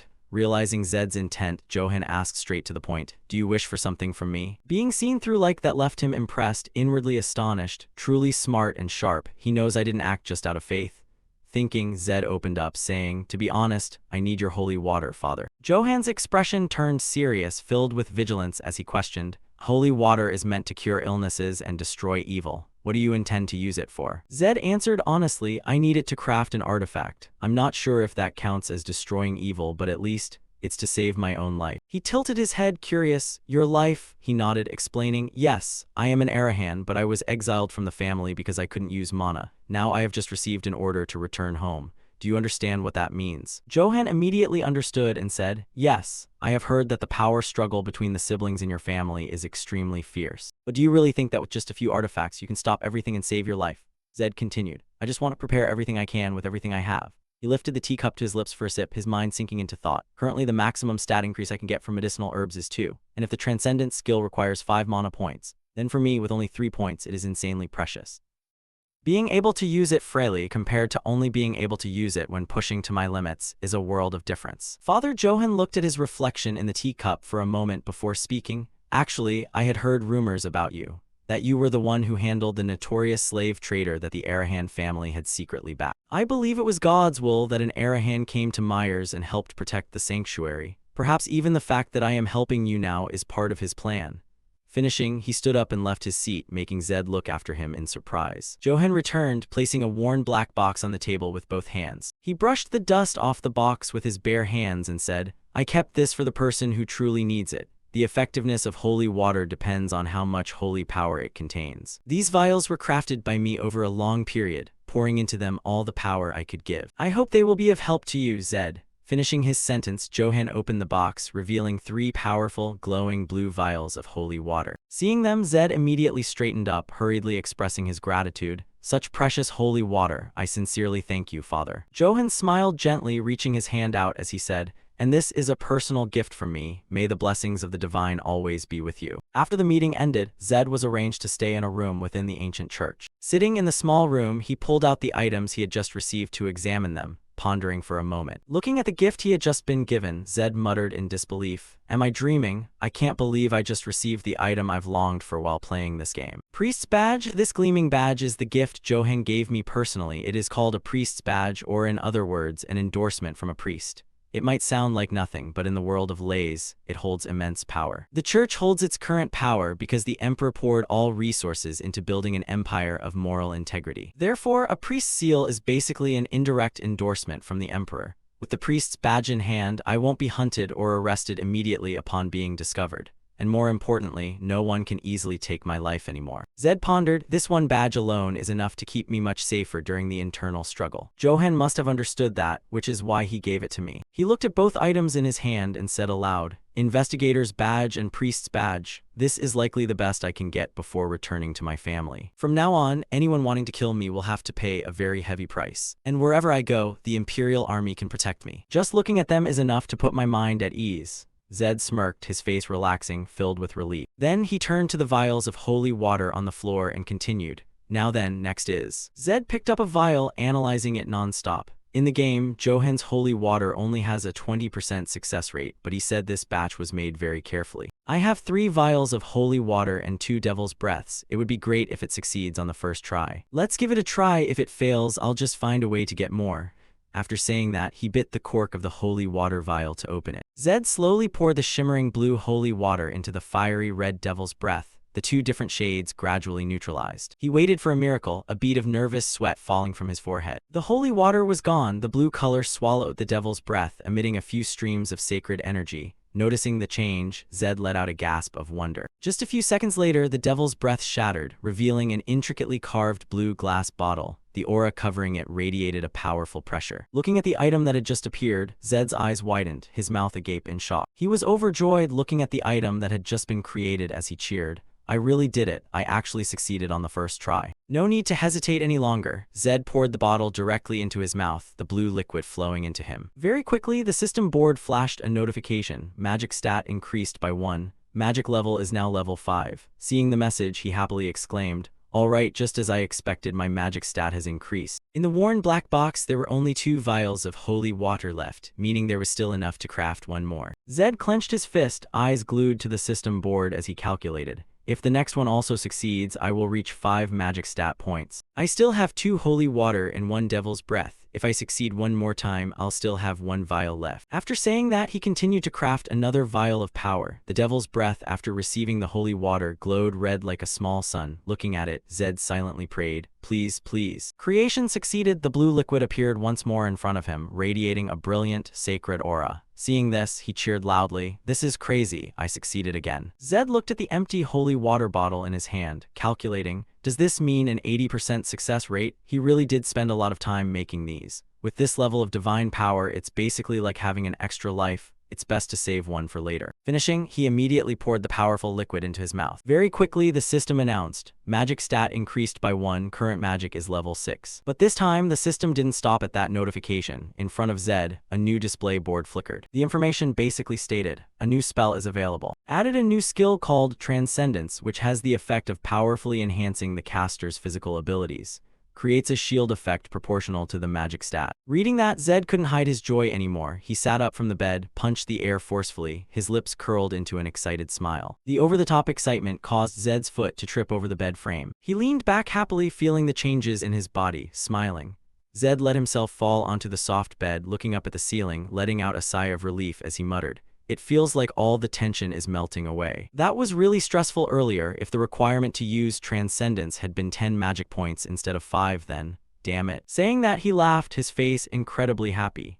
Zed's gaze was glued to the system board on the ceiling, his mouth still smiling as he thought. Actually, this is even more fun than when I played the game. Inside the city, tall buildings were built close to each other, each with an interesting, distinct color. Ryu stepped down the street, his eyes glued to the paper in his hand, and spoke, oh, and this, I've investigated the white-haired people of the Scario Eve tribe you asked about. Turns out there are only about 40 of them, not as many as I thought. Behind him was Lisa, who listened silently as Zed spoke. Yeah, not many, huh? Ryu walked alongside and continued. Just as you suggested, I used money as bait and gathered them all in one place. Exactly 34 people appeared, so the person you are looking for is definitely among the remaining 6. He curiously asked, do you have the locations of those 6 people? He turned to answer. Of course, to be safe, I even recorded the exact coordinates of each person. I'm sure if you go right now, you'll find all of them. Taking the paper from Ryu's hand, Zed couldn't hide his satisfaction as he replied, I like your style, thanks a lot. Everything went much smoother thanks to that. He chuckled and said modestly, that's just basic stuff. I've handled several cases much more complex and difficult than this, you know. Quite capable, right? Hearing this, Zed gasped, staring at him in deep thought for a few seconds. A moment later, he spoke, Ryu, I know you're a smart person. You don't need to keep trying to prove it.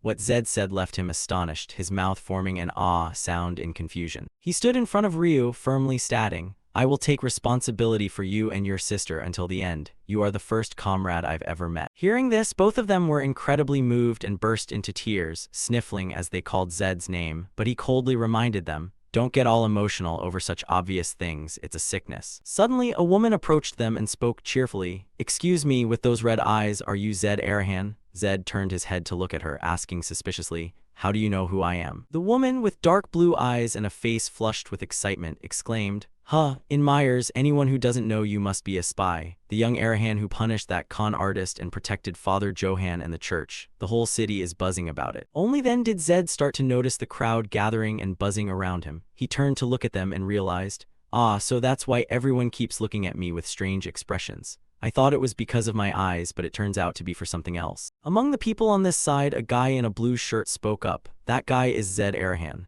The young man next to him, displeased with the way he addressed him, reminded him, hey, that guy, it should be him, show some respect. They say that just making eye contact with an Arahan is fatal. Is it really okay to look at him like that? They say if he's a messenger of God, it's fine. Not every Arahan is cruel. Seeing the crowd gossiping loudly, Ryu was extremely confused and asked, what is going on? Lisa, trembling and crying, gripped his clothes tightly and shouted, brother, I'm so scared. Right at this moment, everyone around them shouted at the three of them, thank you for protecting the Myers Church. Our families will remember your kindness for generations. Thank you. Zed felt a bit awkward and thought, I thought I was used to scenes like this, but honestly, it's still a bit embarrassing. Thinking this, he turned to Ryu, pointed in a direction, and whispered, let's get out of here. Suddenly, a bolt of lightning flashed across Zed's head, making him jump in surprise. Sensing a deadly aura, Zed turned his head to look at a man in the crowd and realized, something isn't right, that guy. He looked at the guy and quickly realized, scarred eyes, white hair. No one else could it be, it was Lacto Chervil. Zed's gaze was glued to the figure moving away in the crowd, and he quickly shouted, wait, stop right there. He quickly followed Lacto, pushing through the packed crowd. Wait a second, let me through. But after escaping the crowd of people, the figure had completely disappeared. Looking at the empty street ahead filled only with passers-by, Zed dejectedly muttered to himself, damn it. Seeing him rush off, Ryu also chased after him, asking anxiously, Zed, what's wrong? What happened? Zed answered coldly, it's him. He asked in confusion, him, you mean the one we're looking for? He said sternly, he was just here but he ran away. Ryu, hurry and tell me the nearest location among the 6 places you mentioned. We have to hurry. Zed urged, and Ryu immediately nodded in reply, understood. A moment later, all 3 ran in the direction he pointed. At the end of this road, turn left. During this, Zed was running while calculating in his head, maybe he's planning to escape this way. If he's determined to go into hiding, I'm afraid I won't be able to find him. Following Ryu's directions, he quickly reached the end of the alley. Looking at the simple stone building in front, he shouted, that building, room 203. Immediately, Zed stormed into room 203 of that house, quickly throwing the door open. But inside was a strange old man with a long white beard. The moment the man saw him, he gasped in surprise while Zed whispered in disappointment, this isn't him. Thinking he was someone coming to arrest him, the white-haired old man knelt to the ground, begging, I will definitely pay the rent tomorrow, just give me a little more time.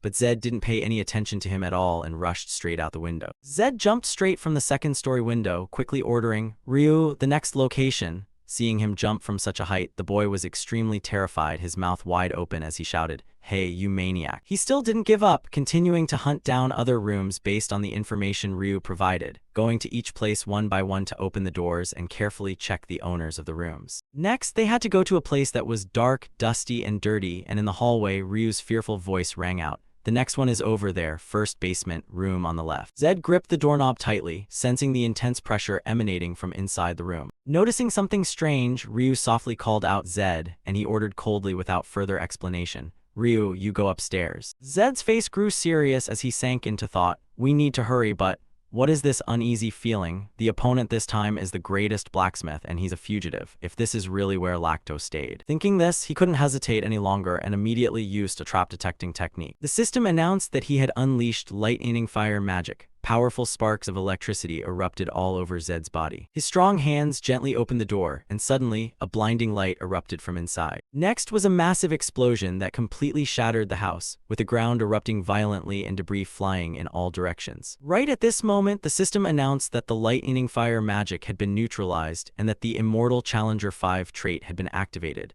Zed's eyes widened in surprise as he looked at the intense blue flames erupting. Feeling the scorching heat enveloping the entire space, he realized, this is blue fire. Hearing the commotion, Ryu rushed over, asking anxiously, what was that? Zed, are you okay? Zed didn't answer him, his gaze fixed forward as he yelled, damn it. The surrounding wreckage and the fatting blue flames made him sink into thought. Blue fire is a high-level fire attribute. Even ordinary fire is hard to achieve this much destructive power with just magical tools, but he created blue fire with just a trap. Is that even possible? Zed looked up, muttering in disappointment. Damn it, everything was blown away. He thought to himself, if not for the Immortal Challenger this time, I would have died right there. Immortal Challenger is a trait that ignores fatal damage. I know that very well because I used it often in the game. Simply put, with this trait, no one can take me down with just one hit. I thought it was at most a level 4 or 5 explosion, yet the Immortal Challenger was triggered. I trusted this trait, but thinking about the fact that I just died once, it's not pleasant at all. I have to catch him. I must make him my ally. A while later, everyone gathered at Zed's room, and Ryu's voice of dissatisfaction rang out. It's so absurd. Why are we being suspected? We are victims too. It's so unfair. Zed lounged on the chair, dejectedly saying, anyway, we were the only ones at the scene at that time. If we can't prove it was an explosion caused by a trap, then we are the perfect scapegoats. Not to mention, Arahan belongs to the Fire Clan. Recalling the ruined scene of the room, he thought to himself, just in case, I tried to look for evidence from the ruins of the explosion, but everything was burned to the ground. There was nothing left. Ryu was extremely worried, turning to look at Zed and asking, so what should we do now? Shouldn't we hide before the Imperial Army arrives? Should I ask for help? Or maybe go to the Bahal clan? The Lord there seems to be a good person. If we explain the situation, he might help. Hearing this, he flipped over to sit straight and continued, it's better not to get involved with the Bahal clan anymore. Ryu understood and asked, because of the Black Mirror Army? Zed nodded, replying, yeah, they reacted very harshly last time too. Outside the room, the flag of the local military garrison was raised high, fluttering in the wind. A small squad of soldiers stood neatly, fully equipped with weapons in front of the inn, and the commander in charge cleared his throat and shouted, local Myers military garrison, General Madden here. Zed Arahan, come out immediately. Hearing the order, Zed immediately jumped up and said, they're here. Ryu, sitting next to him, was startled and asked, Zed, are you planning to just go out like that? Seeing this difficult situation, Lisa, who was next to him, whined in fear, brother, I'm so scared. Contrary to them, he was extremely calm, pinning the priest's badge onto his shirt and softly reassuring everyone, it's fine, you two stay here, it's enough if I show up alone. Ryu shouted in a panic, alone, wait, Zed. Very quickly, Zed opened the door and walked outside. The commander, the moment he saw him, spoke up, Zed Arahan has come out. This person was the local Myers military garrison commander, General Madden, who pointed forward and ordered the soldiers, subdue him immediately. Looking at the powerful shiny priest's badge, he quickly stopped his subordinates, wait, everyone hold your positions. Madden approached him feeling uneasy as he questioned, Mr. Zed, is that really a priest's seal? He nodded, casually replying, yes, it's the mark granted by Father Johann of the Myers Sanctuary. Hearing such a powerful name, he coughed a few times and said, I see, my apologies for not recognizing it. Zed smiled and added, it's fine, misunderstandings can be cleared up if explained clearly. He grew serious, regaining the majesty of a commander, and announced, I am Madden, the successor to General Paulman in Myers. There was a large explosion in town earlier, and your name appeared in the testimonies of witnesses. Were you at the scene? Zed replied honestly. Yes, I was caught in the explosion. Madden was filled with suspicion as he questioned, you were caught in it, so you're saying you are a victim, not a suspect. He stated firmly, that's right, completely accurate. He pondered for a while, then continued to ask, may I ask why you were there? This is just a procedural question, so if you don't want to, you don't have to answer. Zed smiled calmly and recounted, there is no reason for me not to answer. I was looking for someone and happened to walk in, but a trap had already been set there. I was also quite surprised. Madden was half doubting and half believing as he drew out a sound. I see. Looking at that expression of his, Zed gloated internally. Thanks to the priest's seal, no matter how suspicious I am, he cannot casually treat me as a criminal. Who knows, could this be a blessing in disguise? If I have the support of the local military garrison, finding Lacto, who has completely gone into hiding, will be much easier. Thinking this, Zed asked for a favor. General Madden, can you help me? He flatly refused. Sorry, but the Imperial Army cannot interfere in personal matters. We cannot abuse public power without a valid reason. Seeming to have anticipated that answer, Zed reached down to his side, took out something, and said, "A valid reason, you say? Then is this enough of a reason?" Seeing the shiny badge held out in his hand, Madden exclaimed in shock, "An investigator's badge. How did you get that, Mr. Zed?" He said nonchalantly, "I received it from Investigator Cox. I heard that just by showing this badge, I can receive support from the Imperial forces, right?" He nodded repeatedly and said loudly, "Of course, according to Imperial law, we are required to cooperate fully with any request from someone carrying an investigator's badge." Although he said that, Madden was still inwardly skeptical. A priest's seal and an investigator's badge. What the hell is this Arahan guy? Zed took advantage of the situation and gave orders to the military. Good, and this is not just my personal matter, it also involves catching the person who caused the explosion. This is exactly the task that the local military garrison must carry out. Madden and the soldiers stood at attention and saluted, respectfully obeying the order. "Yes, please give your orders. From this moment on, the Myers military garrison will support Mr. Zed fully." Seeing this, Zed had to exclaim in his heart, "The investigator's badge has much more weight. If the priest's seal is immunity, the investigator's badge is the power to command." Thinking this, he said, "Then first, we should sketch the perpetrator's portrait. Find someone suitable to help with that." Madden responded accordingly, "Yes, I will find someone right away." After that, a sound from Ryu upstairs caught Zed's attention. He curiously asked him, "What's wrong?" Ryu shook his head repeatedly, implying nothing, but inside he was inwardly exclaiming, "This guy is really scary." The next morning, the perpetrator's portrait had been sketched and posted on the town's bulletin board. The content was roughly as follows: WANTED, reward of 50,000 gold coins for information. Please come to the elm tree outside the south gate. If the perpetrator is not found within 3 days, the entire city will be sealed and searched. Signed, Zed Arahan. All the townspeople gathered around, taking turns gossiping. Wow, how cruel must this person be to have a reward of 50,000 gold? I should try reporting it too. Look at the face of the bomber from yesterday. Lacto, disguised as someone else, blended into the rowdy crowd, looking at the drawing in front of him and wondering in confusion, did he mistake me for someone else? No, that's impossible. That guy knows who I am. He intentionally drew it differently, but why could it be? He wants to meet me. Meanwhile, the townspeople continued to discuss the hot photo. These wanted posters are posted all over the city. He seems very determined.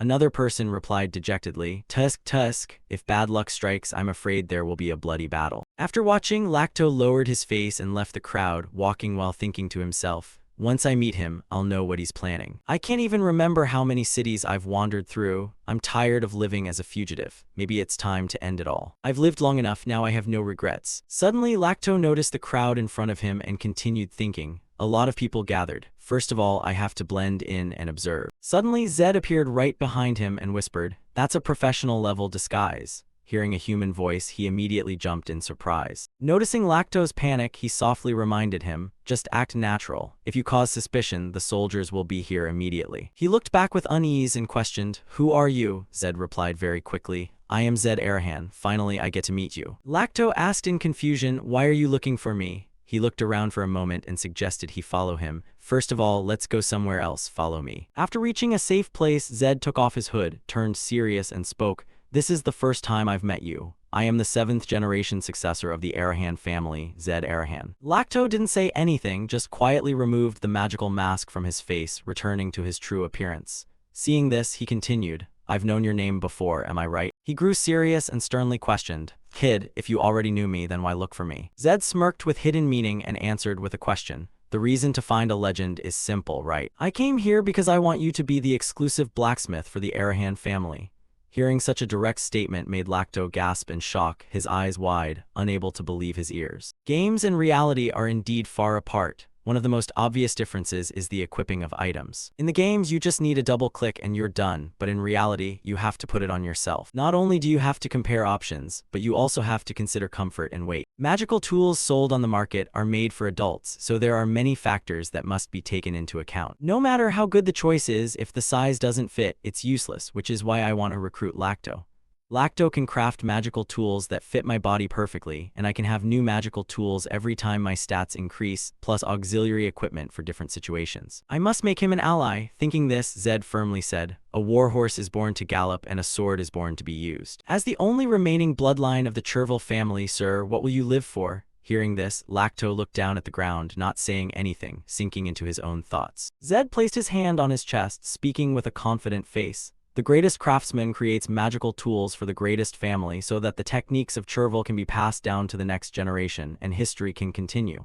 I believe that is the mission assigned to you, sir. Lacto looked at him seriously, sadly and hesitantly speaking, passing down techniques to the next generation and continuing the flow of history. It's a dreamlike story, just imagining it is overwhelming, but my family. Zed's next words made him amazed. I know it was a slander. I, Arahan, will remove the wrongful accusations that have persisted against Chervil. With the help of Arahan, that can completely become a reality. Lacto asked with some confusion, do you know the whole truth about the Chervil massacre? He answered honestly, I don't know the details. Hearing this, he hissed coldly and replied in disbelief, you intend to help Chervil without knowing the circumstances? Then how can you be sure it was a slander? Zed pondered for a moment, looking at him for a while with his fiery red eyes. The Chervil incident is a side story, a story from long before the game scenario began, so I can only guess roughly from the conversations of NPCs. Even in the records, all that is said is, they conspired to rebel and were destroyed by the Imperial Army. But here Zed thought and smiled as he spoke. Although I don't know the inside story, I know the Chervil family well. Lacto suspiciously asked, you know us? He shrugged, not denying it, and said, that's right, Chervil is a family dedicated to crafting high-end magical tools. You have absolutely no reason to rebel. He then thought to himself, besides, the Emperor has reached the realm of both Sword Saint and Great Mage. He is the supreme being standing at the peak of glory. Under his command are the central legions, including knights and mages. At this point, even if Arahan and Bahul joined forces, they couldn't defeat the Emperor. And the Emperor is an immortal existence who lives forever, the absolute ruler of this world. Then there is even less reason for Chervil to rebel. His eyes were filled with empathy, firmly saying, please tell me the whole story of the incident, sir. I believe it is definitely a slander. He closed his eyes tightly, let out a long sigh, and hesitated for a moment. Lacto suddenly remembered something and asked, hey kid, do you know the Martin family? Zed nodded, answering, of course they are the second-ranked family in the world of mages.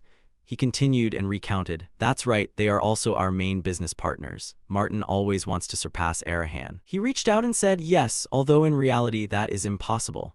Lacto nodded, confirming, that's right, Arahan is indeed a great force like that. The trouble began when the Billy family got involved in this. Zed muttered the three words Billy family in his mouth, his gaze fixed on thin air, remembering, originally just ordinary mages, yet suddenly they rose up and by the end of the game they even rivaled Martin. Thinking of this, he couldn't help but curiously ask, what happened? Lacto looked down at the ground and said sadly, there is no time to explain and there is no other chance. Hearing this, Zed understood and drew out a sound. I see, he thought to himself. I already have a rough understanding of what the situation was like then. But there is one thing that makes me wonder. Is Arahan really completely uninvolved in that incident? If they were involved, then taking Lacto along could be a huge mistake. Since Arahan doesn't trade with Chervil, they might have seen Chervil as a thorn in their side because they specialized in providing high-end magical tools to other families. If the Black Mirror army was also involved, this must have been a perfect crime, leaving no evidence behind. Knowing how terrifying the Black Mirror army is, the more I think about it, the more suspicious it becomes.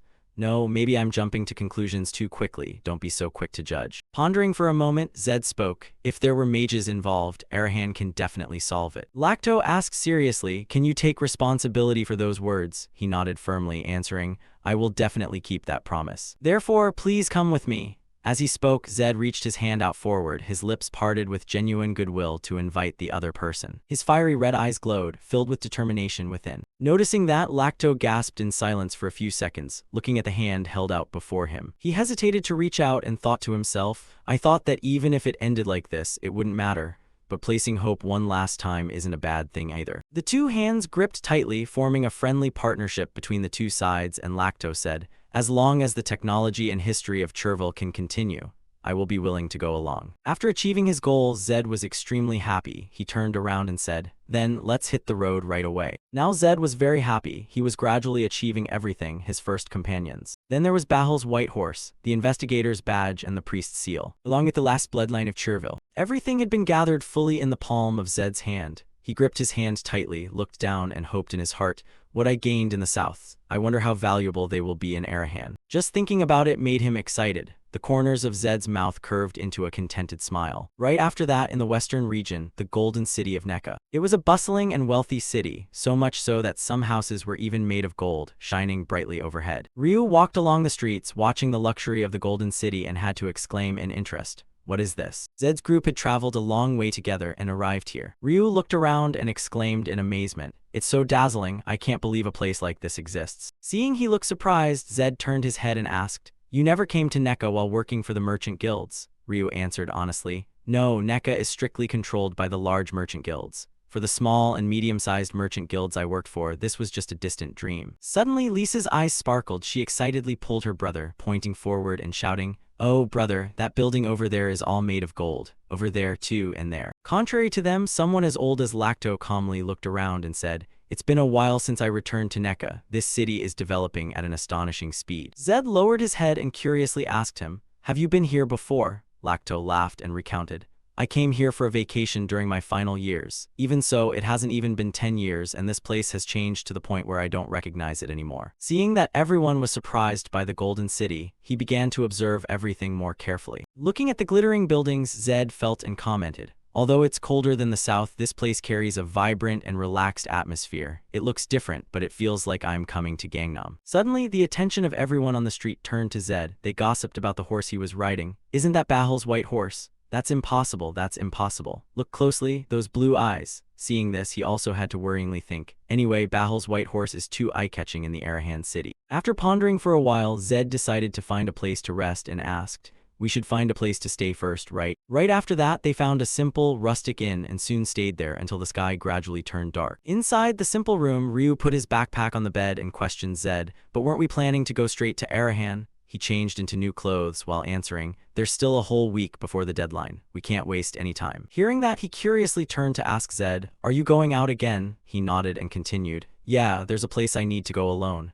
Ryu was extremely confused and asked, "Alone?" Zed patted Lacto on the shoulder and said, "It might take a few days, so don't worry, just wait here. You too, sir." Ryu was surprised and asked him, You're not coming back today?" Zed replied and instructed them, "No, even a week might not be enough. Buy food around the inn. Remember to take care of the food for Jinju too." Before opening the door to step out, Zed didn't bother adding another word. "Try not to go too far from this area. If you're not careful, you'll get lost."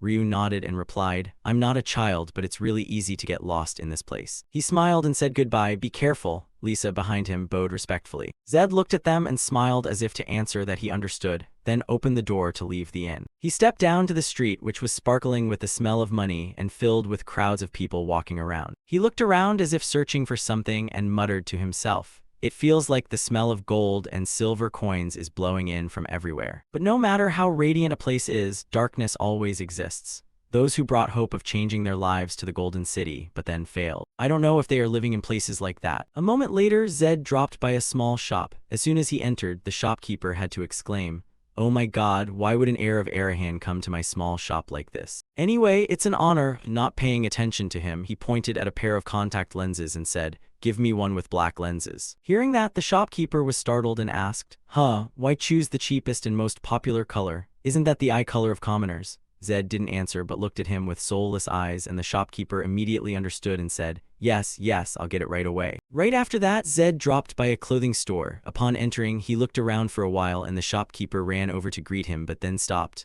"Welcome, Zed pointed to the pile of shabby, dirty clothes stacked on top of each other, gesturing that he wanted to buy them. "That one." But the shopkeeper immediately waved his hands in refusal. "That's our work uniform, we don't sell those." Before the man could even react, he had already changed into the commoner's clothes, handed the luxurious outfit he had been wearing to the shopkeeper, and suggested, "It's fine, I'll pay with this outfit." Next, Zed walked into a shoe store and said, "I just want to buy a pair of shoes."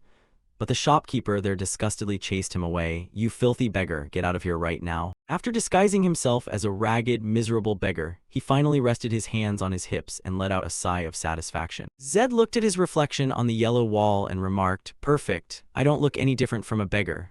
As he said this, he thought to himself, "Well then, time for me to go meet him, isn't it?" The king of the dark alleys, remembering that name, Zed immediately dashed forward, overflowing with excitement. In a poor, filthy neighborhood, darkness blanketed the entire space, adding to its grim and dangerous appearance. In a small, foul-smelling alley, where family crests ran rampant and bugs flew everywhere, Zed, currently disguised as a beggar, sat in a corner of the street, deep in thought about something. He looked up at an old, dilapidated building, sensing that the time had come, and asked himself, Now then, I should start making my move, right? Thinking it through, Zed immediately strode forward. His eyes were focused deep in thought as he looked at the ground, not noticing that a bald man was following him. The guy had another accomplice with him, and both of them watched Zed's back, waiting for the right moment to lunge and attack. But the number wasn't just limited to 2. There were a few more guys behind them eyeing Zed, and with his keen senses, he only needed to close his eyes to grasp the situation behind him. These bastards just know how to stand and watch. There are exactly 7 people around me. Now I can barely see anything beyond a few meters in front of me. Looks like it's time to move. Must be because I'm wearing beggar's clothes that I'm so hungry. If I had known it would be like this, I would have brought some dried meat, but then those guys would have already lunged at me. As he walked, Zed clutched his stomach, which was growling with hunger. Suddenly in front of him, a bulky guy appeared and blocked his path. Not only was he blocked from the front, but Zed was also surrounded from behind, and having anticipated this, he thought to himself, finally. The guy with the ridiculous haircut immediately cleared his throat to interrogate him. Where did you crawl out from, you bastard? No answer? If you're a rookie, then act like a rookie. Otherwise, you won't survive in this place. After hearing that, Zed was fed up with them, this guy's tricks. He wasn't afraid of the guy at all. On the contrary, he calmly said, "Do you have any food? I'm starving to death here." Seeing that he was being looked down upon, these bottom feeders gnashed their teeth in anger, and the bald man shouted, "Look at this bastard, he's asking for food the moment he opens his mouth. Where are you hiding it, huh?" Another bald guy appeared, lunging forward while yelling, "Don't worry, we'll make sure you die before you even get the chance to starve." But just as he swung his punch, Zed very quickly ducked his body to dodge it without even turning his head to look. The bald guy was stunned for a moment and shouted with excitement, "Whoa, this guy is actually pretty fast, huh?" As if by a secret signal, all the bottom feeders simultaneously swarmed Zed, and the guy with the ridiculous hair lunged forward and shouted, "You damn rat." The bald guy was once again the first to strike. He jumped high, preparing to bring down a painful blow with both hands from behind. Unfazed by these bottom feeders, Zed just glanced at them. He then lunged toward the bald guy, pushing him back toward his accomplices. Caught off guard, one of the guys was collided into by the bald man, and he gasped in pain. The remaining guy naturally couldn't let him have the chance to move. He immediately appeared in front of him and swung his elbow to attack his head. The guy screamed in fear, tightly closing his eyes and putting his hands up in front of his face to block it. But the elbow thrust was just a bluff to trick him. Right when it was just a few centimeters from his face, Zed changed the direction of his hand.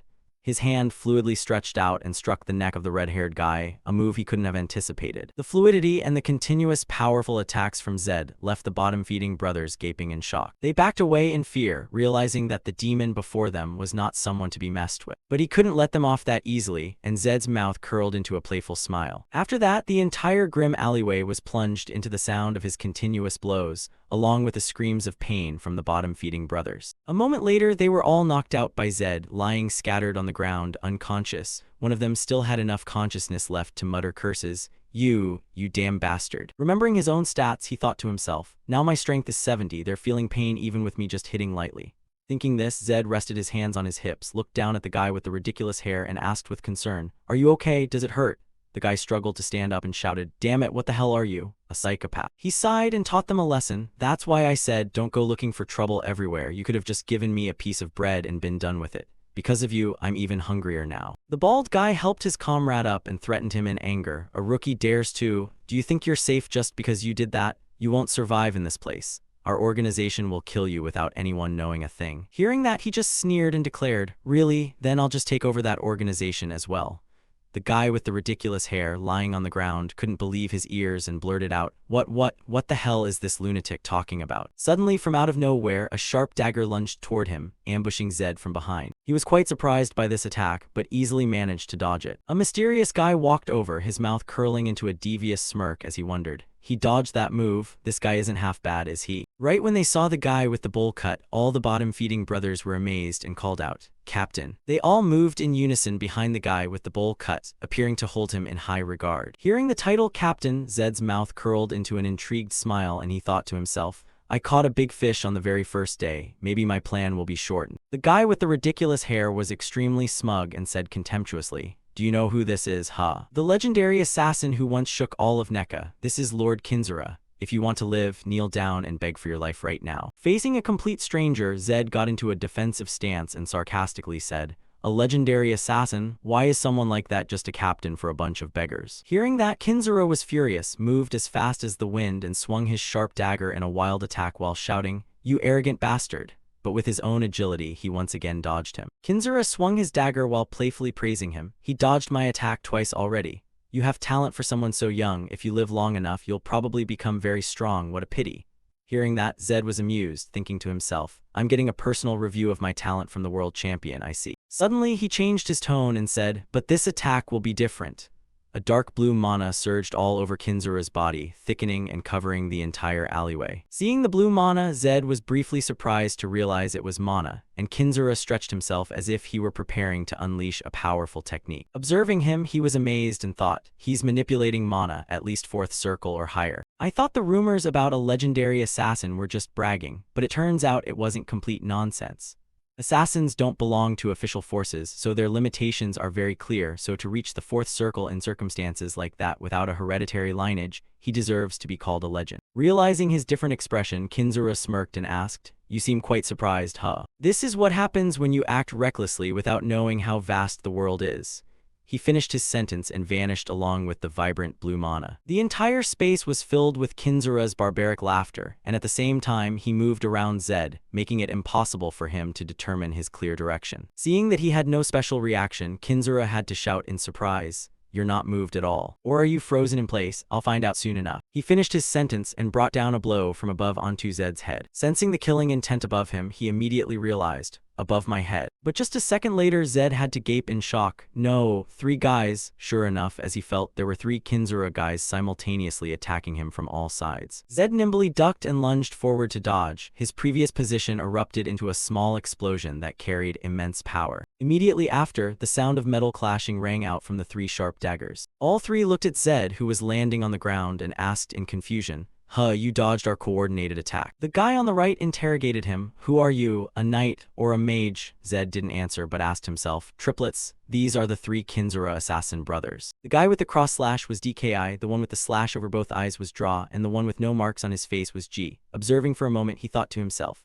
"Looking closely, they look identical, but each person has distinct mana. They use mana to hide their presence, that's why I didn't notice right away. Damn, what good is 100 perception points if I only have 5 mana?" Thinking this, Zed dusted his hands and stood up, saying, "Now I have to go all out."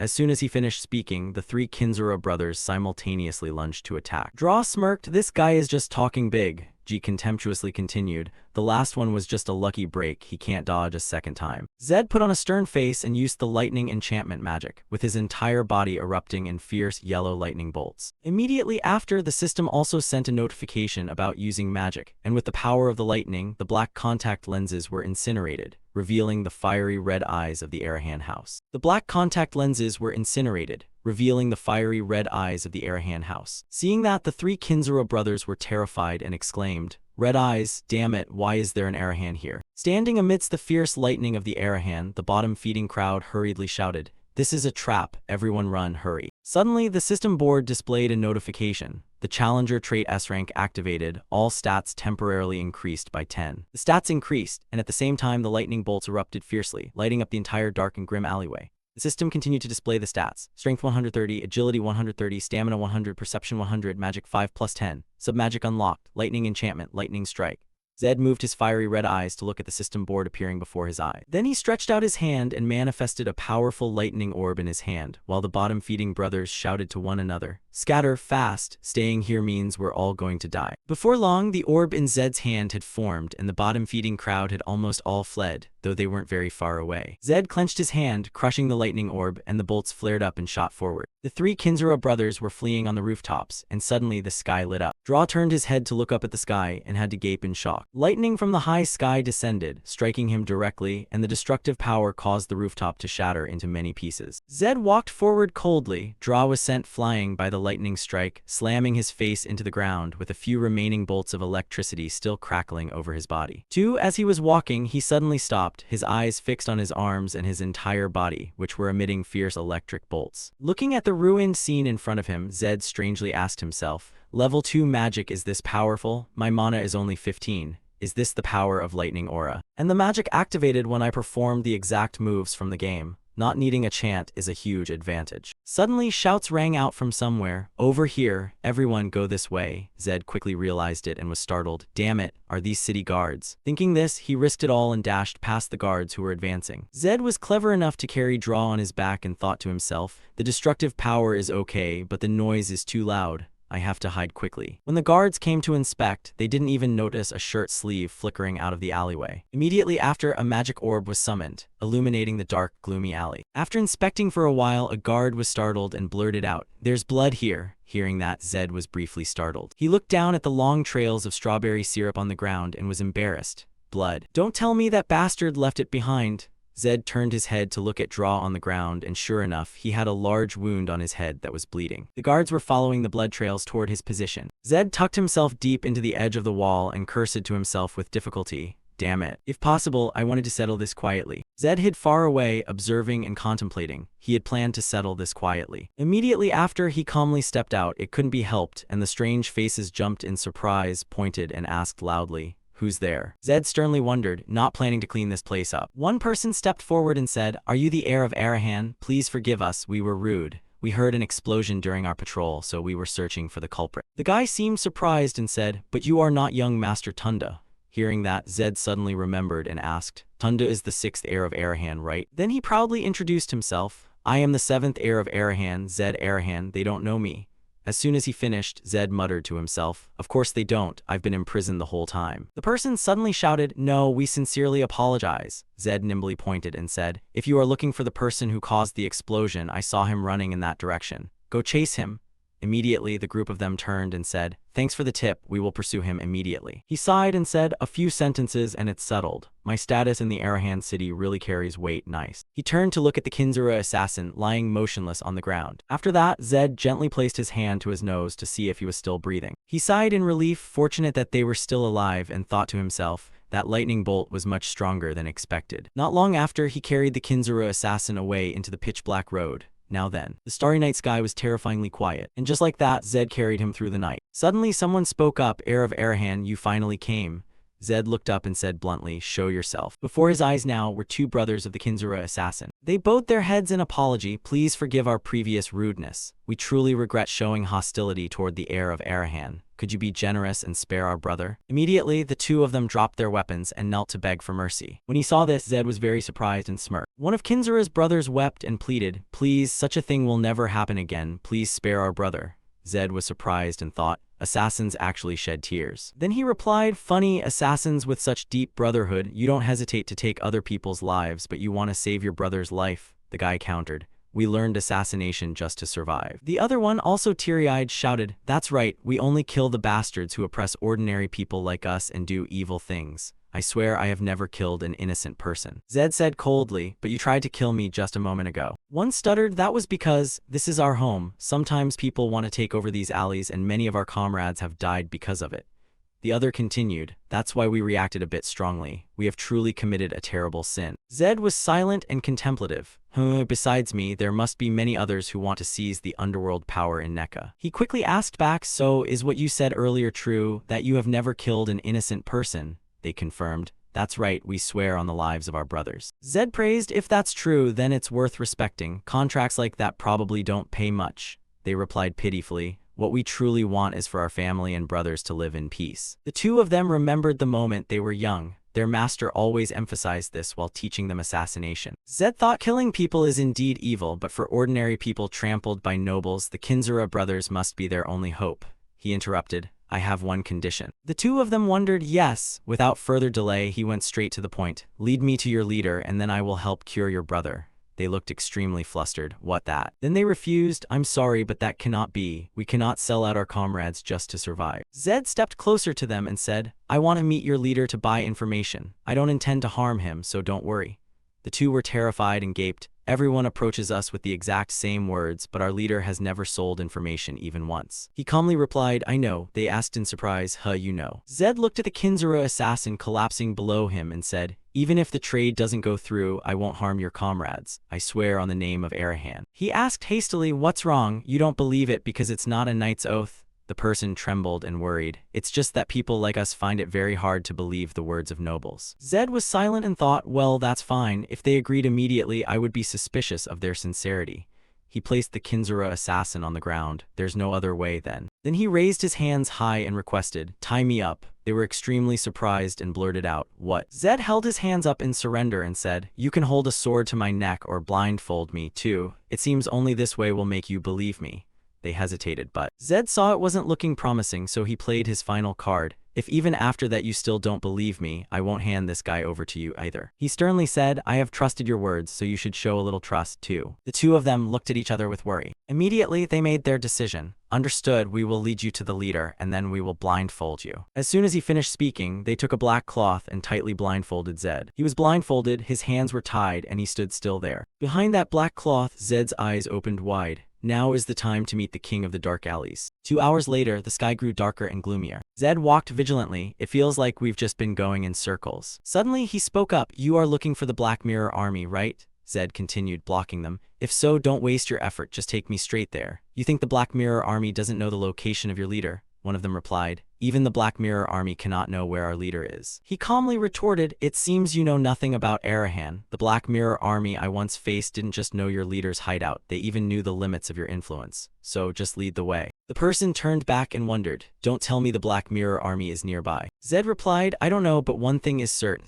No matter what schemes you have, you won't even touch the heels of the Black Mirror Army. He continued bluntly, I'm not looking down on you, it's just that the Black Mirror Army is on an entirely different level.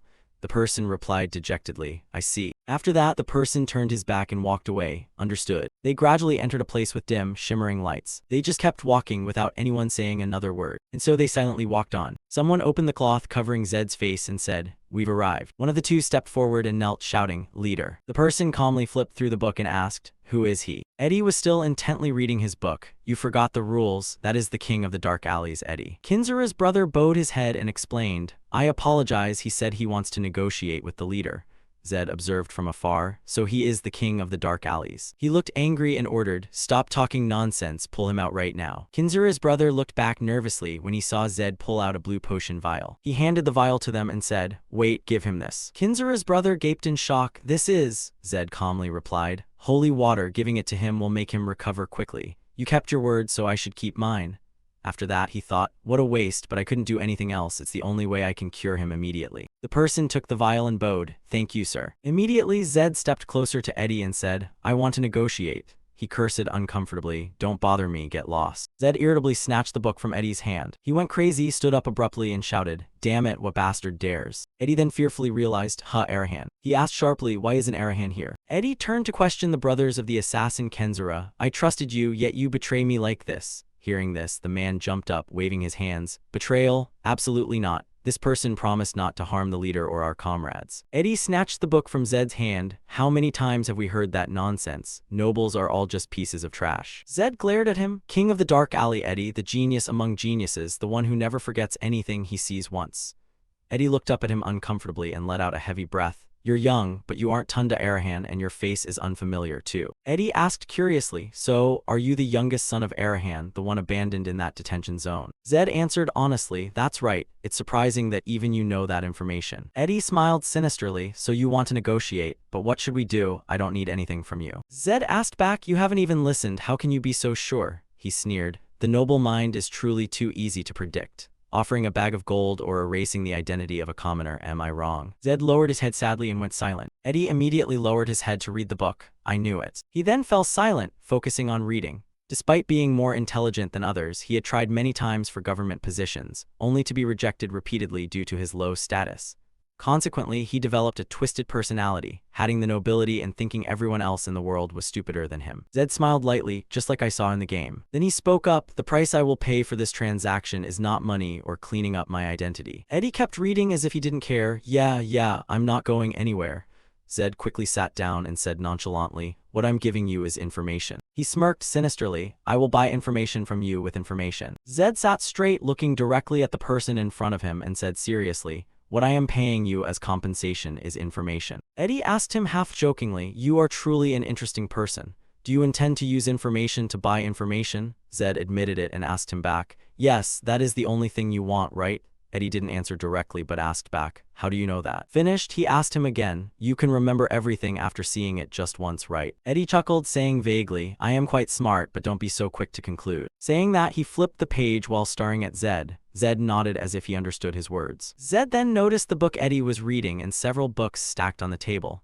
After pondering for a while, he made a judgment. It seems you like reading, but there is only one book here, which means you discard all the books you've finished. Eddie let out a few dry laughs, then asked him, sharp eyes, so what else can you guess? Zed released a firm statement, you are interested in trading. Hearing this, Eddie looked at him suspiciously. At this moment, Zed analyzed his gestures and actions more thoroughly. I can tell from your posture you have turned your body toward me. Eddie was slightly stunned and disbelieving. Finally, he raised both hands in surrender, smiling and agreeing to his proposal. All right, I will listen to what you have to say. Investing that much time seems reasonable. Zed sat straight, his voice deep and eerie as he made his demand. What I want is everything about Arahan. I need specific information about my brothers. Eddie was a bit excited, leaning toward him and commenting, is it due to the Civil War? Information can be money, weapons, and sometimes a shield. Saying that, he asked Zed back, but you missed the most important part. What information will you use to pay for this? Zed crossed his arms, leaning back in his chair and said seriously,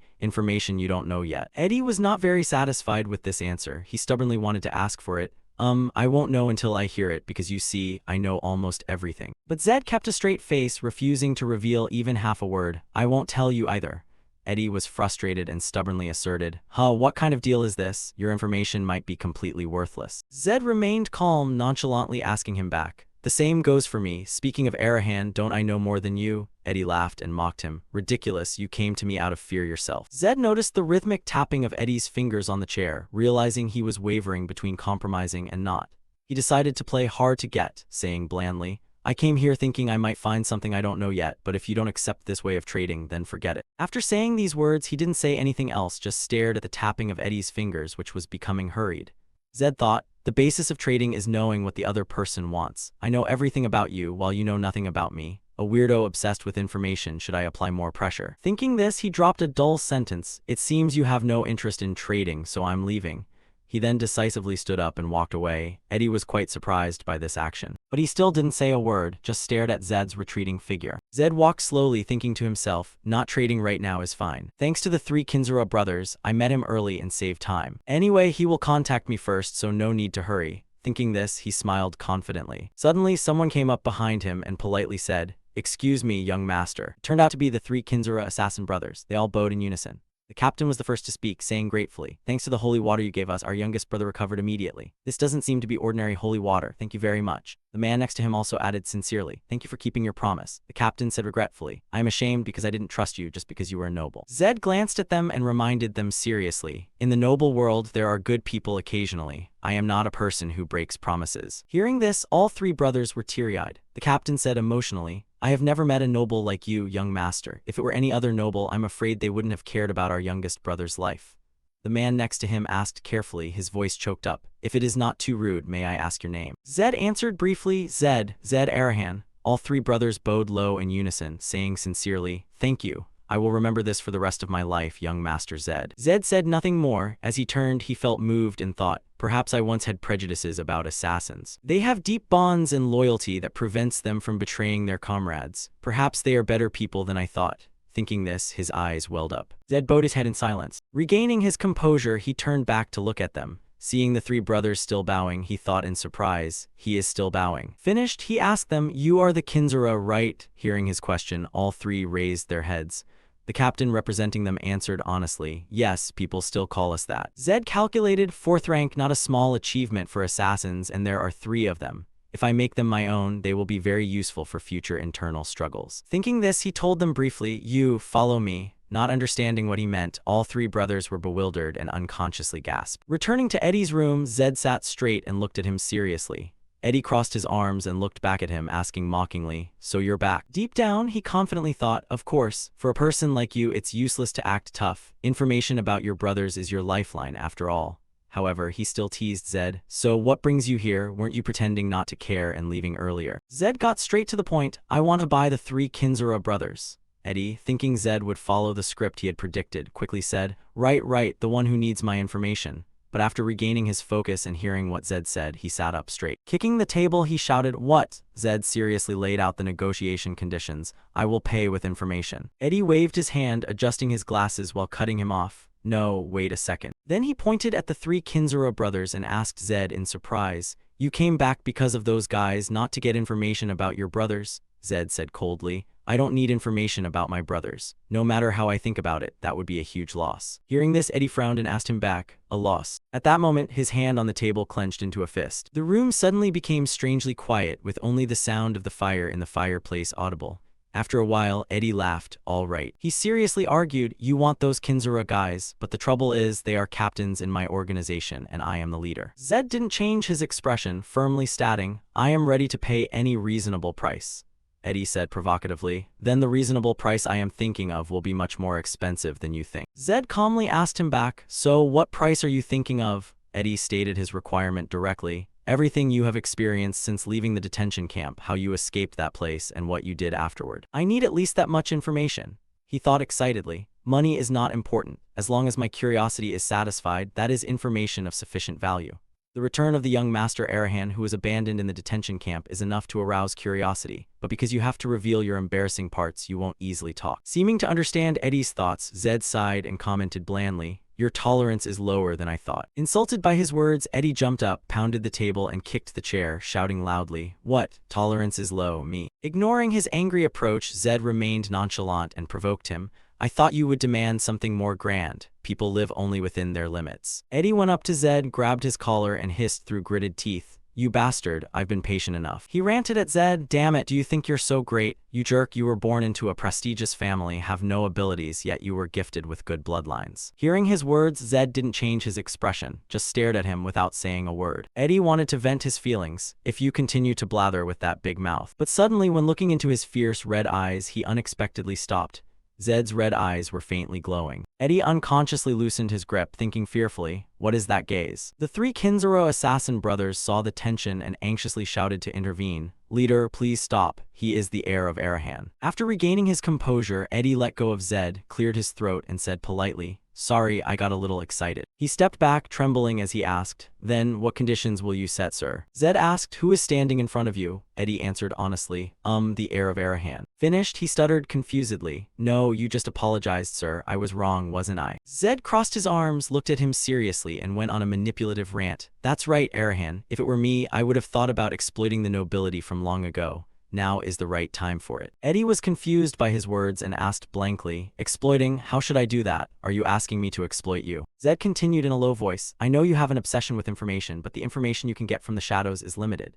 Eddie shyly admitted, That is unavoidable. I can't do otherwise, sir." Seeing he still didn't understand, Zed sighed, helplessly complaining, "You still don't get it." Eddie was even more confused and urged, "No, you actually haven't told me anything yet, sir." Zed used his fiery red eyes to look straight into his, ordering manipulatively, "Don't hide in the shadows anymore. Step into the light, I will help you." Nevertheless, Eddie's will still resisted, saying flusteredly, "No way, you don't know what you're talking about." Zed continued to manipulate, offering an invitation and painting a beautiful picture. "I will provide you with a building in a good location to open a detective office. Since nobles are the ones running the world, you must deal with them to get more information, right?" Hearing this, Eddie quickly retorted, "No, don't think I can't rise just because I lack money. Commoners cannot buy and sell buildings." Zed said seriously, "The owner of the building will be me, not you. You will be the tenant, running the business there."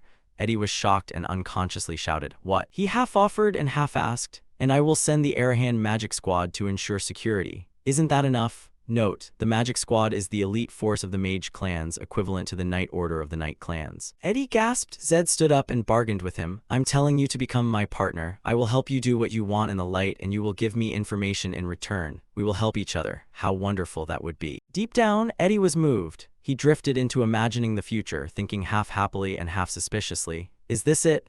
I can get the information I need while also having the members of the Magic Squad. Can I really believe this?" Thinking this, he hesitated and asked Zed back, "Really? You will really provide the building and also station members of the Magic Squad?" Zed emphasized confidently, "Really, I don't break promises."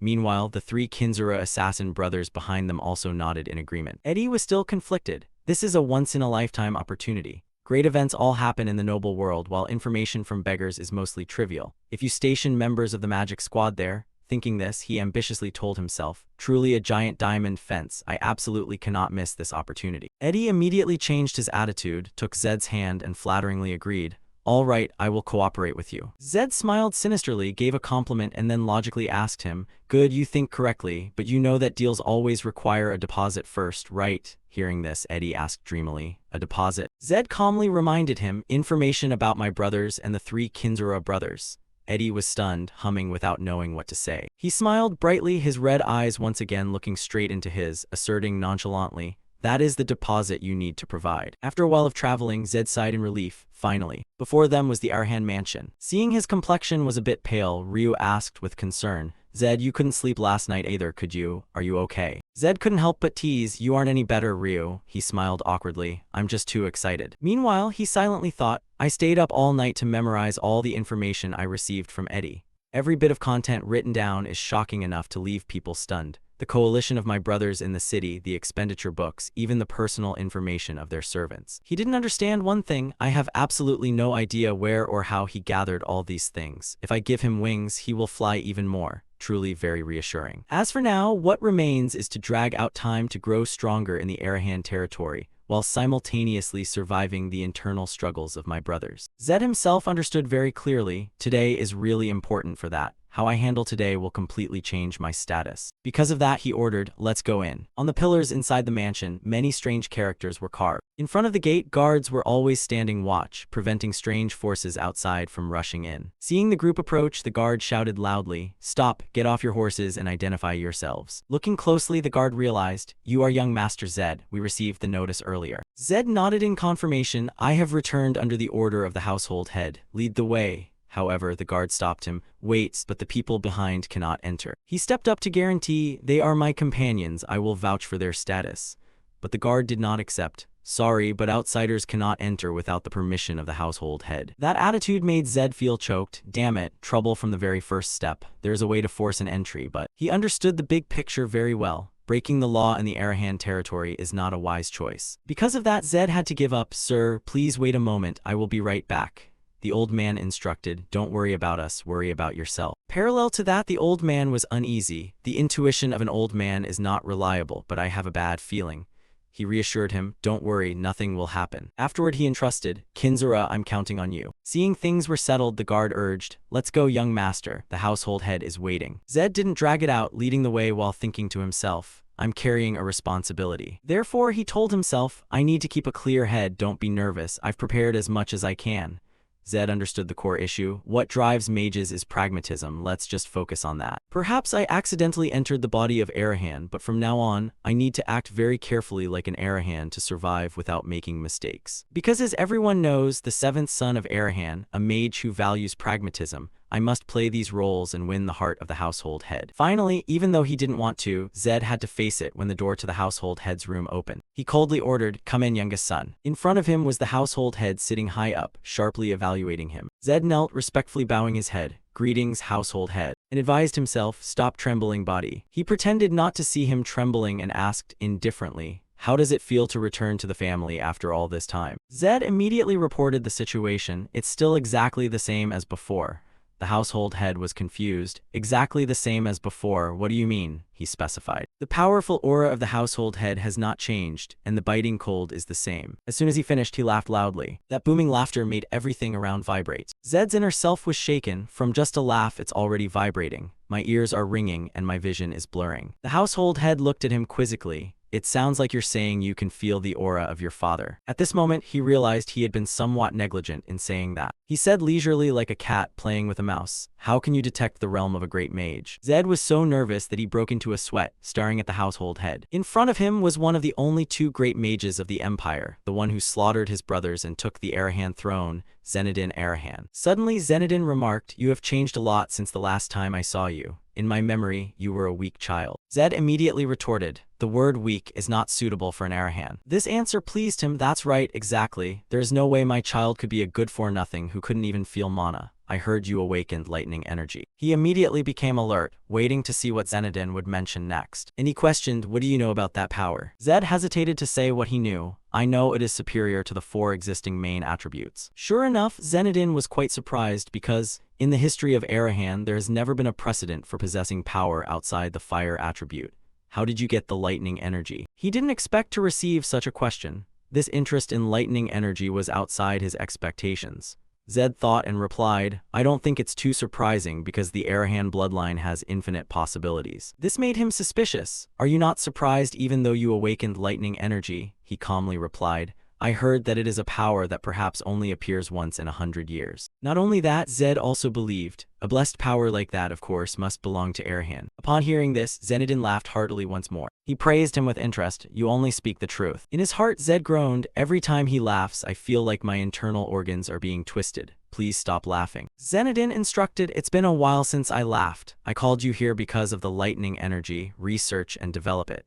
If you achieve a meaningful level, it will be worth more than any other achievement. Now Zed understood his goal, so in the end, he wants to turn this rare power called lightning energy into part of his own achievements. He even wants to exploit his youngest son who just returned alive. Anyway, it can be considered lucky. If he still wants something, he won't kill me immediately. He respectfully took the order. I will follow the order of the household head. Just as he was relieved, Zenodin mentioned the issue he was worried about. But before that, I must mention your wrongdoing. He questioned, I ask you, don't you know that the slave trader DeVito is connected to our family? He replied calmly, I know. This attitude made Zenodin go crazy, yet you executed that slave trader and you even used those despicable Bahal people. Based on that mindset, Zed determined, this maniac is showing his true colors now. Yes, the real game has only just begun. He explained calmly, I didn't do anything to harm the family. The slave traders are people who needed to be eliminated eventually. He stared intently at Zed, waiting to see how he would finish. Seeing Zenodin had calmed down, he continued to prove his point. Since they went against the Emperor's goals, I thought they would be harmful to the family in the long run. Hearing this, he assessed, your words are truly contradictory. Slave traders bring great long-term profits. They will drain the resources of the South. This was exactly what Zed was silently hoping for. He had anticipated this. Now he needed to persuade him by choosing words that would please the household head. After considering, he spoke, Household head, I believe that in pragmatism there is illegitimate profit and legitimate profit. This displeased Zenodin. Are you saying that profit from slave trading is illegitimate? Ridiculous, profit is just profit. Zed reassured himself. I am 15 years old now, so I am acting as stubborn as a 15-year-old would, so Zenodin will judge it as a mistake a young person might make.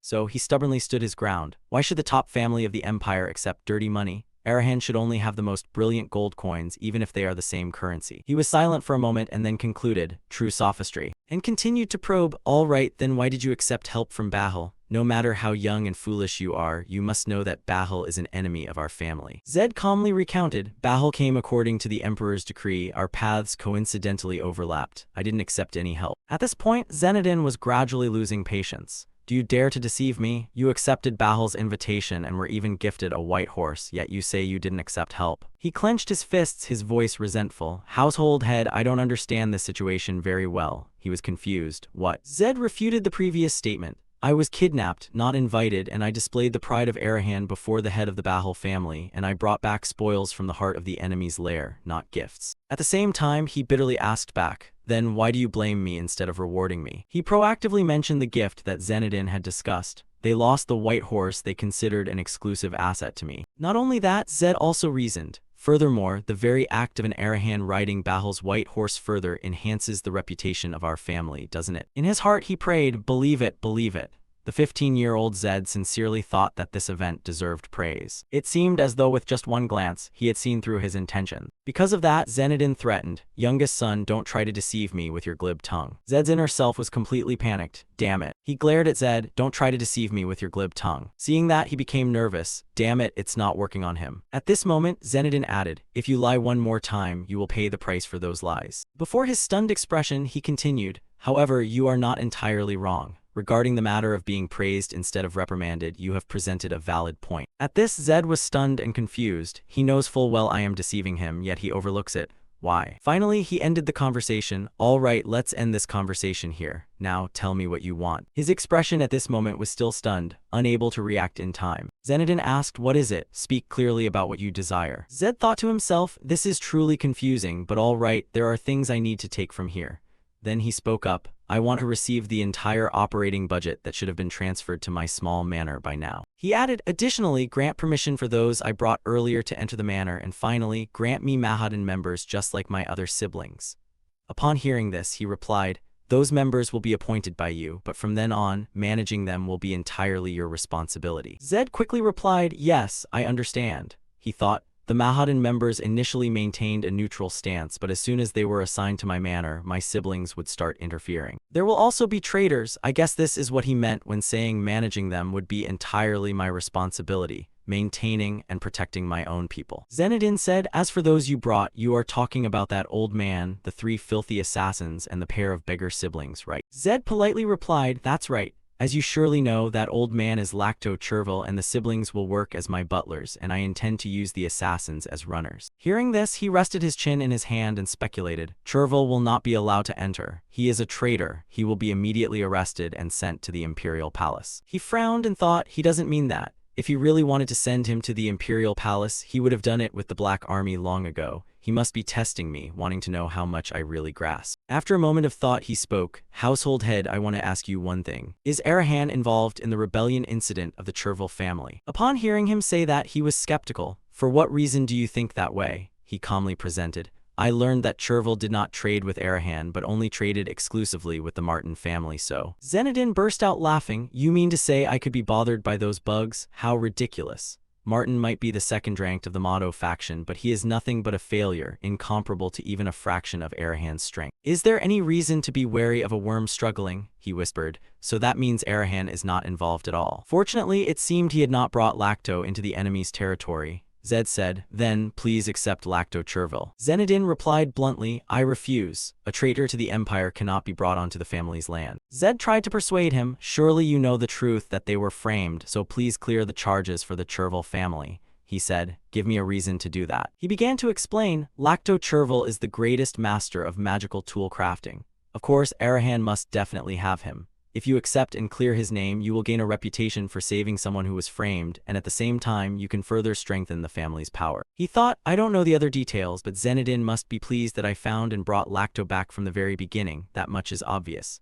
At this moment, Zenedin seemed pleased and agreed, all right, I will accept him, but I will not clear his charges. Since you are the one who brought him, solve this matter yourself. Zed obeyed, yes, I will follow the household head's order. He whispered in his heart, look, Zenedin didn't intervene directly. No, actually this is even better. Because now I can make Lacto completely my own person, which also gives me an excuse to leave the family territory. Zenedin said, you may withdraw. Zed replied, yes. Afterward, he slowly turned and walked away. Behind him, Zenedin's gaze remained fixed on him, lost in thought. At this moment, Kali's appeared beside him. He raised his hand in greeting. Household head, captain of Manhwa, Kali's rule. Zenedin asked, how do you find him? He looked toward Zed walking away and said, we are thinking the same thing. He is quite suspicious. He continued, it is indeed suspicious. On the outside, he looks like a child, but on the inside, it's as if... Kali's was also surprised. Even the eldest prince has never been that confident. Zenedin, as if having guessed Zed's tricks, asked Kali's, did you see how cunning the brat was when trying to deceive me? Truly a brazen guy. He wondered, is that why you let him be? I thought you would punish him. He recalled Zed's gaze earlier and laughed. It's because of that boy's desperate eyes. He thought to himself, the kind of expression that says he will definitely get what he wants.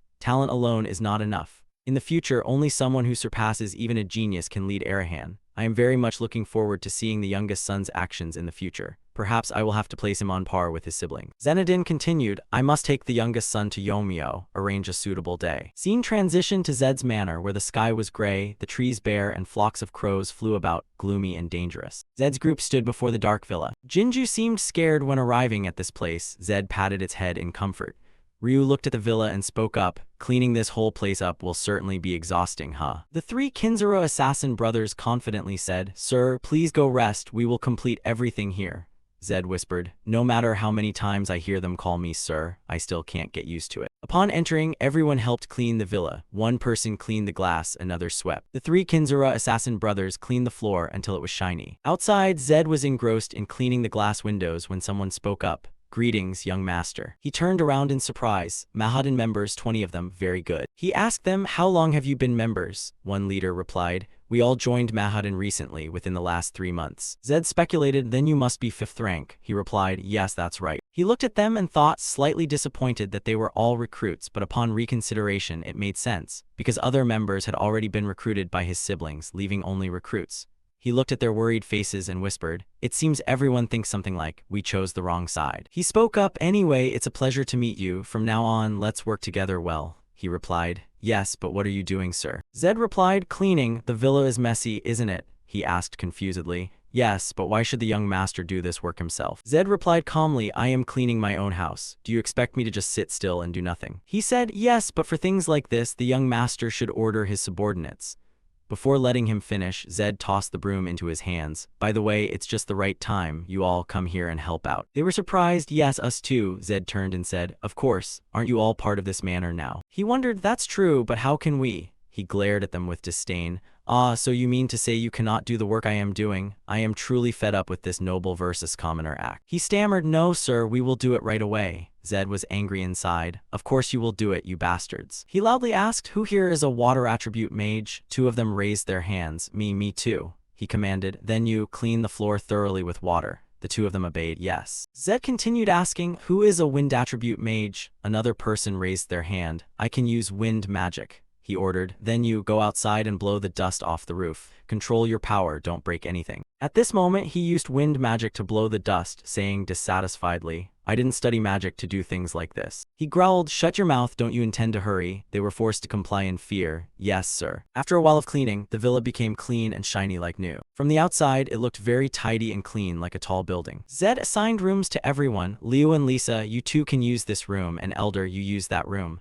Lisa heard this and danced with joy. Brother, our room is wonderful. Lacto Chervil said, too luxurious for an old man like me. Suddenly Ryu asked, Zed, by the way, is there anything to eat? Only then did he remember. Ah, that's right, I was so busy cleaning I almost forgot. Ryu said, I searched the entire kitchen and as expected, there is nothing to eat. The food we have is completely insufficient. What should we do? Zed stood with his arms crossed, deep in thought. I didn't expect to have to worry about a meal in the house of a noble family. Should we go into the city? At this hour, isn't it a bit too late? Ryu said dejectedly. How annoying, everyone must be hungry. Zed remained standing with his arms crossed and eyes closed, saying nothing. Then he spoke, the closest place is Tunda's manor, right? The Manhwafan leader replied, yes, that's right, but... He asked curiously, don't tell me you intend to go to young Master Tunda's place? Zed didn't hesitate to ask, is there any reason why I shouldn't go? He said, yes, it's better to find another way. An uninvited sibling visiting the manor of another sibling is no different from declaring war. Zed gloated, really, how perfect. Anyway, I intended to confront him right away. Scene transition to Tunda's villa where his shouting could be heard. Don't you know I hate the smell of onions? He shoved the food plate, causing it to shatter on the floor. Why do you keep bringing this garbage to me? 2 servant girls quietly bowed to clean up the mess. Tunda continued to scold. Are you not even going to answer when I speak? Should I kill you both right now? Grace brought food and said calmly, young master, these are your servants. You must treat them kindly. Grace Monet, the butler of Tunda Arahan. He shouted, it's because you are so lenient with them that they have become this arrogant. Grace, teach them a proper lesson. Tunda Arahan. She still said gently, then, young master, you shouldn't be picky about food. If you only eat what you like, your health will decline. Tunda complained, but I still hate onions. If you bring that thing to me again, I will kill those bastards. Grace thought helplessly, trying to please this brat is truly a hassle. Has the magic faded? Tonight I will have to perform a stronger one. Suddenly, a servant ran in, panicked. Miss Grace, there is a big problem. She turned back and asked uncomfortably, what is it? The servant presented. Outside, young Master Zed is here. Hearing this, Grace slammed her hand on the table angrily. What? He came at this hour without any invitation? This is a declaration of war. Gather all members immediately. How many people came with him? The servant hesitated and replied, young Master Zed came alone. Outside, Zed was riding Jinju toward them with a confident expression. The servant was so flustered that he stammered, that is, young Master Zed is alone. Obviously she didn't believe it. Alone, are you sure? Pressed, the servant became even more confused. Well, he is outside right now. Right at that moment, Zed walked in, startling everyone in the room. He appeared friendly. Having dinner, are you? Zed then walked leisurely toward the dining table, ignoring the many guards surrounding him. Suddenly, he scolded, look at these people. They see me and don't even greet me. A guard mustered the courage to step forward. Good evening, young Master Zed. By the way, what brings you here? Zed targeted someone. You must be Grace, the butler here, right? Seeing her standing there dazed, he said coldly, don't you intend to greet me? Even though she was addressed directly, Grace remained standing in silence without reacting. She thought with disdain, what makes this guy so confident? He is just a brat with a runny nose. However, Grace quickly realized this aura. Suspicion arose in her heart. Don't tell me they brought him back after he opened his mana. Zed continued leisurely. So, you still won't greet me? Seeing he wouldn't give up, Grace became confused. Finally, on the surface, she had to compromise. I am Grace Monet, young Master Tunda's butler, while internally she was cursing. Damn it, I, someone who truly holds power in this house, have to bow before this half-baked fool. It seemed like that was the end, but Zed added, acting like someone with power makes you arrogant, huh? Randomly releasing your aura and such. As soon as he finished speaking, she stood stunned by what she just heard. Grace silently realized, he is no longer someone who can be bullied like before. What the hell happened? There were many questions in her heart. Not only did he come alone, but what is with that attitude? He must definitely have something to rely on. And Grace saw the badge flashing, a priest's seal. Ignored, Tunda slammed the table in anger. Look at this jerk. Greeting, don't you greet your older brother. He scolded madly, have you lost your mind? Do you know where you are that you dare to crawl in here? He responded with a long sigh, I have nothing to say to you. Anyway, you are just a puppet. Insulted, Tunda became angry. What, a puppet? And did you just talk to me informally? Zed didn't bother to respond. What, is it uncomfortable? He admitted. Of course, I am your older brother. Feeling his authority challenged, Tunda challenged him. All right, coming here, this a declaration of war. He also boasted, I just learned a new magic. I have to test it on you, then you will naturally call me brother. She stopped him. Young master, please stop. Tunda snapped, get out of the way, Grace. I will teach this insolent younger brother a lesson. However, Grace was still determined. I told you to stop. He couldn't understand. What? Why are you doing this? You heard him talk informally to me, didn't you? He even mocked me, calling me a puppet. She still firmly held Tunda's hand. Young master, please, I will explain everything later, so now please stand still. In parallel, she bowed to him. I apologize on behalf of the young master for this discourtesy.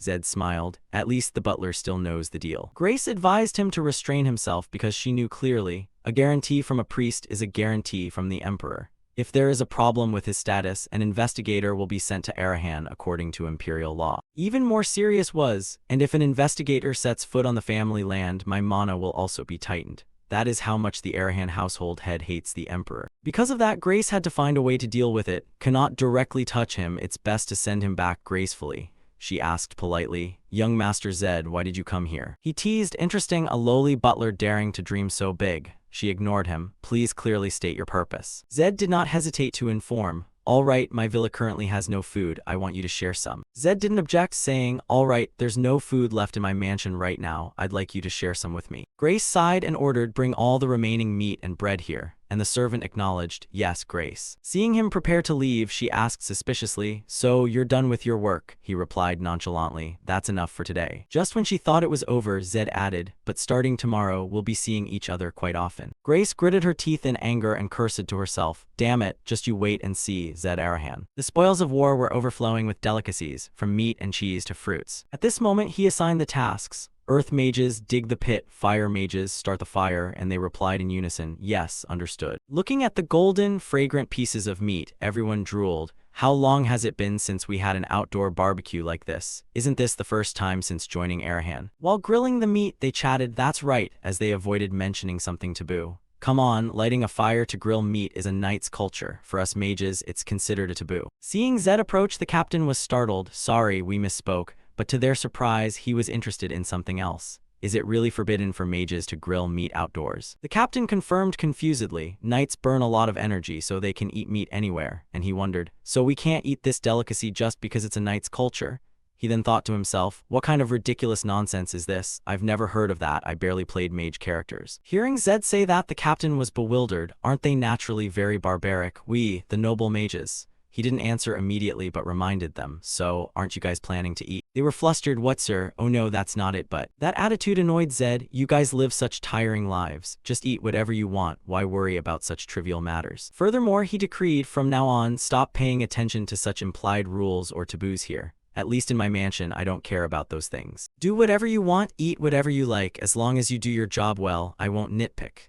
That open-minded ideology left everyone with their jaws dropped. Zed only needed everyone to be happy. It looks cooked already. Let's eat. And everyone was excited, yes. In his heart, he calculated, strike while the iron is hot. Ever since I declared war last night, I must continuously push forward with all my might. Zed quickly acted. The next morning, a guy clung to the door for dear life. Oh no, you can't. This building is the only asset my father left for me. He showed empathy. I know the papers are in your name, but the true owner is Tunda. Zed acted that way because he knew well that the Arahan family usually didn't buy assets in their own names, as a simple investigation could reveal it to the other brothers, and he intended to exploit that very point. The knight pounded the table and threatened, if we keep the young master waiting any longer, we won't escape his wrath. This isn't just a simple real estate transaction. Inside, Zed silently admitted, yes, this isn't just a regular property sale. This is an alarm signal for a power struggle. The guy tried to resist. I don't have the paperwork. Young Master Tunda obviously has it. He had been waiting for just that. I've already prepared for that.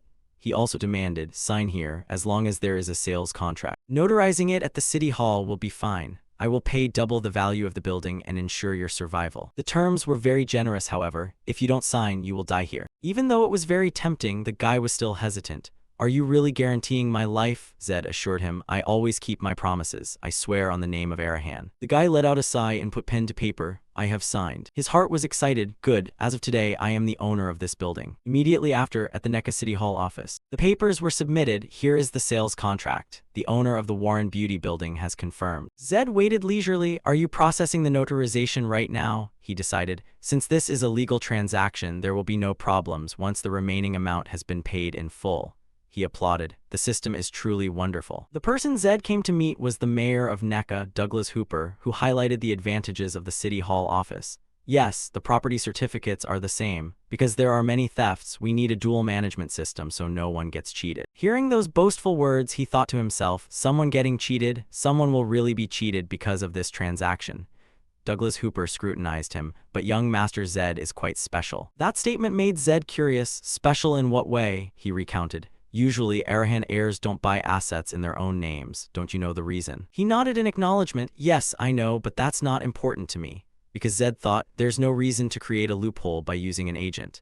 Just then, there was a commotion outside. Let go of me. Do you know who I am that you dare to block my path? Move aside now. Sure enough, just as predicted, the one who suffered the loss was here. Grace stomped into the mayor's office. Douglas Hooper immediately criticized. Grace, don't you know that using mana is forbidden here? She retorted. Ridiculous. Isn't the mayor the one breaking the law? Zed stood up with skepticism. Rules? Grace questioned. Are you asking because you don't know? That building belongs to young Master Tunda. She kept interrogating. Do you expect me to stay silent and suffer this betrayal? He refuted. I don't know what you're talking about. The owner of the building is listed as Warren Beatty. Grace asked indignantly, you are making a huge mistake. How do you intend to deal with the consequences? Are you that confident? Zed replied leisurely, you are the one who is wrong. What basis do you have to speak so loudly? Don't you understand the situation? She threatened him. As the butler for young Master Tunda and also a mage of the Monet family, I promise you this. You will definitely pay the price for today's actions. He sneered disdainfully. Now you're threatening me. I'll give you a warning as well. At the same time, Zed emphasized, whether it's revenge or gratitude, I will return tenfold what I have received.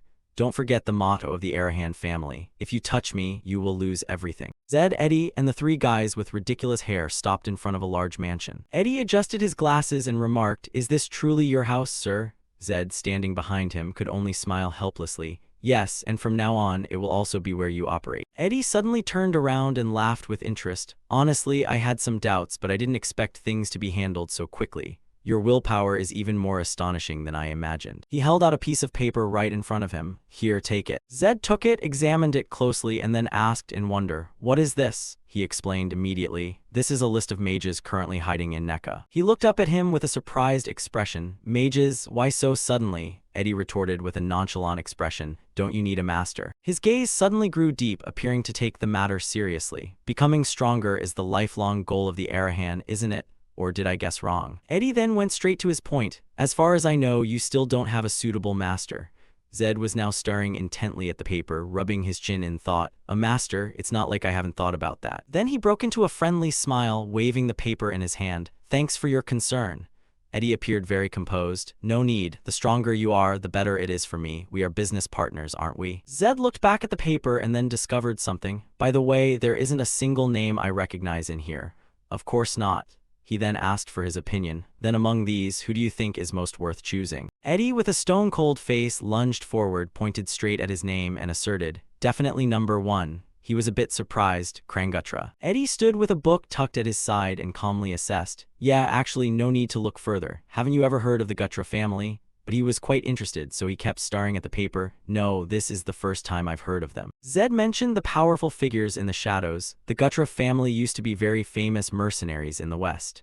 He just hummed coldly. Yeah, that was a long time ago. Zed looked straight at him and asked, a mage who works as a mercenary, that arrogant type of mage. Eddie patiently explained the issue. Honestly, for a small or medium-sized family, there is no better way to earn money than being a mercenary. It's just that their reputation in the eyes of the world is truly crazy. Suddenly, from behind, the guy in the middle with the ridiculous hair interjected into their conversation. I've also heard of the Gutra family. There's even a rumor that one Gutra is worth more than hearing a regular group of mercenaries, right? Eddie heard the signal from behind, took notice, and responded with agreement. That's right, their strength is very powerful, and because of that, their hearing price is also extremely expensive. That's why only wealthy nobles dare to invite them. Zed rubbed his chin with one hand, his gaze deep as he looked at the paper. A mage, but working as a mercenary. Suddenly, a large old pile of documents dropped onto the table. You can learn many things from Gutra. Honestly, you are not an ordinary mage. Eddie sat nonchalantly, swinging his legs on the chair, and said loudly, the beggar said, they fight extremely well now. His expression didn't seem very reasonable, and his demeanor was a bit hesitant. If they were once mercenaries, they must have accumulated countless different experiences. Eddie appeared knowledgeable and asserted, naturally, perhaps they are even proficient in scouting and assassination, and survival skills forged from enduring all kinds of hardships. Eddie sat with his hands on the table, legs crossed, and laughed calmly. As I see it, they are truly the perfect choice to become your master. Compared to Kranggutra, there's no need to look at anyone else. Zed held out the paper in his hand and raised an issue. But why did you list so many candidates? At this point, he became a bit apprehensive, speaking with a stutter, actually. From the other side, a loud punch echoed when it hit the wall. Tundra appeared with his eyes blazing in anger. He spoke while gritting his teeth. That bastard. I will definitely kill him. Does he dare touch my building without knowing who I am? After that, he saw Grace standing on one side and vented his anger immediately. Grace, what did you do to make the situation turn out like this? Tunda still hadn't bought off his anger, continuously unloading loud outbursts. Do you know how much money that building brings in? Wasn't it you who said we needed money to expand our power? She felt so much of a headache that she grimaced. Young Master Tunda. He continued to blame her in irritation while Grace had already stood up. You said so yourself, Grace. Grace, in a polite outfit with a serious gaze, stepped closer while her body was surrounded by killing intent. Young Master Tunda looked me straight in the eyes. Her pupils changed to purple, emitting a bit of purple smoke that spread through the air. In front of her chest, just outside her clothes, dark purple vapors were being emitted. Her hands were also stretching out as if grabbing those vapors. Both of Grace's hands, following the dark vapors, pressed onto Tunda's head, causing him to stop abruptly. His gaze gradually grew listless. He lost consciousness and his eyes slowly closed. Grace kept both hands pressed on his face, her gaze starring, and gave a warning. Be quiet for a moment, you brat. The expression on his face suddenly changed, suddenly becoming sad and then obedient. I'm sorry. At this time, Grace turned and left with pitch-black eyes. Let me think. She seemed very tired, leaned her body against the chair and sighed. How can I kill Zed? She teased while looking toward the puppet Tunda, who had lost consciousness and was approaching her. We will have to use the young master's slush fund. You will give it to us, right? Tunda looked as if he were under a spell. He obediently agreed to that request. Whatever Grace wants. She raised both hands in the air and laughed cruelly. Good. With that money, I will have to buy some extremely expensive people. Just in case I get caught, I will also use magic to seal my own mouth. Tunda, standing on the side, also spoke slowly. Okay, I trust Grace. Grace now happily reached out to pat his head and even praised him. Tunda is cute. Her gaze suddenly turned dark. Grace broke into a weird, suggestive, cruel smile. Look, when you're obedient, aren't you adorable? In front of a magnificent tall palace. A polite butler bowed to welcome them. Welcome to the Rivera Hotel, the best place in Nekka. It is a true honor to welcome you here. Zed managed to start a conversation with him and went straight to the point. I'm here because I'm looking for someone. The butler was also very enthusiastic in his reply. Is that so? If you go to the information desk, they will enthusiastically assist you. So after that, Zed just walked inside, but when Eddie tried to follow, a hand blocked him. It was the butler who blocked him. He refused outright. Sorry, you cannot enter there. He was surprised and turned to ask, I'm with them too. But the butler was firm. Only nobles are allowed to enter our hotel. The butler returned to his initial look with glasses and politely asked for sympathy. Due to the hotel's regulations, I hope you understand. Zed turned back toward the two of them but could only speak words of helplessness. Nothing else to be done. Eddie, you will have to wait here. He knew it and scratched his head in frustration. I cannot live with this injustice. A rotten world where only nobles are considered human beings. Deep down, he also sympathized. I think so too. The large lobby of the hotel was built wide and was entirely covered in gold. Zed stood inside, looking up with an interested expression. They really spent without holding back. After that, he approached the reception desk, placed his hand on it, and firmly demanded, I want to see the list of people renting rooms. The receptionist also followed the rules to serve his request. I can give you the list of standard rooms, but according to the regulations, I cannot reveal the guest list of special rooms. Zed heard that and also felt a bit annoyed. Regulations again. Zed still stared at the receptionist while she was in a hurry. Sorry, I will give you the list of standard rooms right away. He stood there silently, looking with a solemn expression, then thought in his head, maybe it's because I just went through Arahan's free pass that I find it a bit uncomfortable. No, nothing else can be done. The receptionist turned back and forth, hurriedly looking for all the information to meet his request. Arahan not making people in Nekka terrified means one of the brothers is the true owner of this hotel. But behind him, something caught his attention. Zed instinctively turned back to look. Behind him was a large staircase and the second-floor railing of the hotel. Zed looked around and mused. With this level of financial potential, they must be one of the top-tier lords. In that case, I cannot rely on Arahan's reputation to force them. While he was still lost in thought, the receptionist placed a file of lists on the table. This is the list of people currently in the standard rooms. Zed then picked up the file, flipped through it to examine. Not in the standard rooms. I heard he is famous as a mercenary, so he must have a lot of money. His eyes focused as much as possible on the paper, then one hand rubbed his chin in thought. Maybe it's difficult for Eddie to find out anything other than that Krangutra is staying at this hotel. Somehow, I have to find him. While he was quietly concentrating, a loud voice suddenly arrived, making him startle in confusion. Have you ever seen a hotel as stupid as this one? The voice grew louder. I ordered Birdie Mountain beef, so why did you bring this garbage out? Huh. Upstairs, the staff member was still trying to speak politely. Sir, is there anything that you are not satisfied with? A man who looked elderly was making a scene up there. What not satisfied? Bring the quality beef to me. Is this Birdie Mountain beef? Do you nobodies dare to deceive me? Hearing that, the staff member up there felt awkward. Sir, what do you mean? All the beef in our hotel comes from Birdie Mountain. There must be some misunderstanding here. And that was Krangutra. The old man was still insistent. Shut up. Do you think I've only been eating beef for a day or two? Do you think I can't tell the difference? Zed heard that voice, could only click his tongue and cursed silently in his head. Truly a psychopathic tyrant. But suddenly, at this moment, both his eyes widened. It seemed like Zed had recognized the familiar figure. No, wait, lean build, bald head, and Zed remembered Eddie's comfortable, flattering expression and the words he said then. Because his personality is too eccentric, if I can't recruit him, then I must find someone to replace him, right? Zed slowly stepped up each stair. Meanwhile, the old man was still making a big deal out of it. If you still don't bring the real Birdie Mountain beef to me, I won't pay the hotel bill. Deal with it yourself. In his head, he was still hesitant, but that's not eccentric, that's just arrogance. Krangutra looked back in confusion when he heard a voice from behind. Sir. The old man recognized him and was serious, with an expression that was not very surprised. I felt a strange aura from somewhere. So it was you, Krangutra, so it was really you. Zed, upon hearing that, felt confused. Huh. Krangutra didn't seem to welcome him. He went cold-faced, stood up, walked past him, and even complained. Early in the morning, I have to see the face of an Arahan. It seems today will be horribly unlucky. Zed was left helpless on the second floor, looking down at the old man's cold face and was still confused. What was that old man saying? No matter how crazy he is, how dare he speak disrespectfully to an Arahan? Zed glanced down below, then hesitated and guessed in his head. Could it be that he hates Arahan? He had just stepped down to the lobby when he encountered Eddie, who was rushing toward him, running and talking. Zed, just now did you see him? That old man is Krangutra. Zed replied immediately, I know. Eddie saw his weary, tired expression and seemed to have guessed it. You met him. I told you that his personality is very eccentric. At this point, Zed spoke up to reaffirm Krangutra's personality. That's not eccentric, that's just grumpy. He also spoke incoherently. Secluded experts often have some strange temperaments, right? So is that person completely unsuitable? If you don't like him, we can find another candidate. Zed raised his hand to his forehead and sighed in a weary, bored tone. The other candidates are all mages who have retired into hiding, level 5 or 6.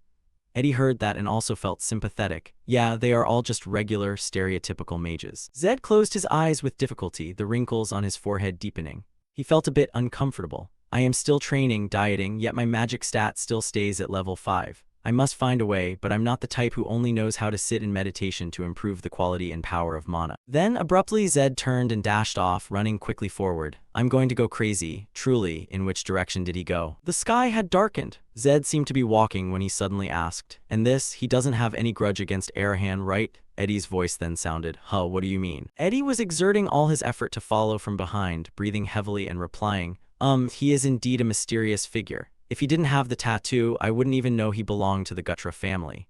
Zed seemed surprised by one thing, the tattoo on his forehead. He ran while breathing hot air, his face also grimaced in fatigue. Yes, claws and fangs are the symbols of Gutra. There he is. After a while, he finally stopped. Before, he was complaining about Bertus and beef, yet in the end, he went to eat meat. In his head, he suddenly remembered the image of Tors and the pieces of red beef. Wait, Tor said he would give me top-tier Bertus and beef, which is only provided to the Bahal family, if I use that to break the atmosphere. At this time, Krangutra was enjoying the meal with satisfaction beside the waiter. I am not the type of regular mage who trains by meditation. Naturally, the master I need also will not be an orthodox mage. Zed's face seemed to drop, his gaze didn't seem very happy. So let me try talking to him one more time. Of course, I am very angry, but... Zed stepped forward and then stopped at a spot. He immediately approached the table where the old man was sitting, then gently spoke. "Excuse me, sir," but he didn't seem happy, was angry, and pounded the table hard. "Damn it, you keep ruining my meal." Krangutra angrily turned his face and scolded loudly. "Why are you showing your face again? Did someone send you to collect the hotel bill or something?" The old man still continued to berate. "Damn it, those bastards." Zed's expression also changed, and he didn't really like this old man's personality. Breaking the atmosphere, my monkey, his personality is truly trash. He shut his mouth, turned to leave, and just glanced back one last time. "Fine, master or no master, I'm dropping it." His gaze suddenly stared up, his expression extremely vigilant. Zed stood still at one spot, and from another direction, something white was rushing toward him like a rocket. In a flash, both his eyes and the old man's eyes widened. With his seasoned reflexes, Krangutra sternly lunged to perform a counterattack, blocking the attack right before his eyes. The sharp darts dropped clanking onto the ground. Krangutra seemed angry but also calmly brushed off the dust on both hands. "What are these things?" Zed was initially confused, slowly looking at him with an expression of admiration. From behind him, he suddenly spoke. "Did you block them by focusing mana on your fingers?" Krangutra, standing in front, was suddenly startled when he heard those things. His gaze was quite sharp. "Quite observant, aren't you? Then you should have dodged them too." Zed continued to speak while his gaze was still excitedly remembering that recent demeanor of the old man. "Yes, but you struck first." Inside, he couldn't help but dwell on the matter. What was truly impressive is that he defended without even bothering to look at the daggers, moving in only that short moment. But the old man's attitude was still indifferent. Krangutra then reminded him, "Don't misunderstand. I only did that because if you died while you were with me, it would be troublesome for me." The old man raised one eyebrow, then cast his eyes in another direction. "But it seems this isn't a situation for chatting, right?" Zed also did not drop his guard, looking with a sharp gaze. The killing intent has become even thicker. But outside, an entire crowd of commoners and hooded people were chaotic. Fight, run, hurry. A group of soldiers holding swords and wearing black hoods were surrounding him and the old man. It seemed like Grace had already made her move. And yet Krangutra turned to look at him and laughed in a calm manner as if nothing affected him. "I was right, wasn't I? I told you that they were targeting you." He also didn't give in but said firmly, "I knew from before." Hearing that, the old man suddenly burst into laughter. "Let me help you." Zed placed one hand on his shoulder and waved the other around to warm up for the fight. Even if there are many of these small fries, they are still just small fries. The old man just glanced over and gave him a commendable compliment. An Arahan who is so full of self-confidence? Inside, the old man also anticipated. If an Arahan dies right in front of my eyes, it would be annoying. The old man stood still in the back, watching his back as he surged with energy to step up and fight those people. "For now, I will just stand and watch. When it gets dangerous, I will step in to help." When seeing the old man walk past, a few soldiers still tried to threaten. "Old man, don't interfere. Get lost so you don't get in our eyes." Krangutra just laughed and walked past them. "Don't mind me, just do your work. I couldn't miss such an interesting performance." One of the two soldiers grimaced in anger. Is he senile? Doesn't he understand what I said?" Krangutra raised one eyebrow and suddenly became serious. "The Gutra family." The soldiers, having heard that, stuttered in surprise. "Gutra, the legendary Krangutra." Immediately after, the old man still stood calmly, but an entire dense army of soldiers knelt down. "We didn't recognize the great predecessor. Please forgive us." But the old man didn't want to care. "I've never had any successors like you." All those soldiers, an entire crowd, looked at Krangutra with two eyes shining like car headlights. "We are the Atma mercenary group. It is truly an honor to meet the legendary predecessor of the mercenary world." Zed, left behind in the middle of them, could only be speechless. "Look at these guys, they truly look down on me." His expression suddenly felt provoked, suddenly realizing when he heard three words, "Mercenary, you are mercenaries." Krangutra glared at them with angry eyes, his entire body radiating killing intent, and shouted, "Since when do mercenaries accept assassination contracts? You aren't mercenaries, you're just trash. You can't even tell the difference between shit and piss." Hearing this, those soldiers looked dejected and answered honestly, "We apologize, business has been slow lately and a big job came our way. We have to look out for our own survival." But the old man was not easily swayed. Krangutra widened his eyes and roared, making the place tremble. "That is no excuse. Even mercenaries must consider reason and justice. A bunch of lackeys who take money and resolve everything indiscriminately are no mercenaries." The entire group followed his words obediently. "We apologize. We will engrave the senior's teachings deep in our hearts." Zed stood helplessly in the back, constantly evaluating in his head. "My God, what kind of ridiculous situation is this?" Krangutra turned back wearing an arrogant smile. "At least you know your manners. Anyway, since you've accepted the mission, you have to see it through to the end, right?" Zed looked up and saw something that left him confused and feeling a bit strange. Krangutra stood with his hands behind his back, then began to lecture seriously. "A word spoken must be a word kept. Once you've accepted something, pursuing it to the end is also the attitude of a mercenary."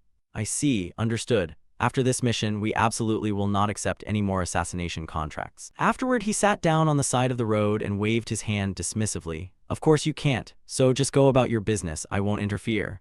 Hearing that, the black-clad group drew their swords, bloodthirsty, and aimed at him. "Yes." Zed stood in the very center of the mercenaries' encirclement, looking at them, and found it amusing internally. "This is truly ridiculous." His gaze flickered toward the old man sitting there, emitting a bitter aura. "He didn't even mock me." And then his body erupted. Bolts of lightning raced around Zed's body. A blue system screen appeared, using lightning form magic. Krangutra, sitting in the back, also flinched and looked surprised upon seeing that form. Not fire energy, but lightning energy. Someone in Arahan has awakened lightning energy. The mercenaries also hesitated, seeing that. "That is, what the hell is that?" The old man's pupils continuously tracked him. A quite unusual type of energy. In the late afternoon, a loud call rang out from the large building. "Sir." From somewhere, the three rooster-headed men suddenly appeared, abruptly standing right in front of him. One of them turned sharply to ask him anxiously, "Sir, are you okay?" Zed asked them calmly, "How did you know to come here?" The rooster-headed man with a mustache answered immediately, "This request was initially relayed to us through the beggars. They probably didn't know we were following you." The rooster-headed man with a line on his forehead added, "When we heard the news, we rushed over immediately." Zed stood there, hand on his chin, and smirked knowingly. "So they intended to hire you, huh? The money isn't small, they must be furious." A question came from the rooster-headed men. "Do you know who that person is?" His red eyes suddenly sharpened, detecting a powerful aura. "You will know exactly who that is soon." The faces of the mercenaries in front of him turned pale with worry. "Tell us who it is." One mercenary frowned, then answered decisively, "Not revealing the client is the fundamental principle of a mercenary." Zed nonchalantly used his trump card. "Really? If I drag them here and give them a beating, they'll spill it one way or another." In his head, he had already calculated his plan. "I have a solid suspicion now." Zed just stood still and ordered, "Make those bastards kneel before me." "Yes." And so the three rooster-headed men rushed toward them in a flash. "Sir." The numbers were lopsided, but all three rooster-headed men fought very fiercely. And after that, all three of them were wielding weapons. But their momentum was pushed back. Krangutra stepped forward and stood right in front of the mercenaries, smiling thinly. "These juniors are done for. You'd better retreat. Don't risk your lives attacking blindly. At your current level, you can't deal with them." Zed, observing from outside, asked directly, "Do you intend to intervene?" He stood casually and provoked him. "No matter how you torture them, you won't be able to pry a word from their mouths." His brow furrowed, his face becoming serious. "I'll leave that to me." The old man's calm voice interrupted. "These guys are under an illusion spell. Until the spell is broken, even if they want to speak, their mouths cannot open." Krangutra seized on that and mocked him openly. "It seems you are still quite green, to the point where you couldn't see through such a crude magic." Zed remained determined, looking at the old man, and asserted, "If it is magic, I can dispel it." Krangutra maintained his calm demeanor, then made an offer. "But then again, want to make a deal with me?" Zed, in his lightning form, felt a bit surprised and looked straight at the old man. "A deal?" Krangutra revealed a greedy look, then admitted, "I am interested in both your lightning energy and your true strength." His facial muscles tightened and his eyes widened in disbelief when he heard the old man's offer. "If you spar with me and defeat me, I will grant what you desire." The sky was darkening, and right in front of the large hotel, the old man understood the issue. I don't mean actually defeating me, that's impossible." Krangutra complacently opened both his hands, then laughed. "Instead, you only need to touch me and I will consider you the winner. Isn't that reasonable?" Zed stood there calmly, speaking to confirm the most important part. "If I win, will you truly grant me what I desire?" And of course, the old man kept his word. "That's right, do you want to make the deal?" His mouth smirked with a devious look. "Of course, let's do it right now." Zed clenched both his fists in front of his face, readying his stance, then stared intently at Krangutra. "I also need to confirm something." Zed's gaze became increasingly serious, his brows furrowed. Does Krang have enough qualifications to be my master? The old man's feet shuffled, he lifted one leg and said, "How refreshing, I like this." In an instant, the old man had moved right in front of his face. Standing very close, Krangutra whispered, "But isn't this place too cramped to be a fighting arena?" Zed was startled and felt confused hearing the old man's words. And suddenly, right there, a powerful shockwave exploded. The three rooster-headed men rushed over. "Sir." He was suddenly teleported, leaving his expression bewildered, his face also losing its confusion. When he stopped, Krangutra, who was ahead, saw that expression and said, "Is this your first time teleporting?" He calmly looked back at him and introduced, "This place is outside the city, so don't worry too much. This is a place I often visit whenever I feel bored." Krangutra quirked an eye, laughed once, and spoke up, "Then let's begin." Zed, since being teleported, hadn't opened his mouth to say a word. At this moment, he was even more tense, pensively preparing to fight. Krangutra stood still, observing Zed. He silently realized the atmosphere changed in the blink of an eye. Zed spoke, "I know that only high-level mages of at least 7th rank can use teleportation. Are you 7th rank?" The old man laughed loudly in response. "So you are obsessed with trivial things like ranks, whether mage or knight. They use that as a standard for power, not knowing it is completely useless." Zed questioned, "Are you saying rank is unimportant?" The old man replied, "There are many things even more important than that." Krangutra said, "In a real battle, victory or defeat is not decided by rank. There are countless factors that influence the outcome." He held out his hands and explained, "For example, experience from life and death battles, engraving those senses deep into your mind, things like that." Zed thought silently, "He's right." He reflected, both Clark and the youngest knight of Bahal had ranks much higher than mine, so when thinking about it, ranks are simply to categorize power. It cannot be considered an absolute measure of strength. He smirked, thinking, I didn't expect him to have the same thoughts as me. He is the first person in this world to realize something beyond ranks. Krangutra questioned, "What are you staring at?" He asked, "What's wrong? Do you not agree with what I said?" He smirked, "Well, I guess that is the limit of those called orthodox. They only think their way is the correct one."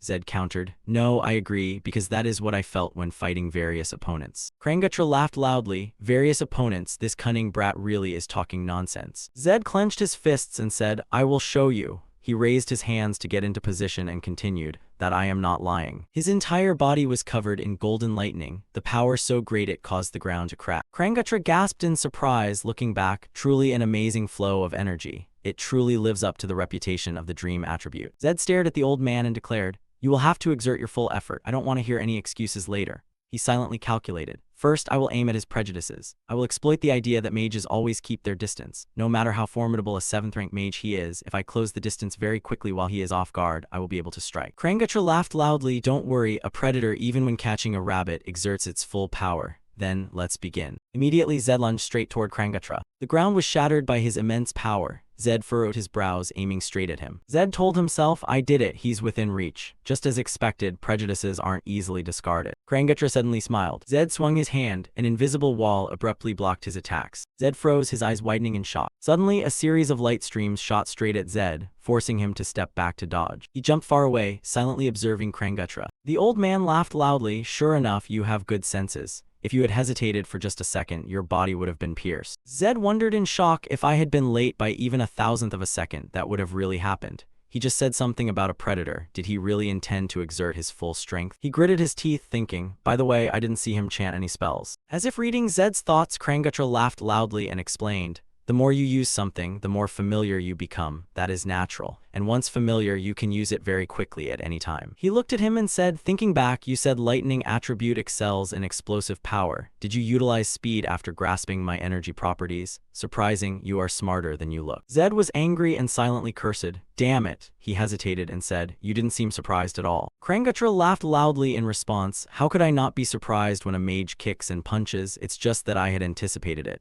He wondered, "You anticipated it?" He reached his hand toward him and then said, "I am talking about the stance you used from the beginning." He asked, "That is a stance I have never seen before, but it seems specialized for close quarters combat. Am I right?" Zed was stunned and wondered, "How? Are you sure you have never seen this stance before?" Krangutra smirked. He thought of Zed's image and then said, "Chin, temples, hips, that is a stance that guards all the vital points of the human body." He analyzed, "That is a stance that can kick at any moment. It is definitely not a stance an ordinary mage would use." Zed realized in shock, I didn't expect him to grasp so much just with one glance at my stance. He exclaimed, Your observational ability is truly amazing. Krangutra bowed and said, if that is all there is, then I am truly very disappointed. He sat down and continued, let's see if you have any other tricks. Zed thought angrily, damn it, he completely looked down on me. He furrowed his brows and silently calculated, I will approach very carefully. His observational ability is very sharp, so as soon as I activate the trait, he will immediately realize it. Afterward, he moved continuously at high speed, creating afterimages around Krangutra. I will distract him, then activate the trait and attack. The old man laughed and asked, interesting, do you intend to stun this old man? Zed thought silently, this could be my final move, so I must be as careful as possible. Krangutra opened his mouth wide. He stretched his body and let out a huge yawn. Zed silently realized, a blatant provocation. Damn it, I almost rushed in. He laughed loudly and provoked him. Can you endure it? Are you afraid? Zed lunged behind Krangutra, angrily cursing. Damn it, you mentally ill old man. The system appeared, trait, tenacious challenger activated.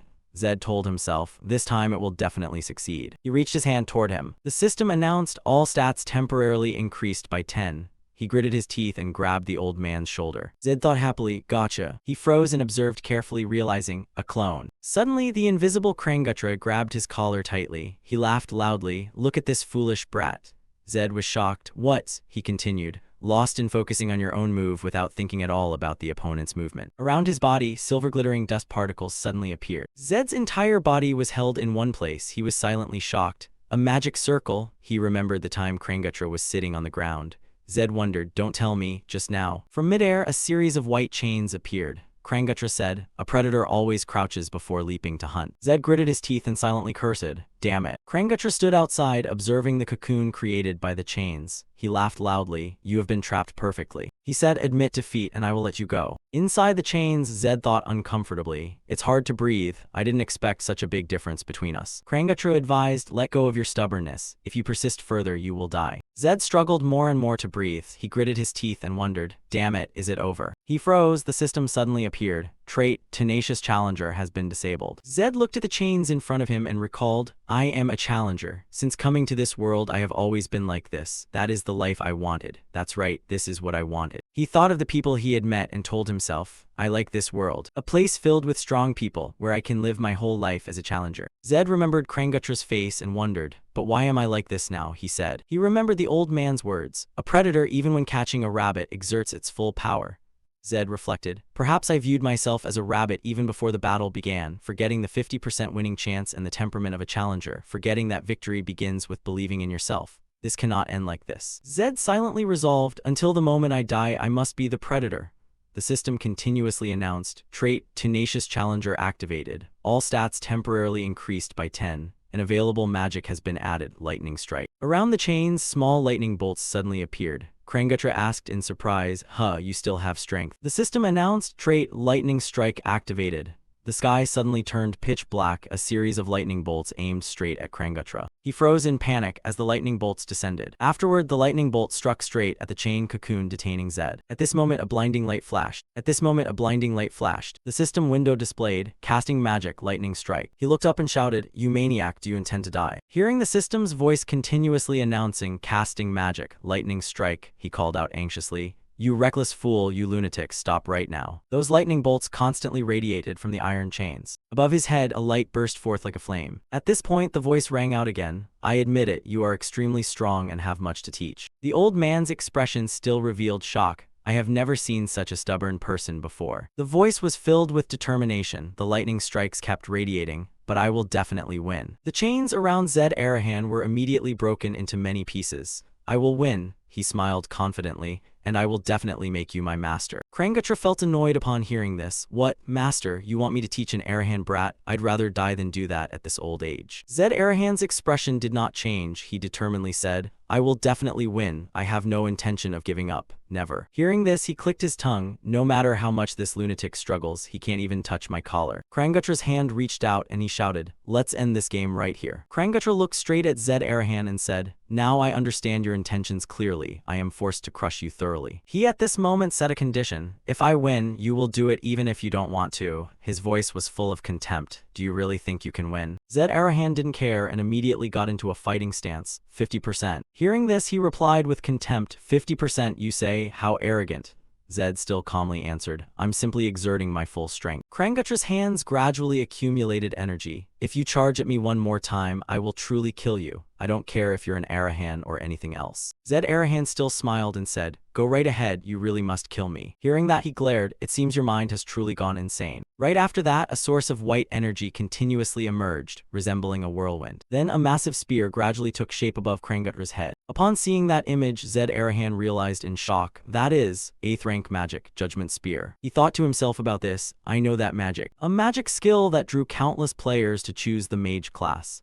So Zed Arahan exclaimed, Judgment Spear, you are quite good at hiding your status as an 8th rank mage. Hearing this, his voice became astonished. What? How do you know about that? It continued to develop, swirling and rolling, and Krangutra's voice became gloomy. This is getting annoying. It seems you truly must die here. Zed Arahan smiled and answered, now I can't give up anymore. Now try to block my final move. He looked ahead, slightly tense, thinking to himself, can I survive after being hit by the Judgment Spear? However, it went without saying that Zed Arahan silently gave the answer himself. No, that probability is 0, but that very terrifying probability will be my opportunity.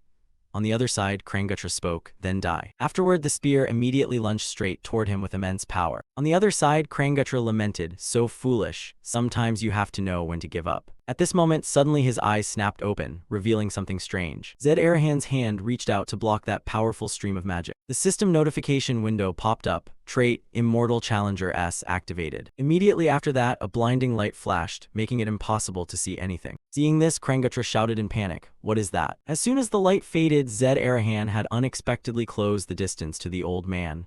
Krangutra shouted in astonishment, how could this happen? Zed Arahan was right in front of his eyes, smiling as he lunged forward. He gritted his teeth and immediately stood next to Krangutra. His expression upon seeing this was stunned with wide eyes. Krangutra's arm had been tightly gripped by Zed Arahan. Then a massive, explosive sound rang out. A moment later, the dust gradually cleared, and Krangutra was lying settled on the ground, his face still stunned. He lay right next to Zed Arahan, unable to help but lament. Truly, you live long enough to witness all sorts of things. I lose to a kid like this. At this moment, he was sleeping soundly next to Krangutra, to have to suffer this humiliation at this age. Then a laugh rang out asking, do you think you'll be any different? How do you intend to take down this stubborn guy? Krangutra looked over and pulled himself up. My clothes are all torn. It's been 7 years since I left that boring life of a mercenary. I once thought I had no goals left. He recalled some past memory, a mysterious ability that could neutralize magic, and a will to win with all my strength. Krangutra sat up, looked at Zed Arahan lying on the ground, and sighed lightly. They abandoned a child like this in the detention camp. Zenodin, that bastard, has truly grown senile. Seeing him sleeping soundly, he thought further. I heard his mana was only awakened recently, and yet this rate of growth. Krangutra silently affirmed in his heart. In a few years, he could dominate the entire empire.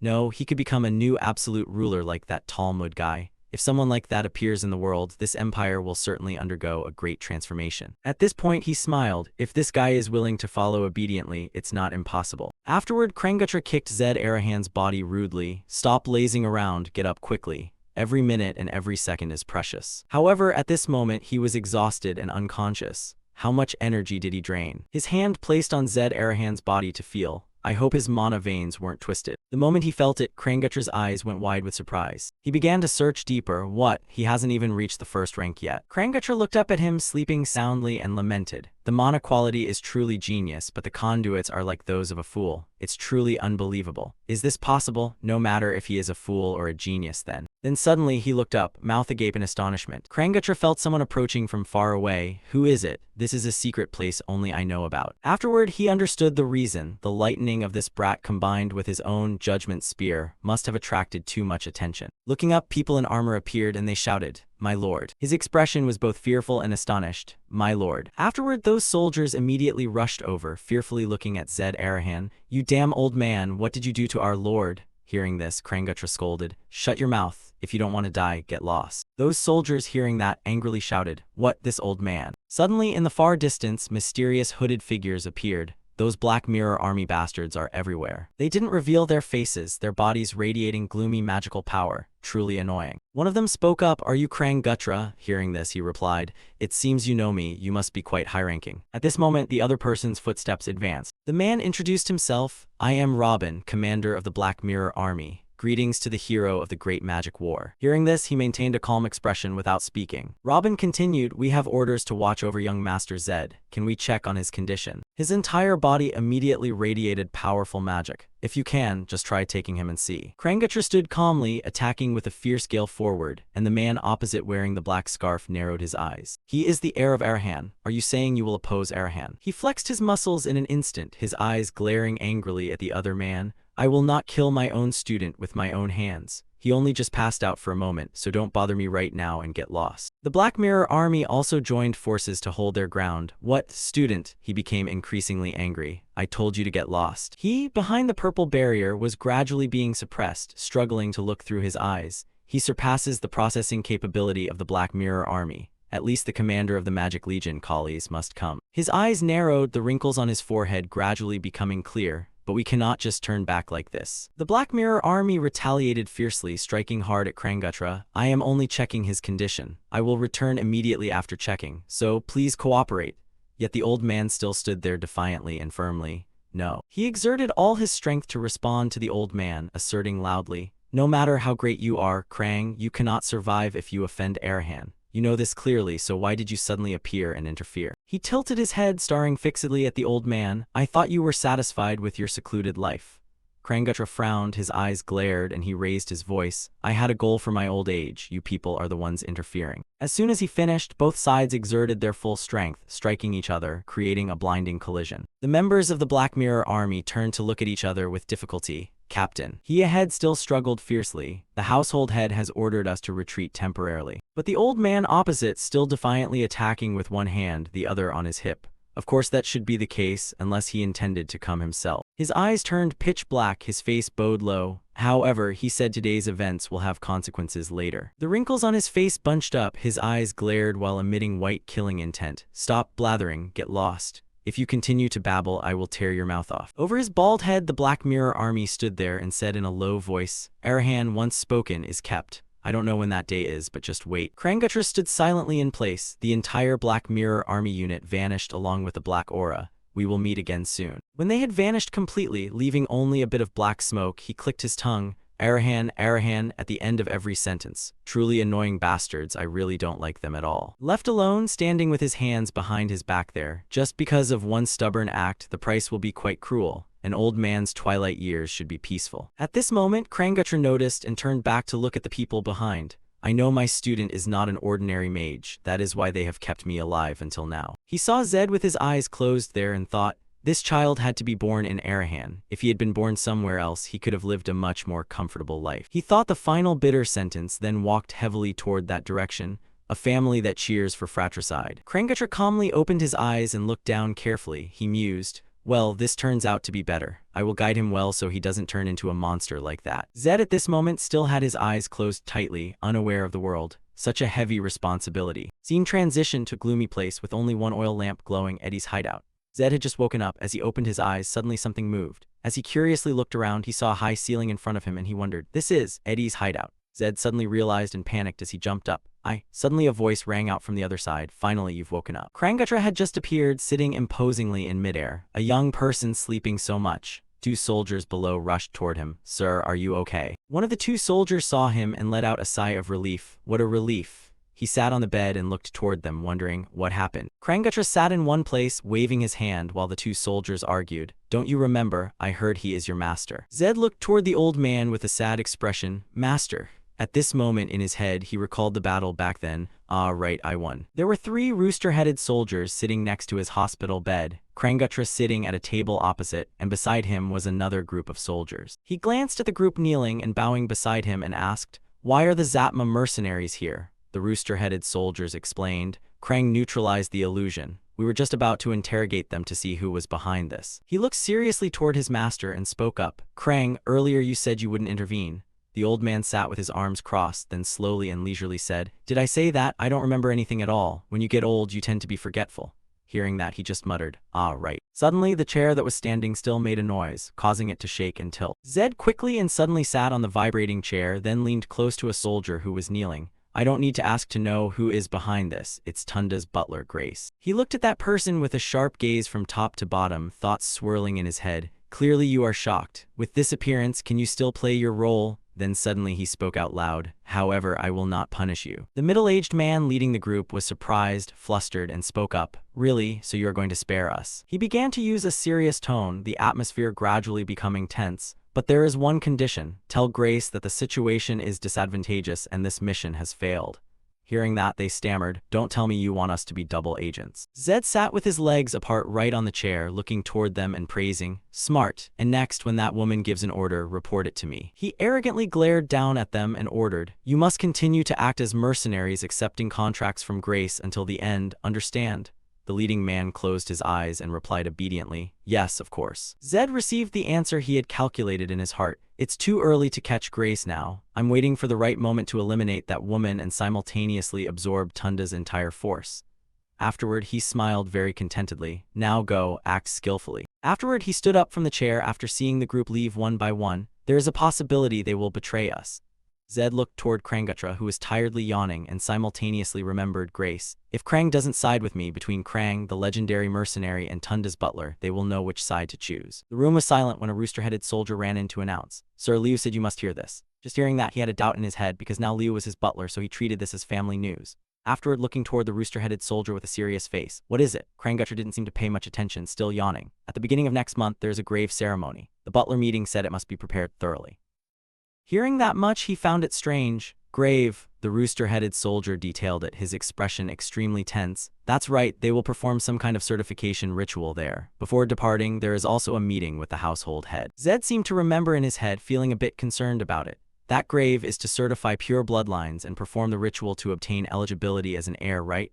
But he also calmly asked for the reason because he still felt strange. "I'm not even 20 yet, why so early? Who is the subject, me and Tunda?" The three rooster-headed soldiers stood in a vertical line and replied in unison. "Yes, they said so." His expression became pensive, brows furrowed. "What is the household head thinking?" An old man with bloodshot eyes was sitting on the throne before many people. "Becoming an heir is beneficial, but certainly also harmful. The benefit is being able to leave the family territory and go anywhere in the empire, just like the Tor's case last time.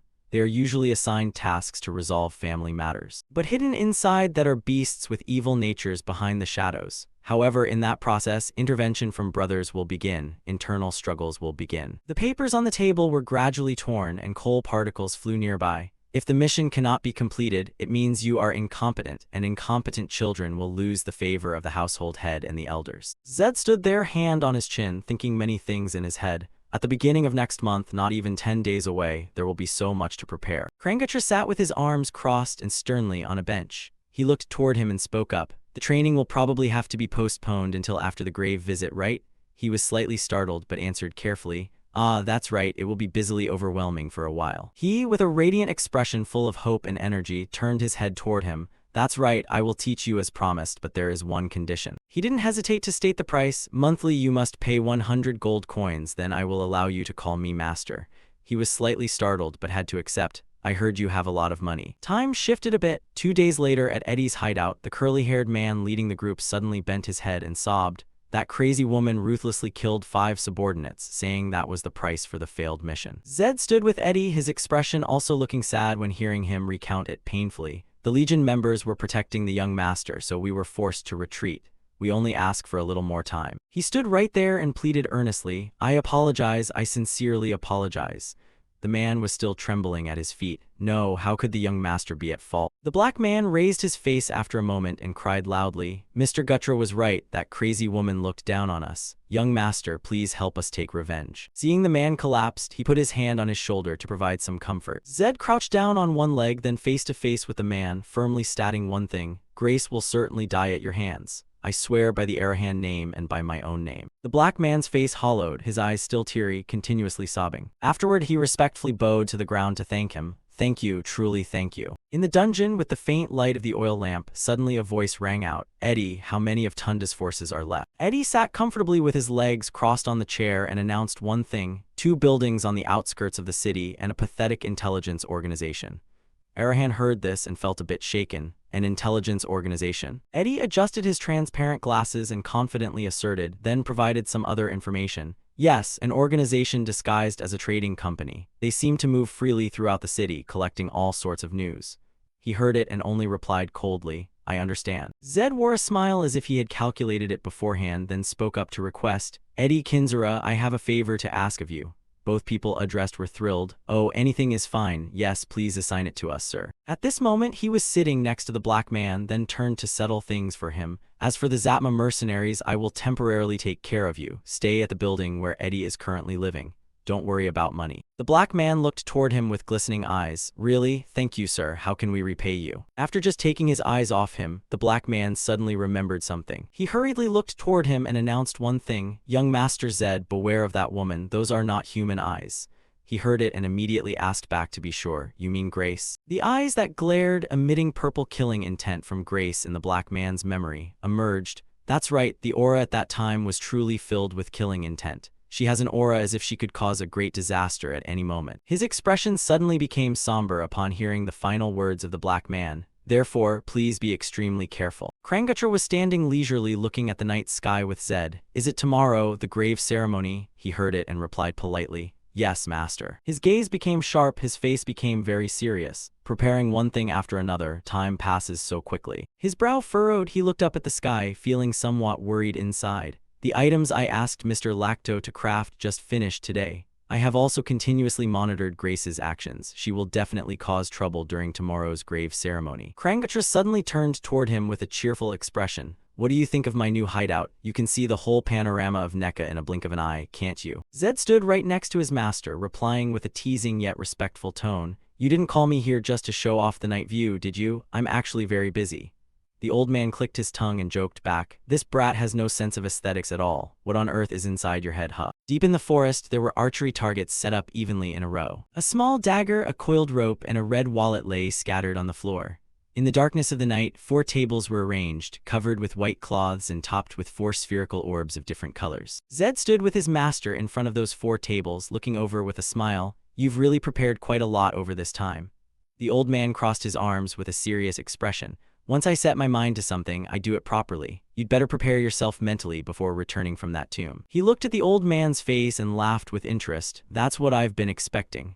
Krangutra suddenly burst into laughter. This brat is nothing but talk. Then he pointed his index finger at the table with the glowing yellow orb. Anyway, try breaking this one. Zed followed his instruction and approached the table, gathering a bit of lightning in his hand. Do you want me to use lightning strike? This place will be exposed, though.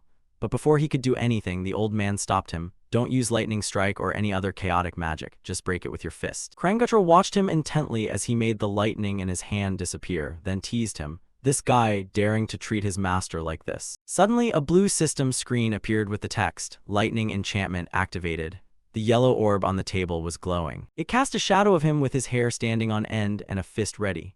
Zed concentrated as much as he could, his hair bristling. He hesitated for a moment. Looking at the size, it seems fragile, but that's a mana stone that requires at least first circle magic to break. It might still be too much for me. Krangutra stood staring from one side and urged him, hurry up. Arahan followed suit and quickly got into position. Yes, yes. Immediately, he delivered a powerful punch that emitted yellow lightning energy. His blood-red eyes suddenly widened. He suddenly felt something strange. Zed just pulled his fist, still crackling with lightning, away to find the orb shattered into many pieces on the table. Krangutra saw this and seemed amused and satisfied. As expected, try breaking the next one.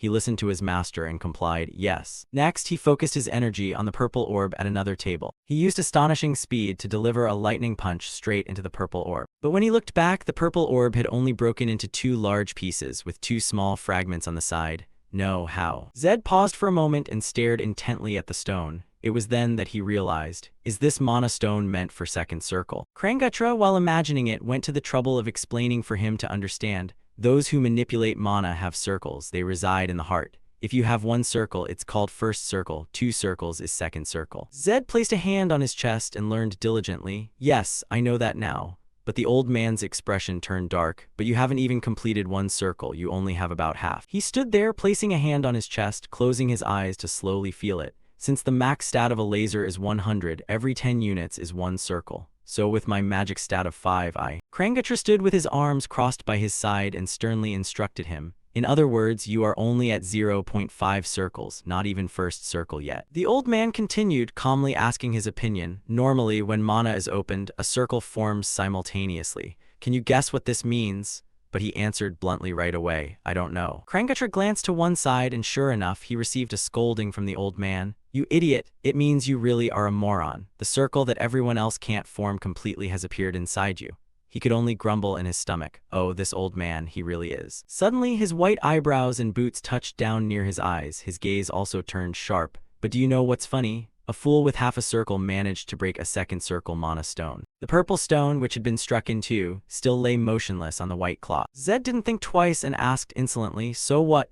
And he immediately received a painful knock on the head from his master. So what you say? While holding his aching head, the old man urged, Think you idiot, imagine if you reached the 10th circle. Smoke seemed to be rising from his head. His expression suddenly turned serious as he heard his master speak further. Even when at the same 10th circle you would reach a realm far higher than others. The limit of the human body is 10 circles. The old man laughed excitedly and then firmly asserted, Therefore, you are a genius, perhaps a genius who can surpass even Temud. Since ancient times, there had been a powerful figure in the shadows, holding a sword and standing atop thousands of corpses.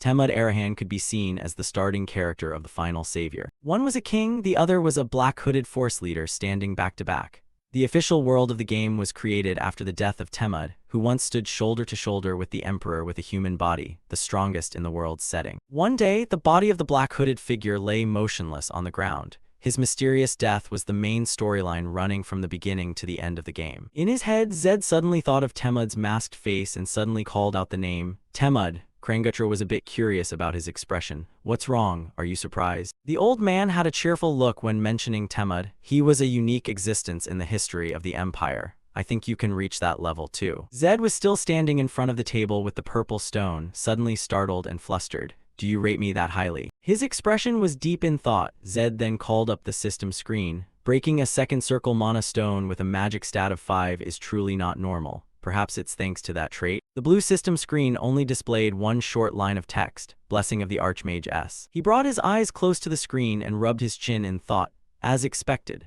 If it's the continuous type instead of an activated one, then I can understand why 0.5 circles managed to break a second circle mana stone. He searched his memory for the scene of defeating the giant Red Bull. Now that I think about it, it's a bit coincidental. Immunity to all toxins and the undead challenger are things I obtained in the game. And also, when Zed was a boxer, one punch could make an opponent's face crooked. The tenacious challenger and the noble soul of a champion must be traits applied through synchronization with this world. His gaze grew sharper, his expression was contemplative, leaving him speechless, but his thoughts were very deep. The more I think about it, the less it seems to have anything to do with me. I rarely played mage characters anyway. It seems this isn't just a trait that simply increases mana. Krangatra stood on this side and saw that look of his, then angrily scolded. Hey, you brat, do you dare to think about nonsense when your master is speaking? Hearing that voice, Zed was startled. I'm sorry. But the old man was already annoyed, turning around and preparing to leave. Go, I wish you a safe trip tomorrow. Zed stood behind and bowed at a 90-degree angle, respectfully saying, Yes, thank you for today's lesson. The old man just turned and left without looking back. Lesson my foot, you must prepare yourself mentally from now on. I will be doing so too. When he heard that, the look on his face, which was bowed down, was also startled. Then he suddenly called out, Master. Krangatra heard that and was also surprised. What? The night had returned. The tall trees had lost all their leaves, leaving only dry, withered branches. Are you free tomorrow? Scene changed to a magnificent, large mansion with a gate made of high gold. The next day at the Arahan mansion. Inside that large mansion, two men were kneeling below someone sitting majestically on high. Zed glanced at the person next to him, who seemed to be trembling in fear. The illusion has been broken. He cannot show that state in front of the head of the house. Zenadin rested his chin on his hand, then looked sternly at the two. Do you know what the grave ceremony is? He was kneeling below, and when he heard the question, he answered quickly, Yes, sir. It is the certification ceremony to confirm the pureblood Arahan lineage. The person next to him was still trembling. That's right. The man sitting on high spoke down in a cold voice. Pitiful fool, Tunda, don't answer. I didn't ask you. He heard that and was terrified. Clear. Looking at Tunda's increasingly deteriorating complexion, he told himself, I need to end this quickly. Zenadin sitting on high just then paid attention to his side. He called him by name. Zed, tell me, what did you receive after the grave ceremony? And he was also careful with his words. Yes, I received the inheritance qualification and can wear the Arahan cloak. He suddenly remembered the black cloak that was in the red smoke and thought to himself, the Arahan cloak is a perfect magic tool. It is fireproof and can block most swords and arrows. Being able to wear the cloak means even more than becoming an heir. Zenadin's face appeared grumpy. He didn't seem happy and continued to speak, each word as cold as the depths of hell. The Arahan cloak is a family heirloom passed down from the founding head of the house, Lord Temud. Wearing that cloak means becoming an official member of the Arahan lineage. He looked down at the two kneeling below and decreed, "Therefore, you cannot bring bodyguards to the grave ceremony. Prove yourself worthy of wearing the Arahan cloak, and from then on, I will judge you by the same standards as the other brothers." Zed, upon hearing those words, had already understood the hidden meaning in his speech, an indirect warning that he would no longer ignore youthful mistakes. On the surface, he still answered calmly, "I will keep that in mind." Zenedin then spoke of the end. "It will be a difficult day. Now go." He also obeyed, "Yes." Immediately after, Zed stood up, preparing to leave, when he was distracted by Tunda, who was still trembling and sitting below. He was still kneeling there. He could only glance once and thought, "Poor thing." On high, he didn't say another word, but also watched down with a powerful gaze. Seeing him slowly carrying Tunda out near the door, Zenedin felt, "So that means he doesn't even consider Tunda a rival. What an interesting fellow." In the room, a black and red smoke suddenly appeared in the air, emitting a voice, "Head of the house." Kali suddenly appeared right beside him, placing one hand on his chest and carefully reporting, "We have discovered Grace's movements. Please give the order." Zenedin heard it and took a step back. "Do not send the Black Mirror army. I want to see how the youngest reacts." Kali's heard that and his eyes were suddenly startled. In that case, the youngest might not survive to return. He still tilted his head in confusion and whispered close to Zenedin, "Don't you care about the youngest?" The room suddenly became completely silent, with only a voice low enough to chill one's bones. "If the brat doesn't survive today, that is the full extent of the youngest's ability. We shall wait and see." Kali's heard that and could only obey. "I will follow the head of the house's orders." Before the Arahan mansion, soldiers of both sexes were fully assembled. Seeing Zed approach, Michael walked toward him. Done, he stood to attention and politely introduced himself to him. "I am Michael Kedden, the captain of the guard in charge of this escort. It is a great honor to serve you, young master." Zed stared at Michael for a while and thought to himself, the guards participating in the grave ceremony are all those who cannot manipulate mana. They are only enough to deal with third-rate mercenaries or, at worst, bandits. Distracted from his train of thought, he also respectfully introduced himself to him. "Yes, hello, I am Zed Arahan. I look forward to your support." Saying so, Zed seriously suggested to Michael, "This journey will surely not be easy. Let's get on the road quickly." He gave a short reply, "Yes, understood." At this moment, a crying sound drew their attention. Nearby, Tunda was hugging Grace tightly, sobbing, "Grace, I'm so scared." Grace was comforting him while using questioning to reassure him. "It's okay, the interrogation is over, right?" Seeing this scene, Zed couldn't help but sigh helplessly and wearily. Done, he rushed aggressively to where the other two were, loudly questioning Tunda. "Hey, aren't you going? Don't you see everyone waiting? You should be leading the escort." While speaking, Zed pulled Tunda's hands off Grace. Grace, seeing this, worriedly raised her voice to scold him. "What on earth are you doing?" Zed lowered his voice, seriously explaining to him, "Don't you see how many people are waiting because of the two of you? Aren't you ashamed of causing trouble? Climbing Mount Triman takes at least half a day. No matter how fast we are, the sun will set." Grace was indignant, like a mother hen protecting her chick. She quickly pulled Tunda far away from Zed, her high-pitched voice scolding him. "Do you think I don't know that? Besides, behaving like that in front of servants is truly not proper." Zed, without changing his expression, half-truthfully and half-sarcastically said, "Servants? They are not servants but employees officially hired by Arahan. Who would think you are the heir of Arahan?" Hearing the last sentence, both Tunda and Grace looked angry, preparing to start an argument, but Zed didn't spare them any face, turned away, and walked off, not forgetting to leave a reminder. "Enough. If you understand, then get up and get on the road right now." Grace had a grimace that looked ugly, cursing Zed in her heart. "That bastard. Let's see how long you can remain arrogant."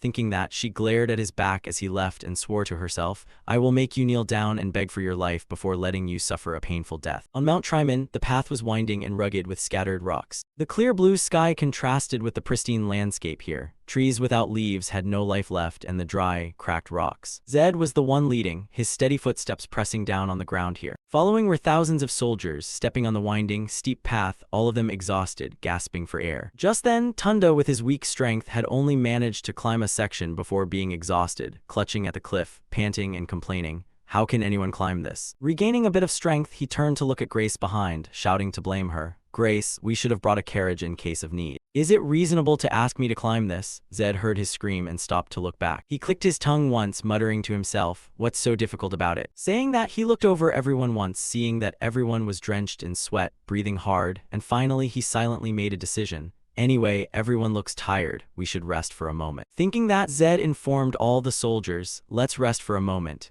Hearing him say that, everyone happily shouted in unison. Upon his command, the soldiers didn't hesitate anymore and immediately sat down on the ground. Michael casually asked with concern, "Are you okay, young master?" Zed looked at everyone around and answered lightly, "Yes, this much is nothing to me." Seeing that he really wasn't affected by this steep climb, Michael couldn't help but admire him. "That's amazing. Even I am just panting now. I didn't expect a mage to have such good physical strength. Even young Master Rondo couldn't do that." Catching the strange name he mentioned, Zed glanced back at him, then thought to himself, "Rondo, that name sounds familiar." After thinking for a while, Zed suddenly remembered a face. Rondo Arahan, the first son of the family and a mage character of Lays. Thinking this, he wondered curiously, "Now he is my rival. I don't know if he is about 25 years old now." The sky was clear and blue with white clouds floating. After a period of rest, Zed stood up and commanded Michael, "Captain of the guard, let's continue. Resting too much will make the body lazy." Hearing his words, he replied, "Yes, understood."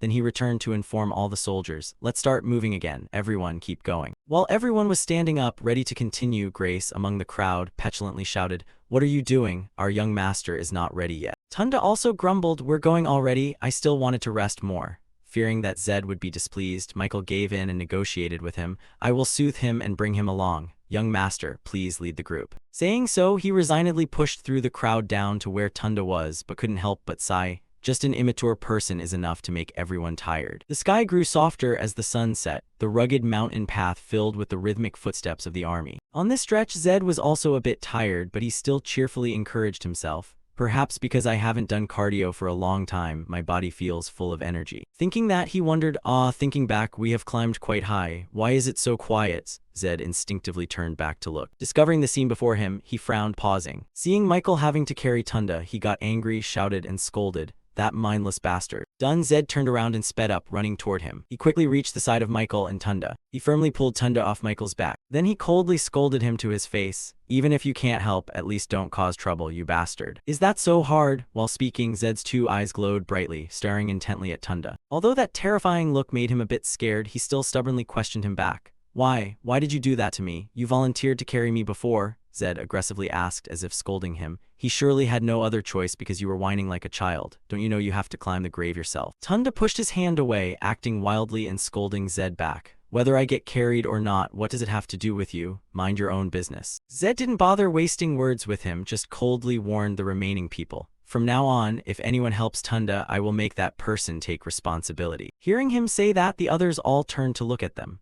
Zed spoke loudly again. "Climbing up to the grave by yourself is part of the certification ceremony. Anyone interfering will not be safe." Hearing this threat, Tunda was stunned, unconsciously shouting, "What?" Finishing, he went up to lead the way, setting a new rule for everyone. "From now on, we will step to the rhythm of the person leading. Anyone lagging behind will be left behind. Does everyone understand?" All the soldiers shouted in unison. "Yes, understood," and quickly followed Zed, leaving Tunda and Grace behind in anger. Reaching the peak of Mount Triman was when the sun was about to set. Everyone was exhausted. Some lay sprawled on the ground, others stood catching their breath, complaining. "Finally reached the top. I thought I was going to die of exhaustion. We really climbed up surprisingly fast." The female army also followed to the place. Zed calmly stood with his arms crossed, watching Ryu and the soldiers resting, smiling faintly. The sky was turning dusk. The head butler worriedly whispered, "Young Master Tunda is too slow."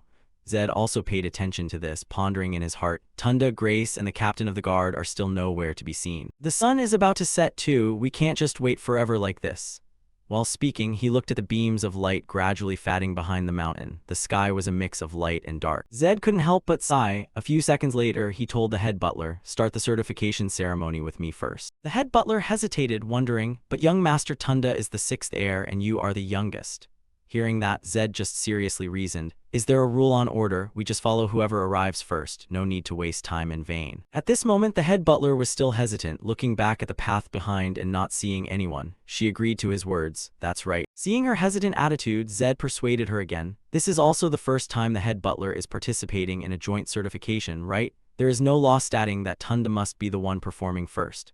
Finally, the head butler didn't know what to say, forced to accept. "I understand. Follow me." The Arahan tomb was located in a dark cave that was hard for anyone to see right away. The head butler pointed to the cave entrance, seriously and carefully warning him. "When you step inside, there will be a large altar. Inside, magic is forbidden and do not touch anything other than the altar." Finishing, she respectfully said, "Please enter."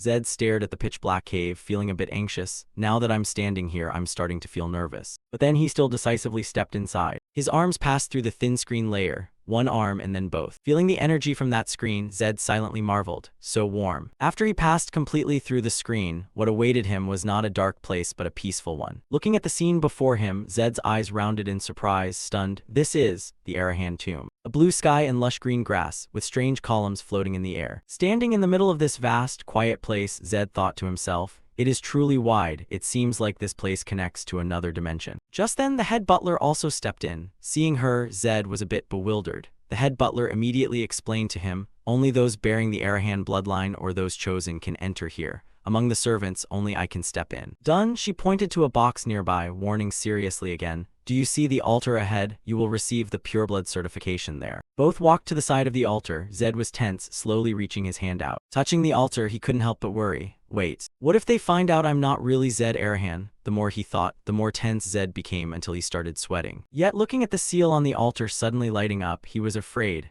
Anyway, this is Temud's tomb. That possibility is completely possible. Thinking that, he hazily remembered his true appearance and internally scared himself. What if it realizes the soul in this body comes from another world? Then what the hell would happen to me? Suddenly, thinking of this, Zed's whole body shivered slightly, his listless eyes glowing brightly. Zed worried, what if they find out that I am not really Zed Arahan, and this body contains the soul of someone from another world? He asked himself in horror, what the hell would happen to me? He looked at his two hands and muttered to himself, anyway, this body is still Arahan's. The head butler picked up a knife kept in a delicately carved wooden box. She said, make a cut on your palm with this dagger. When the blood flows out, place your hand on the altar. After the certification ritual, you will be awarded the cloak and family badge. She looked at Zed, who was stunned, and called out, young Master Zed. The head butler wondered, is there a problem? He answered immediately, no. She reassured him, you don't need to be afraid. The wound will heal immediately after the certification is done. Zed hesitated. It's not that. He asked, has there ever been a failed certification case? Huh, the head butler paused, wondering, what do you mean? Zed answered, I'm just curious what phenomenon occurs when the certification is successful. She thought to herself, right. Then the head butler answered, there will be light entering the altar. Zed smiled, yes, I understand. He pondered. He says it's simple, but for me right now, this is absolutely not a simple matter. He pondered, if the pureblood certification ritual fails, I will. Zed thought to himself, but since things have come this far, I can't run away anymore. He grabbed the blade and thought, forget it, I don't know anymore. Zed used the knife to make a cut on his palm, reassuring himself, everything will be okay eventually. He looked at his bleeding hand and exclaimed, truly miraculous. He thought, it doesn't hurt at all. At this moment, the chief butler nodded to signal him. Zed sighed. He placed his blood-soaked hand onto the stone slab. He lamented inwardly, I don't know. At this moment, a pale red light suddenly flashed on the slab along with complex patterns. The black stone slab suddenly shuddered. Zed's blood flowed inside and a voice echoed in his head. Finally, you have arrived. You have answered the call. Zed was startled and quickly pulled his hand away. The chief butler reminded him, young master, you must keep your hand there until the certification ritual concludes. Zed asked in shock, wait, didn't you hear that voice? She looked at him in confusion and then said, keep your hand there until it is finished. It will be over soon. Zed wondered, did the chief butler not hear it? She urged, young master, hurry up. Zed thought anxiously, this is going to drive me crazy. He placed his hand back onto the stone slab. The slab shook again and the strange sound echoed in Zed's head. I have waited a long time for you. He furrowed his brows and wondered, how do I communicate with this thing? First of all, in my mind, who are you? The voice answered immediately, I am the one who summoned you and also the origin of this world. Zed was inwardly shocked. Communication is working. He mused, but what did he just say? Summoned, origin of this world, don't tell me. Origin of this world, don't tell me, Zed asserted, you are Temud Arahan. He questioned, are you the one who summoned me? Among so many people, why me? Temud said, one who craves power, but does not let oneself be engulfed by the temptation of corruption. Zed questioned, what is your purpose in summoning me? Temud replied, there isn't enough time to explain everything. As you grow stronger, you will feel my existence more clearly. Zed said in a panic, no, you have to tell me the reason. Temud spoke, remember this, the one who answered the call, I will always be watching you. The stone slab radiated a faint light. Afterward, a brilliant golden light erupted powerfully. The chief butler muttered in astonishment, golden light. A moment later, the light gradually faded. The chief butler muttered in confusion, why is it golden light? It should have been red.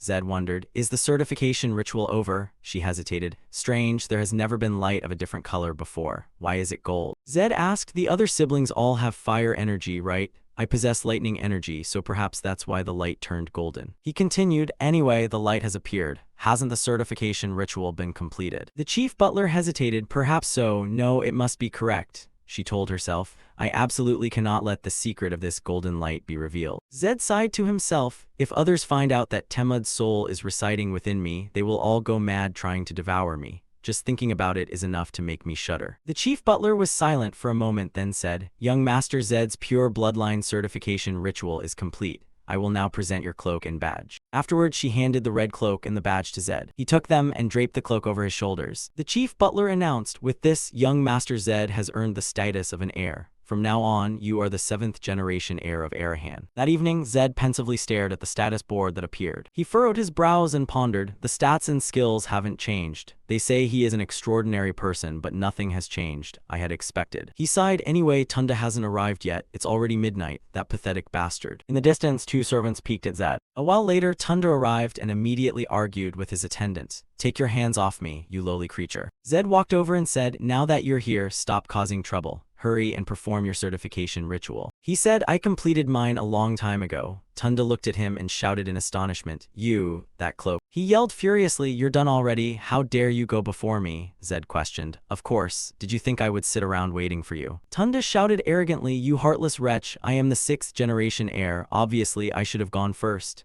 Zed retorted, talking about thinking, then you should have climbed faster. He threatened, if you make me any more annoyed, I will leave you behind. So shut your mouth and go perform your ritual. Tunda saw the chief butler standing in the distance and lashed out his anger at her, shouting loudly, how could you do this to me? Why was the youngest son allowed to perform the ritual first? A lowly chief butler daring to act on her own accord. She sighed and replied, yes, I will proceed with the certification ritual in my capacity as chief butler. She continued, and I must report everything that happened today to the household head without omitting anything.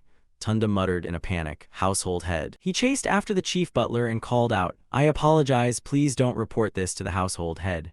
The chief butler said coldly, please enter quickly because this is a mountain, so the temperature will continue to drop. Zed watched them walk inside in silence. Michael walked up and bowed to Zed. My apologies, 7th heir, I have something to tell you. Please come over here for a moment. Not far away, Michael spoke. I felt a strange aura halfway up the mountain. Tryman Mountain is a place no one visits, but the thing that bothers me most is the reaction of the butler, Grace. She didn't show any reaction at all. A 6th-rank mage cannot possibly not feel what I just felt. Michael sighed. I think she deliberately pretended not to know. Zed asked, are you saying Grace has other schemes? He replied immediately, yes, that's right. He reassured him, you don't need to worry about that. Michael exclaimed in surprise, what? I heard you and the 6th heir don't get along. He asked in a panic, don't tell me, you already knew. Zed nodded, yes, anyway I intended to tell the captain of the guard. He remembered Grace's sinister face and spoke, there will be an ambush on the way down the mountain. Zed continued, prepare for the attack.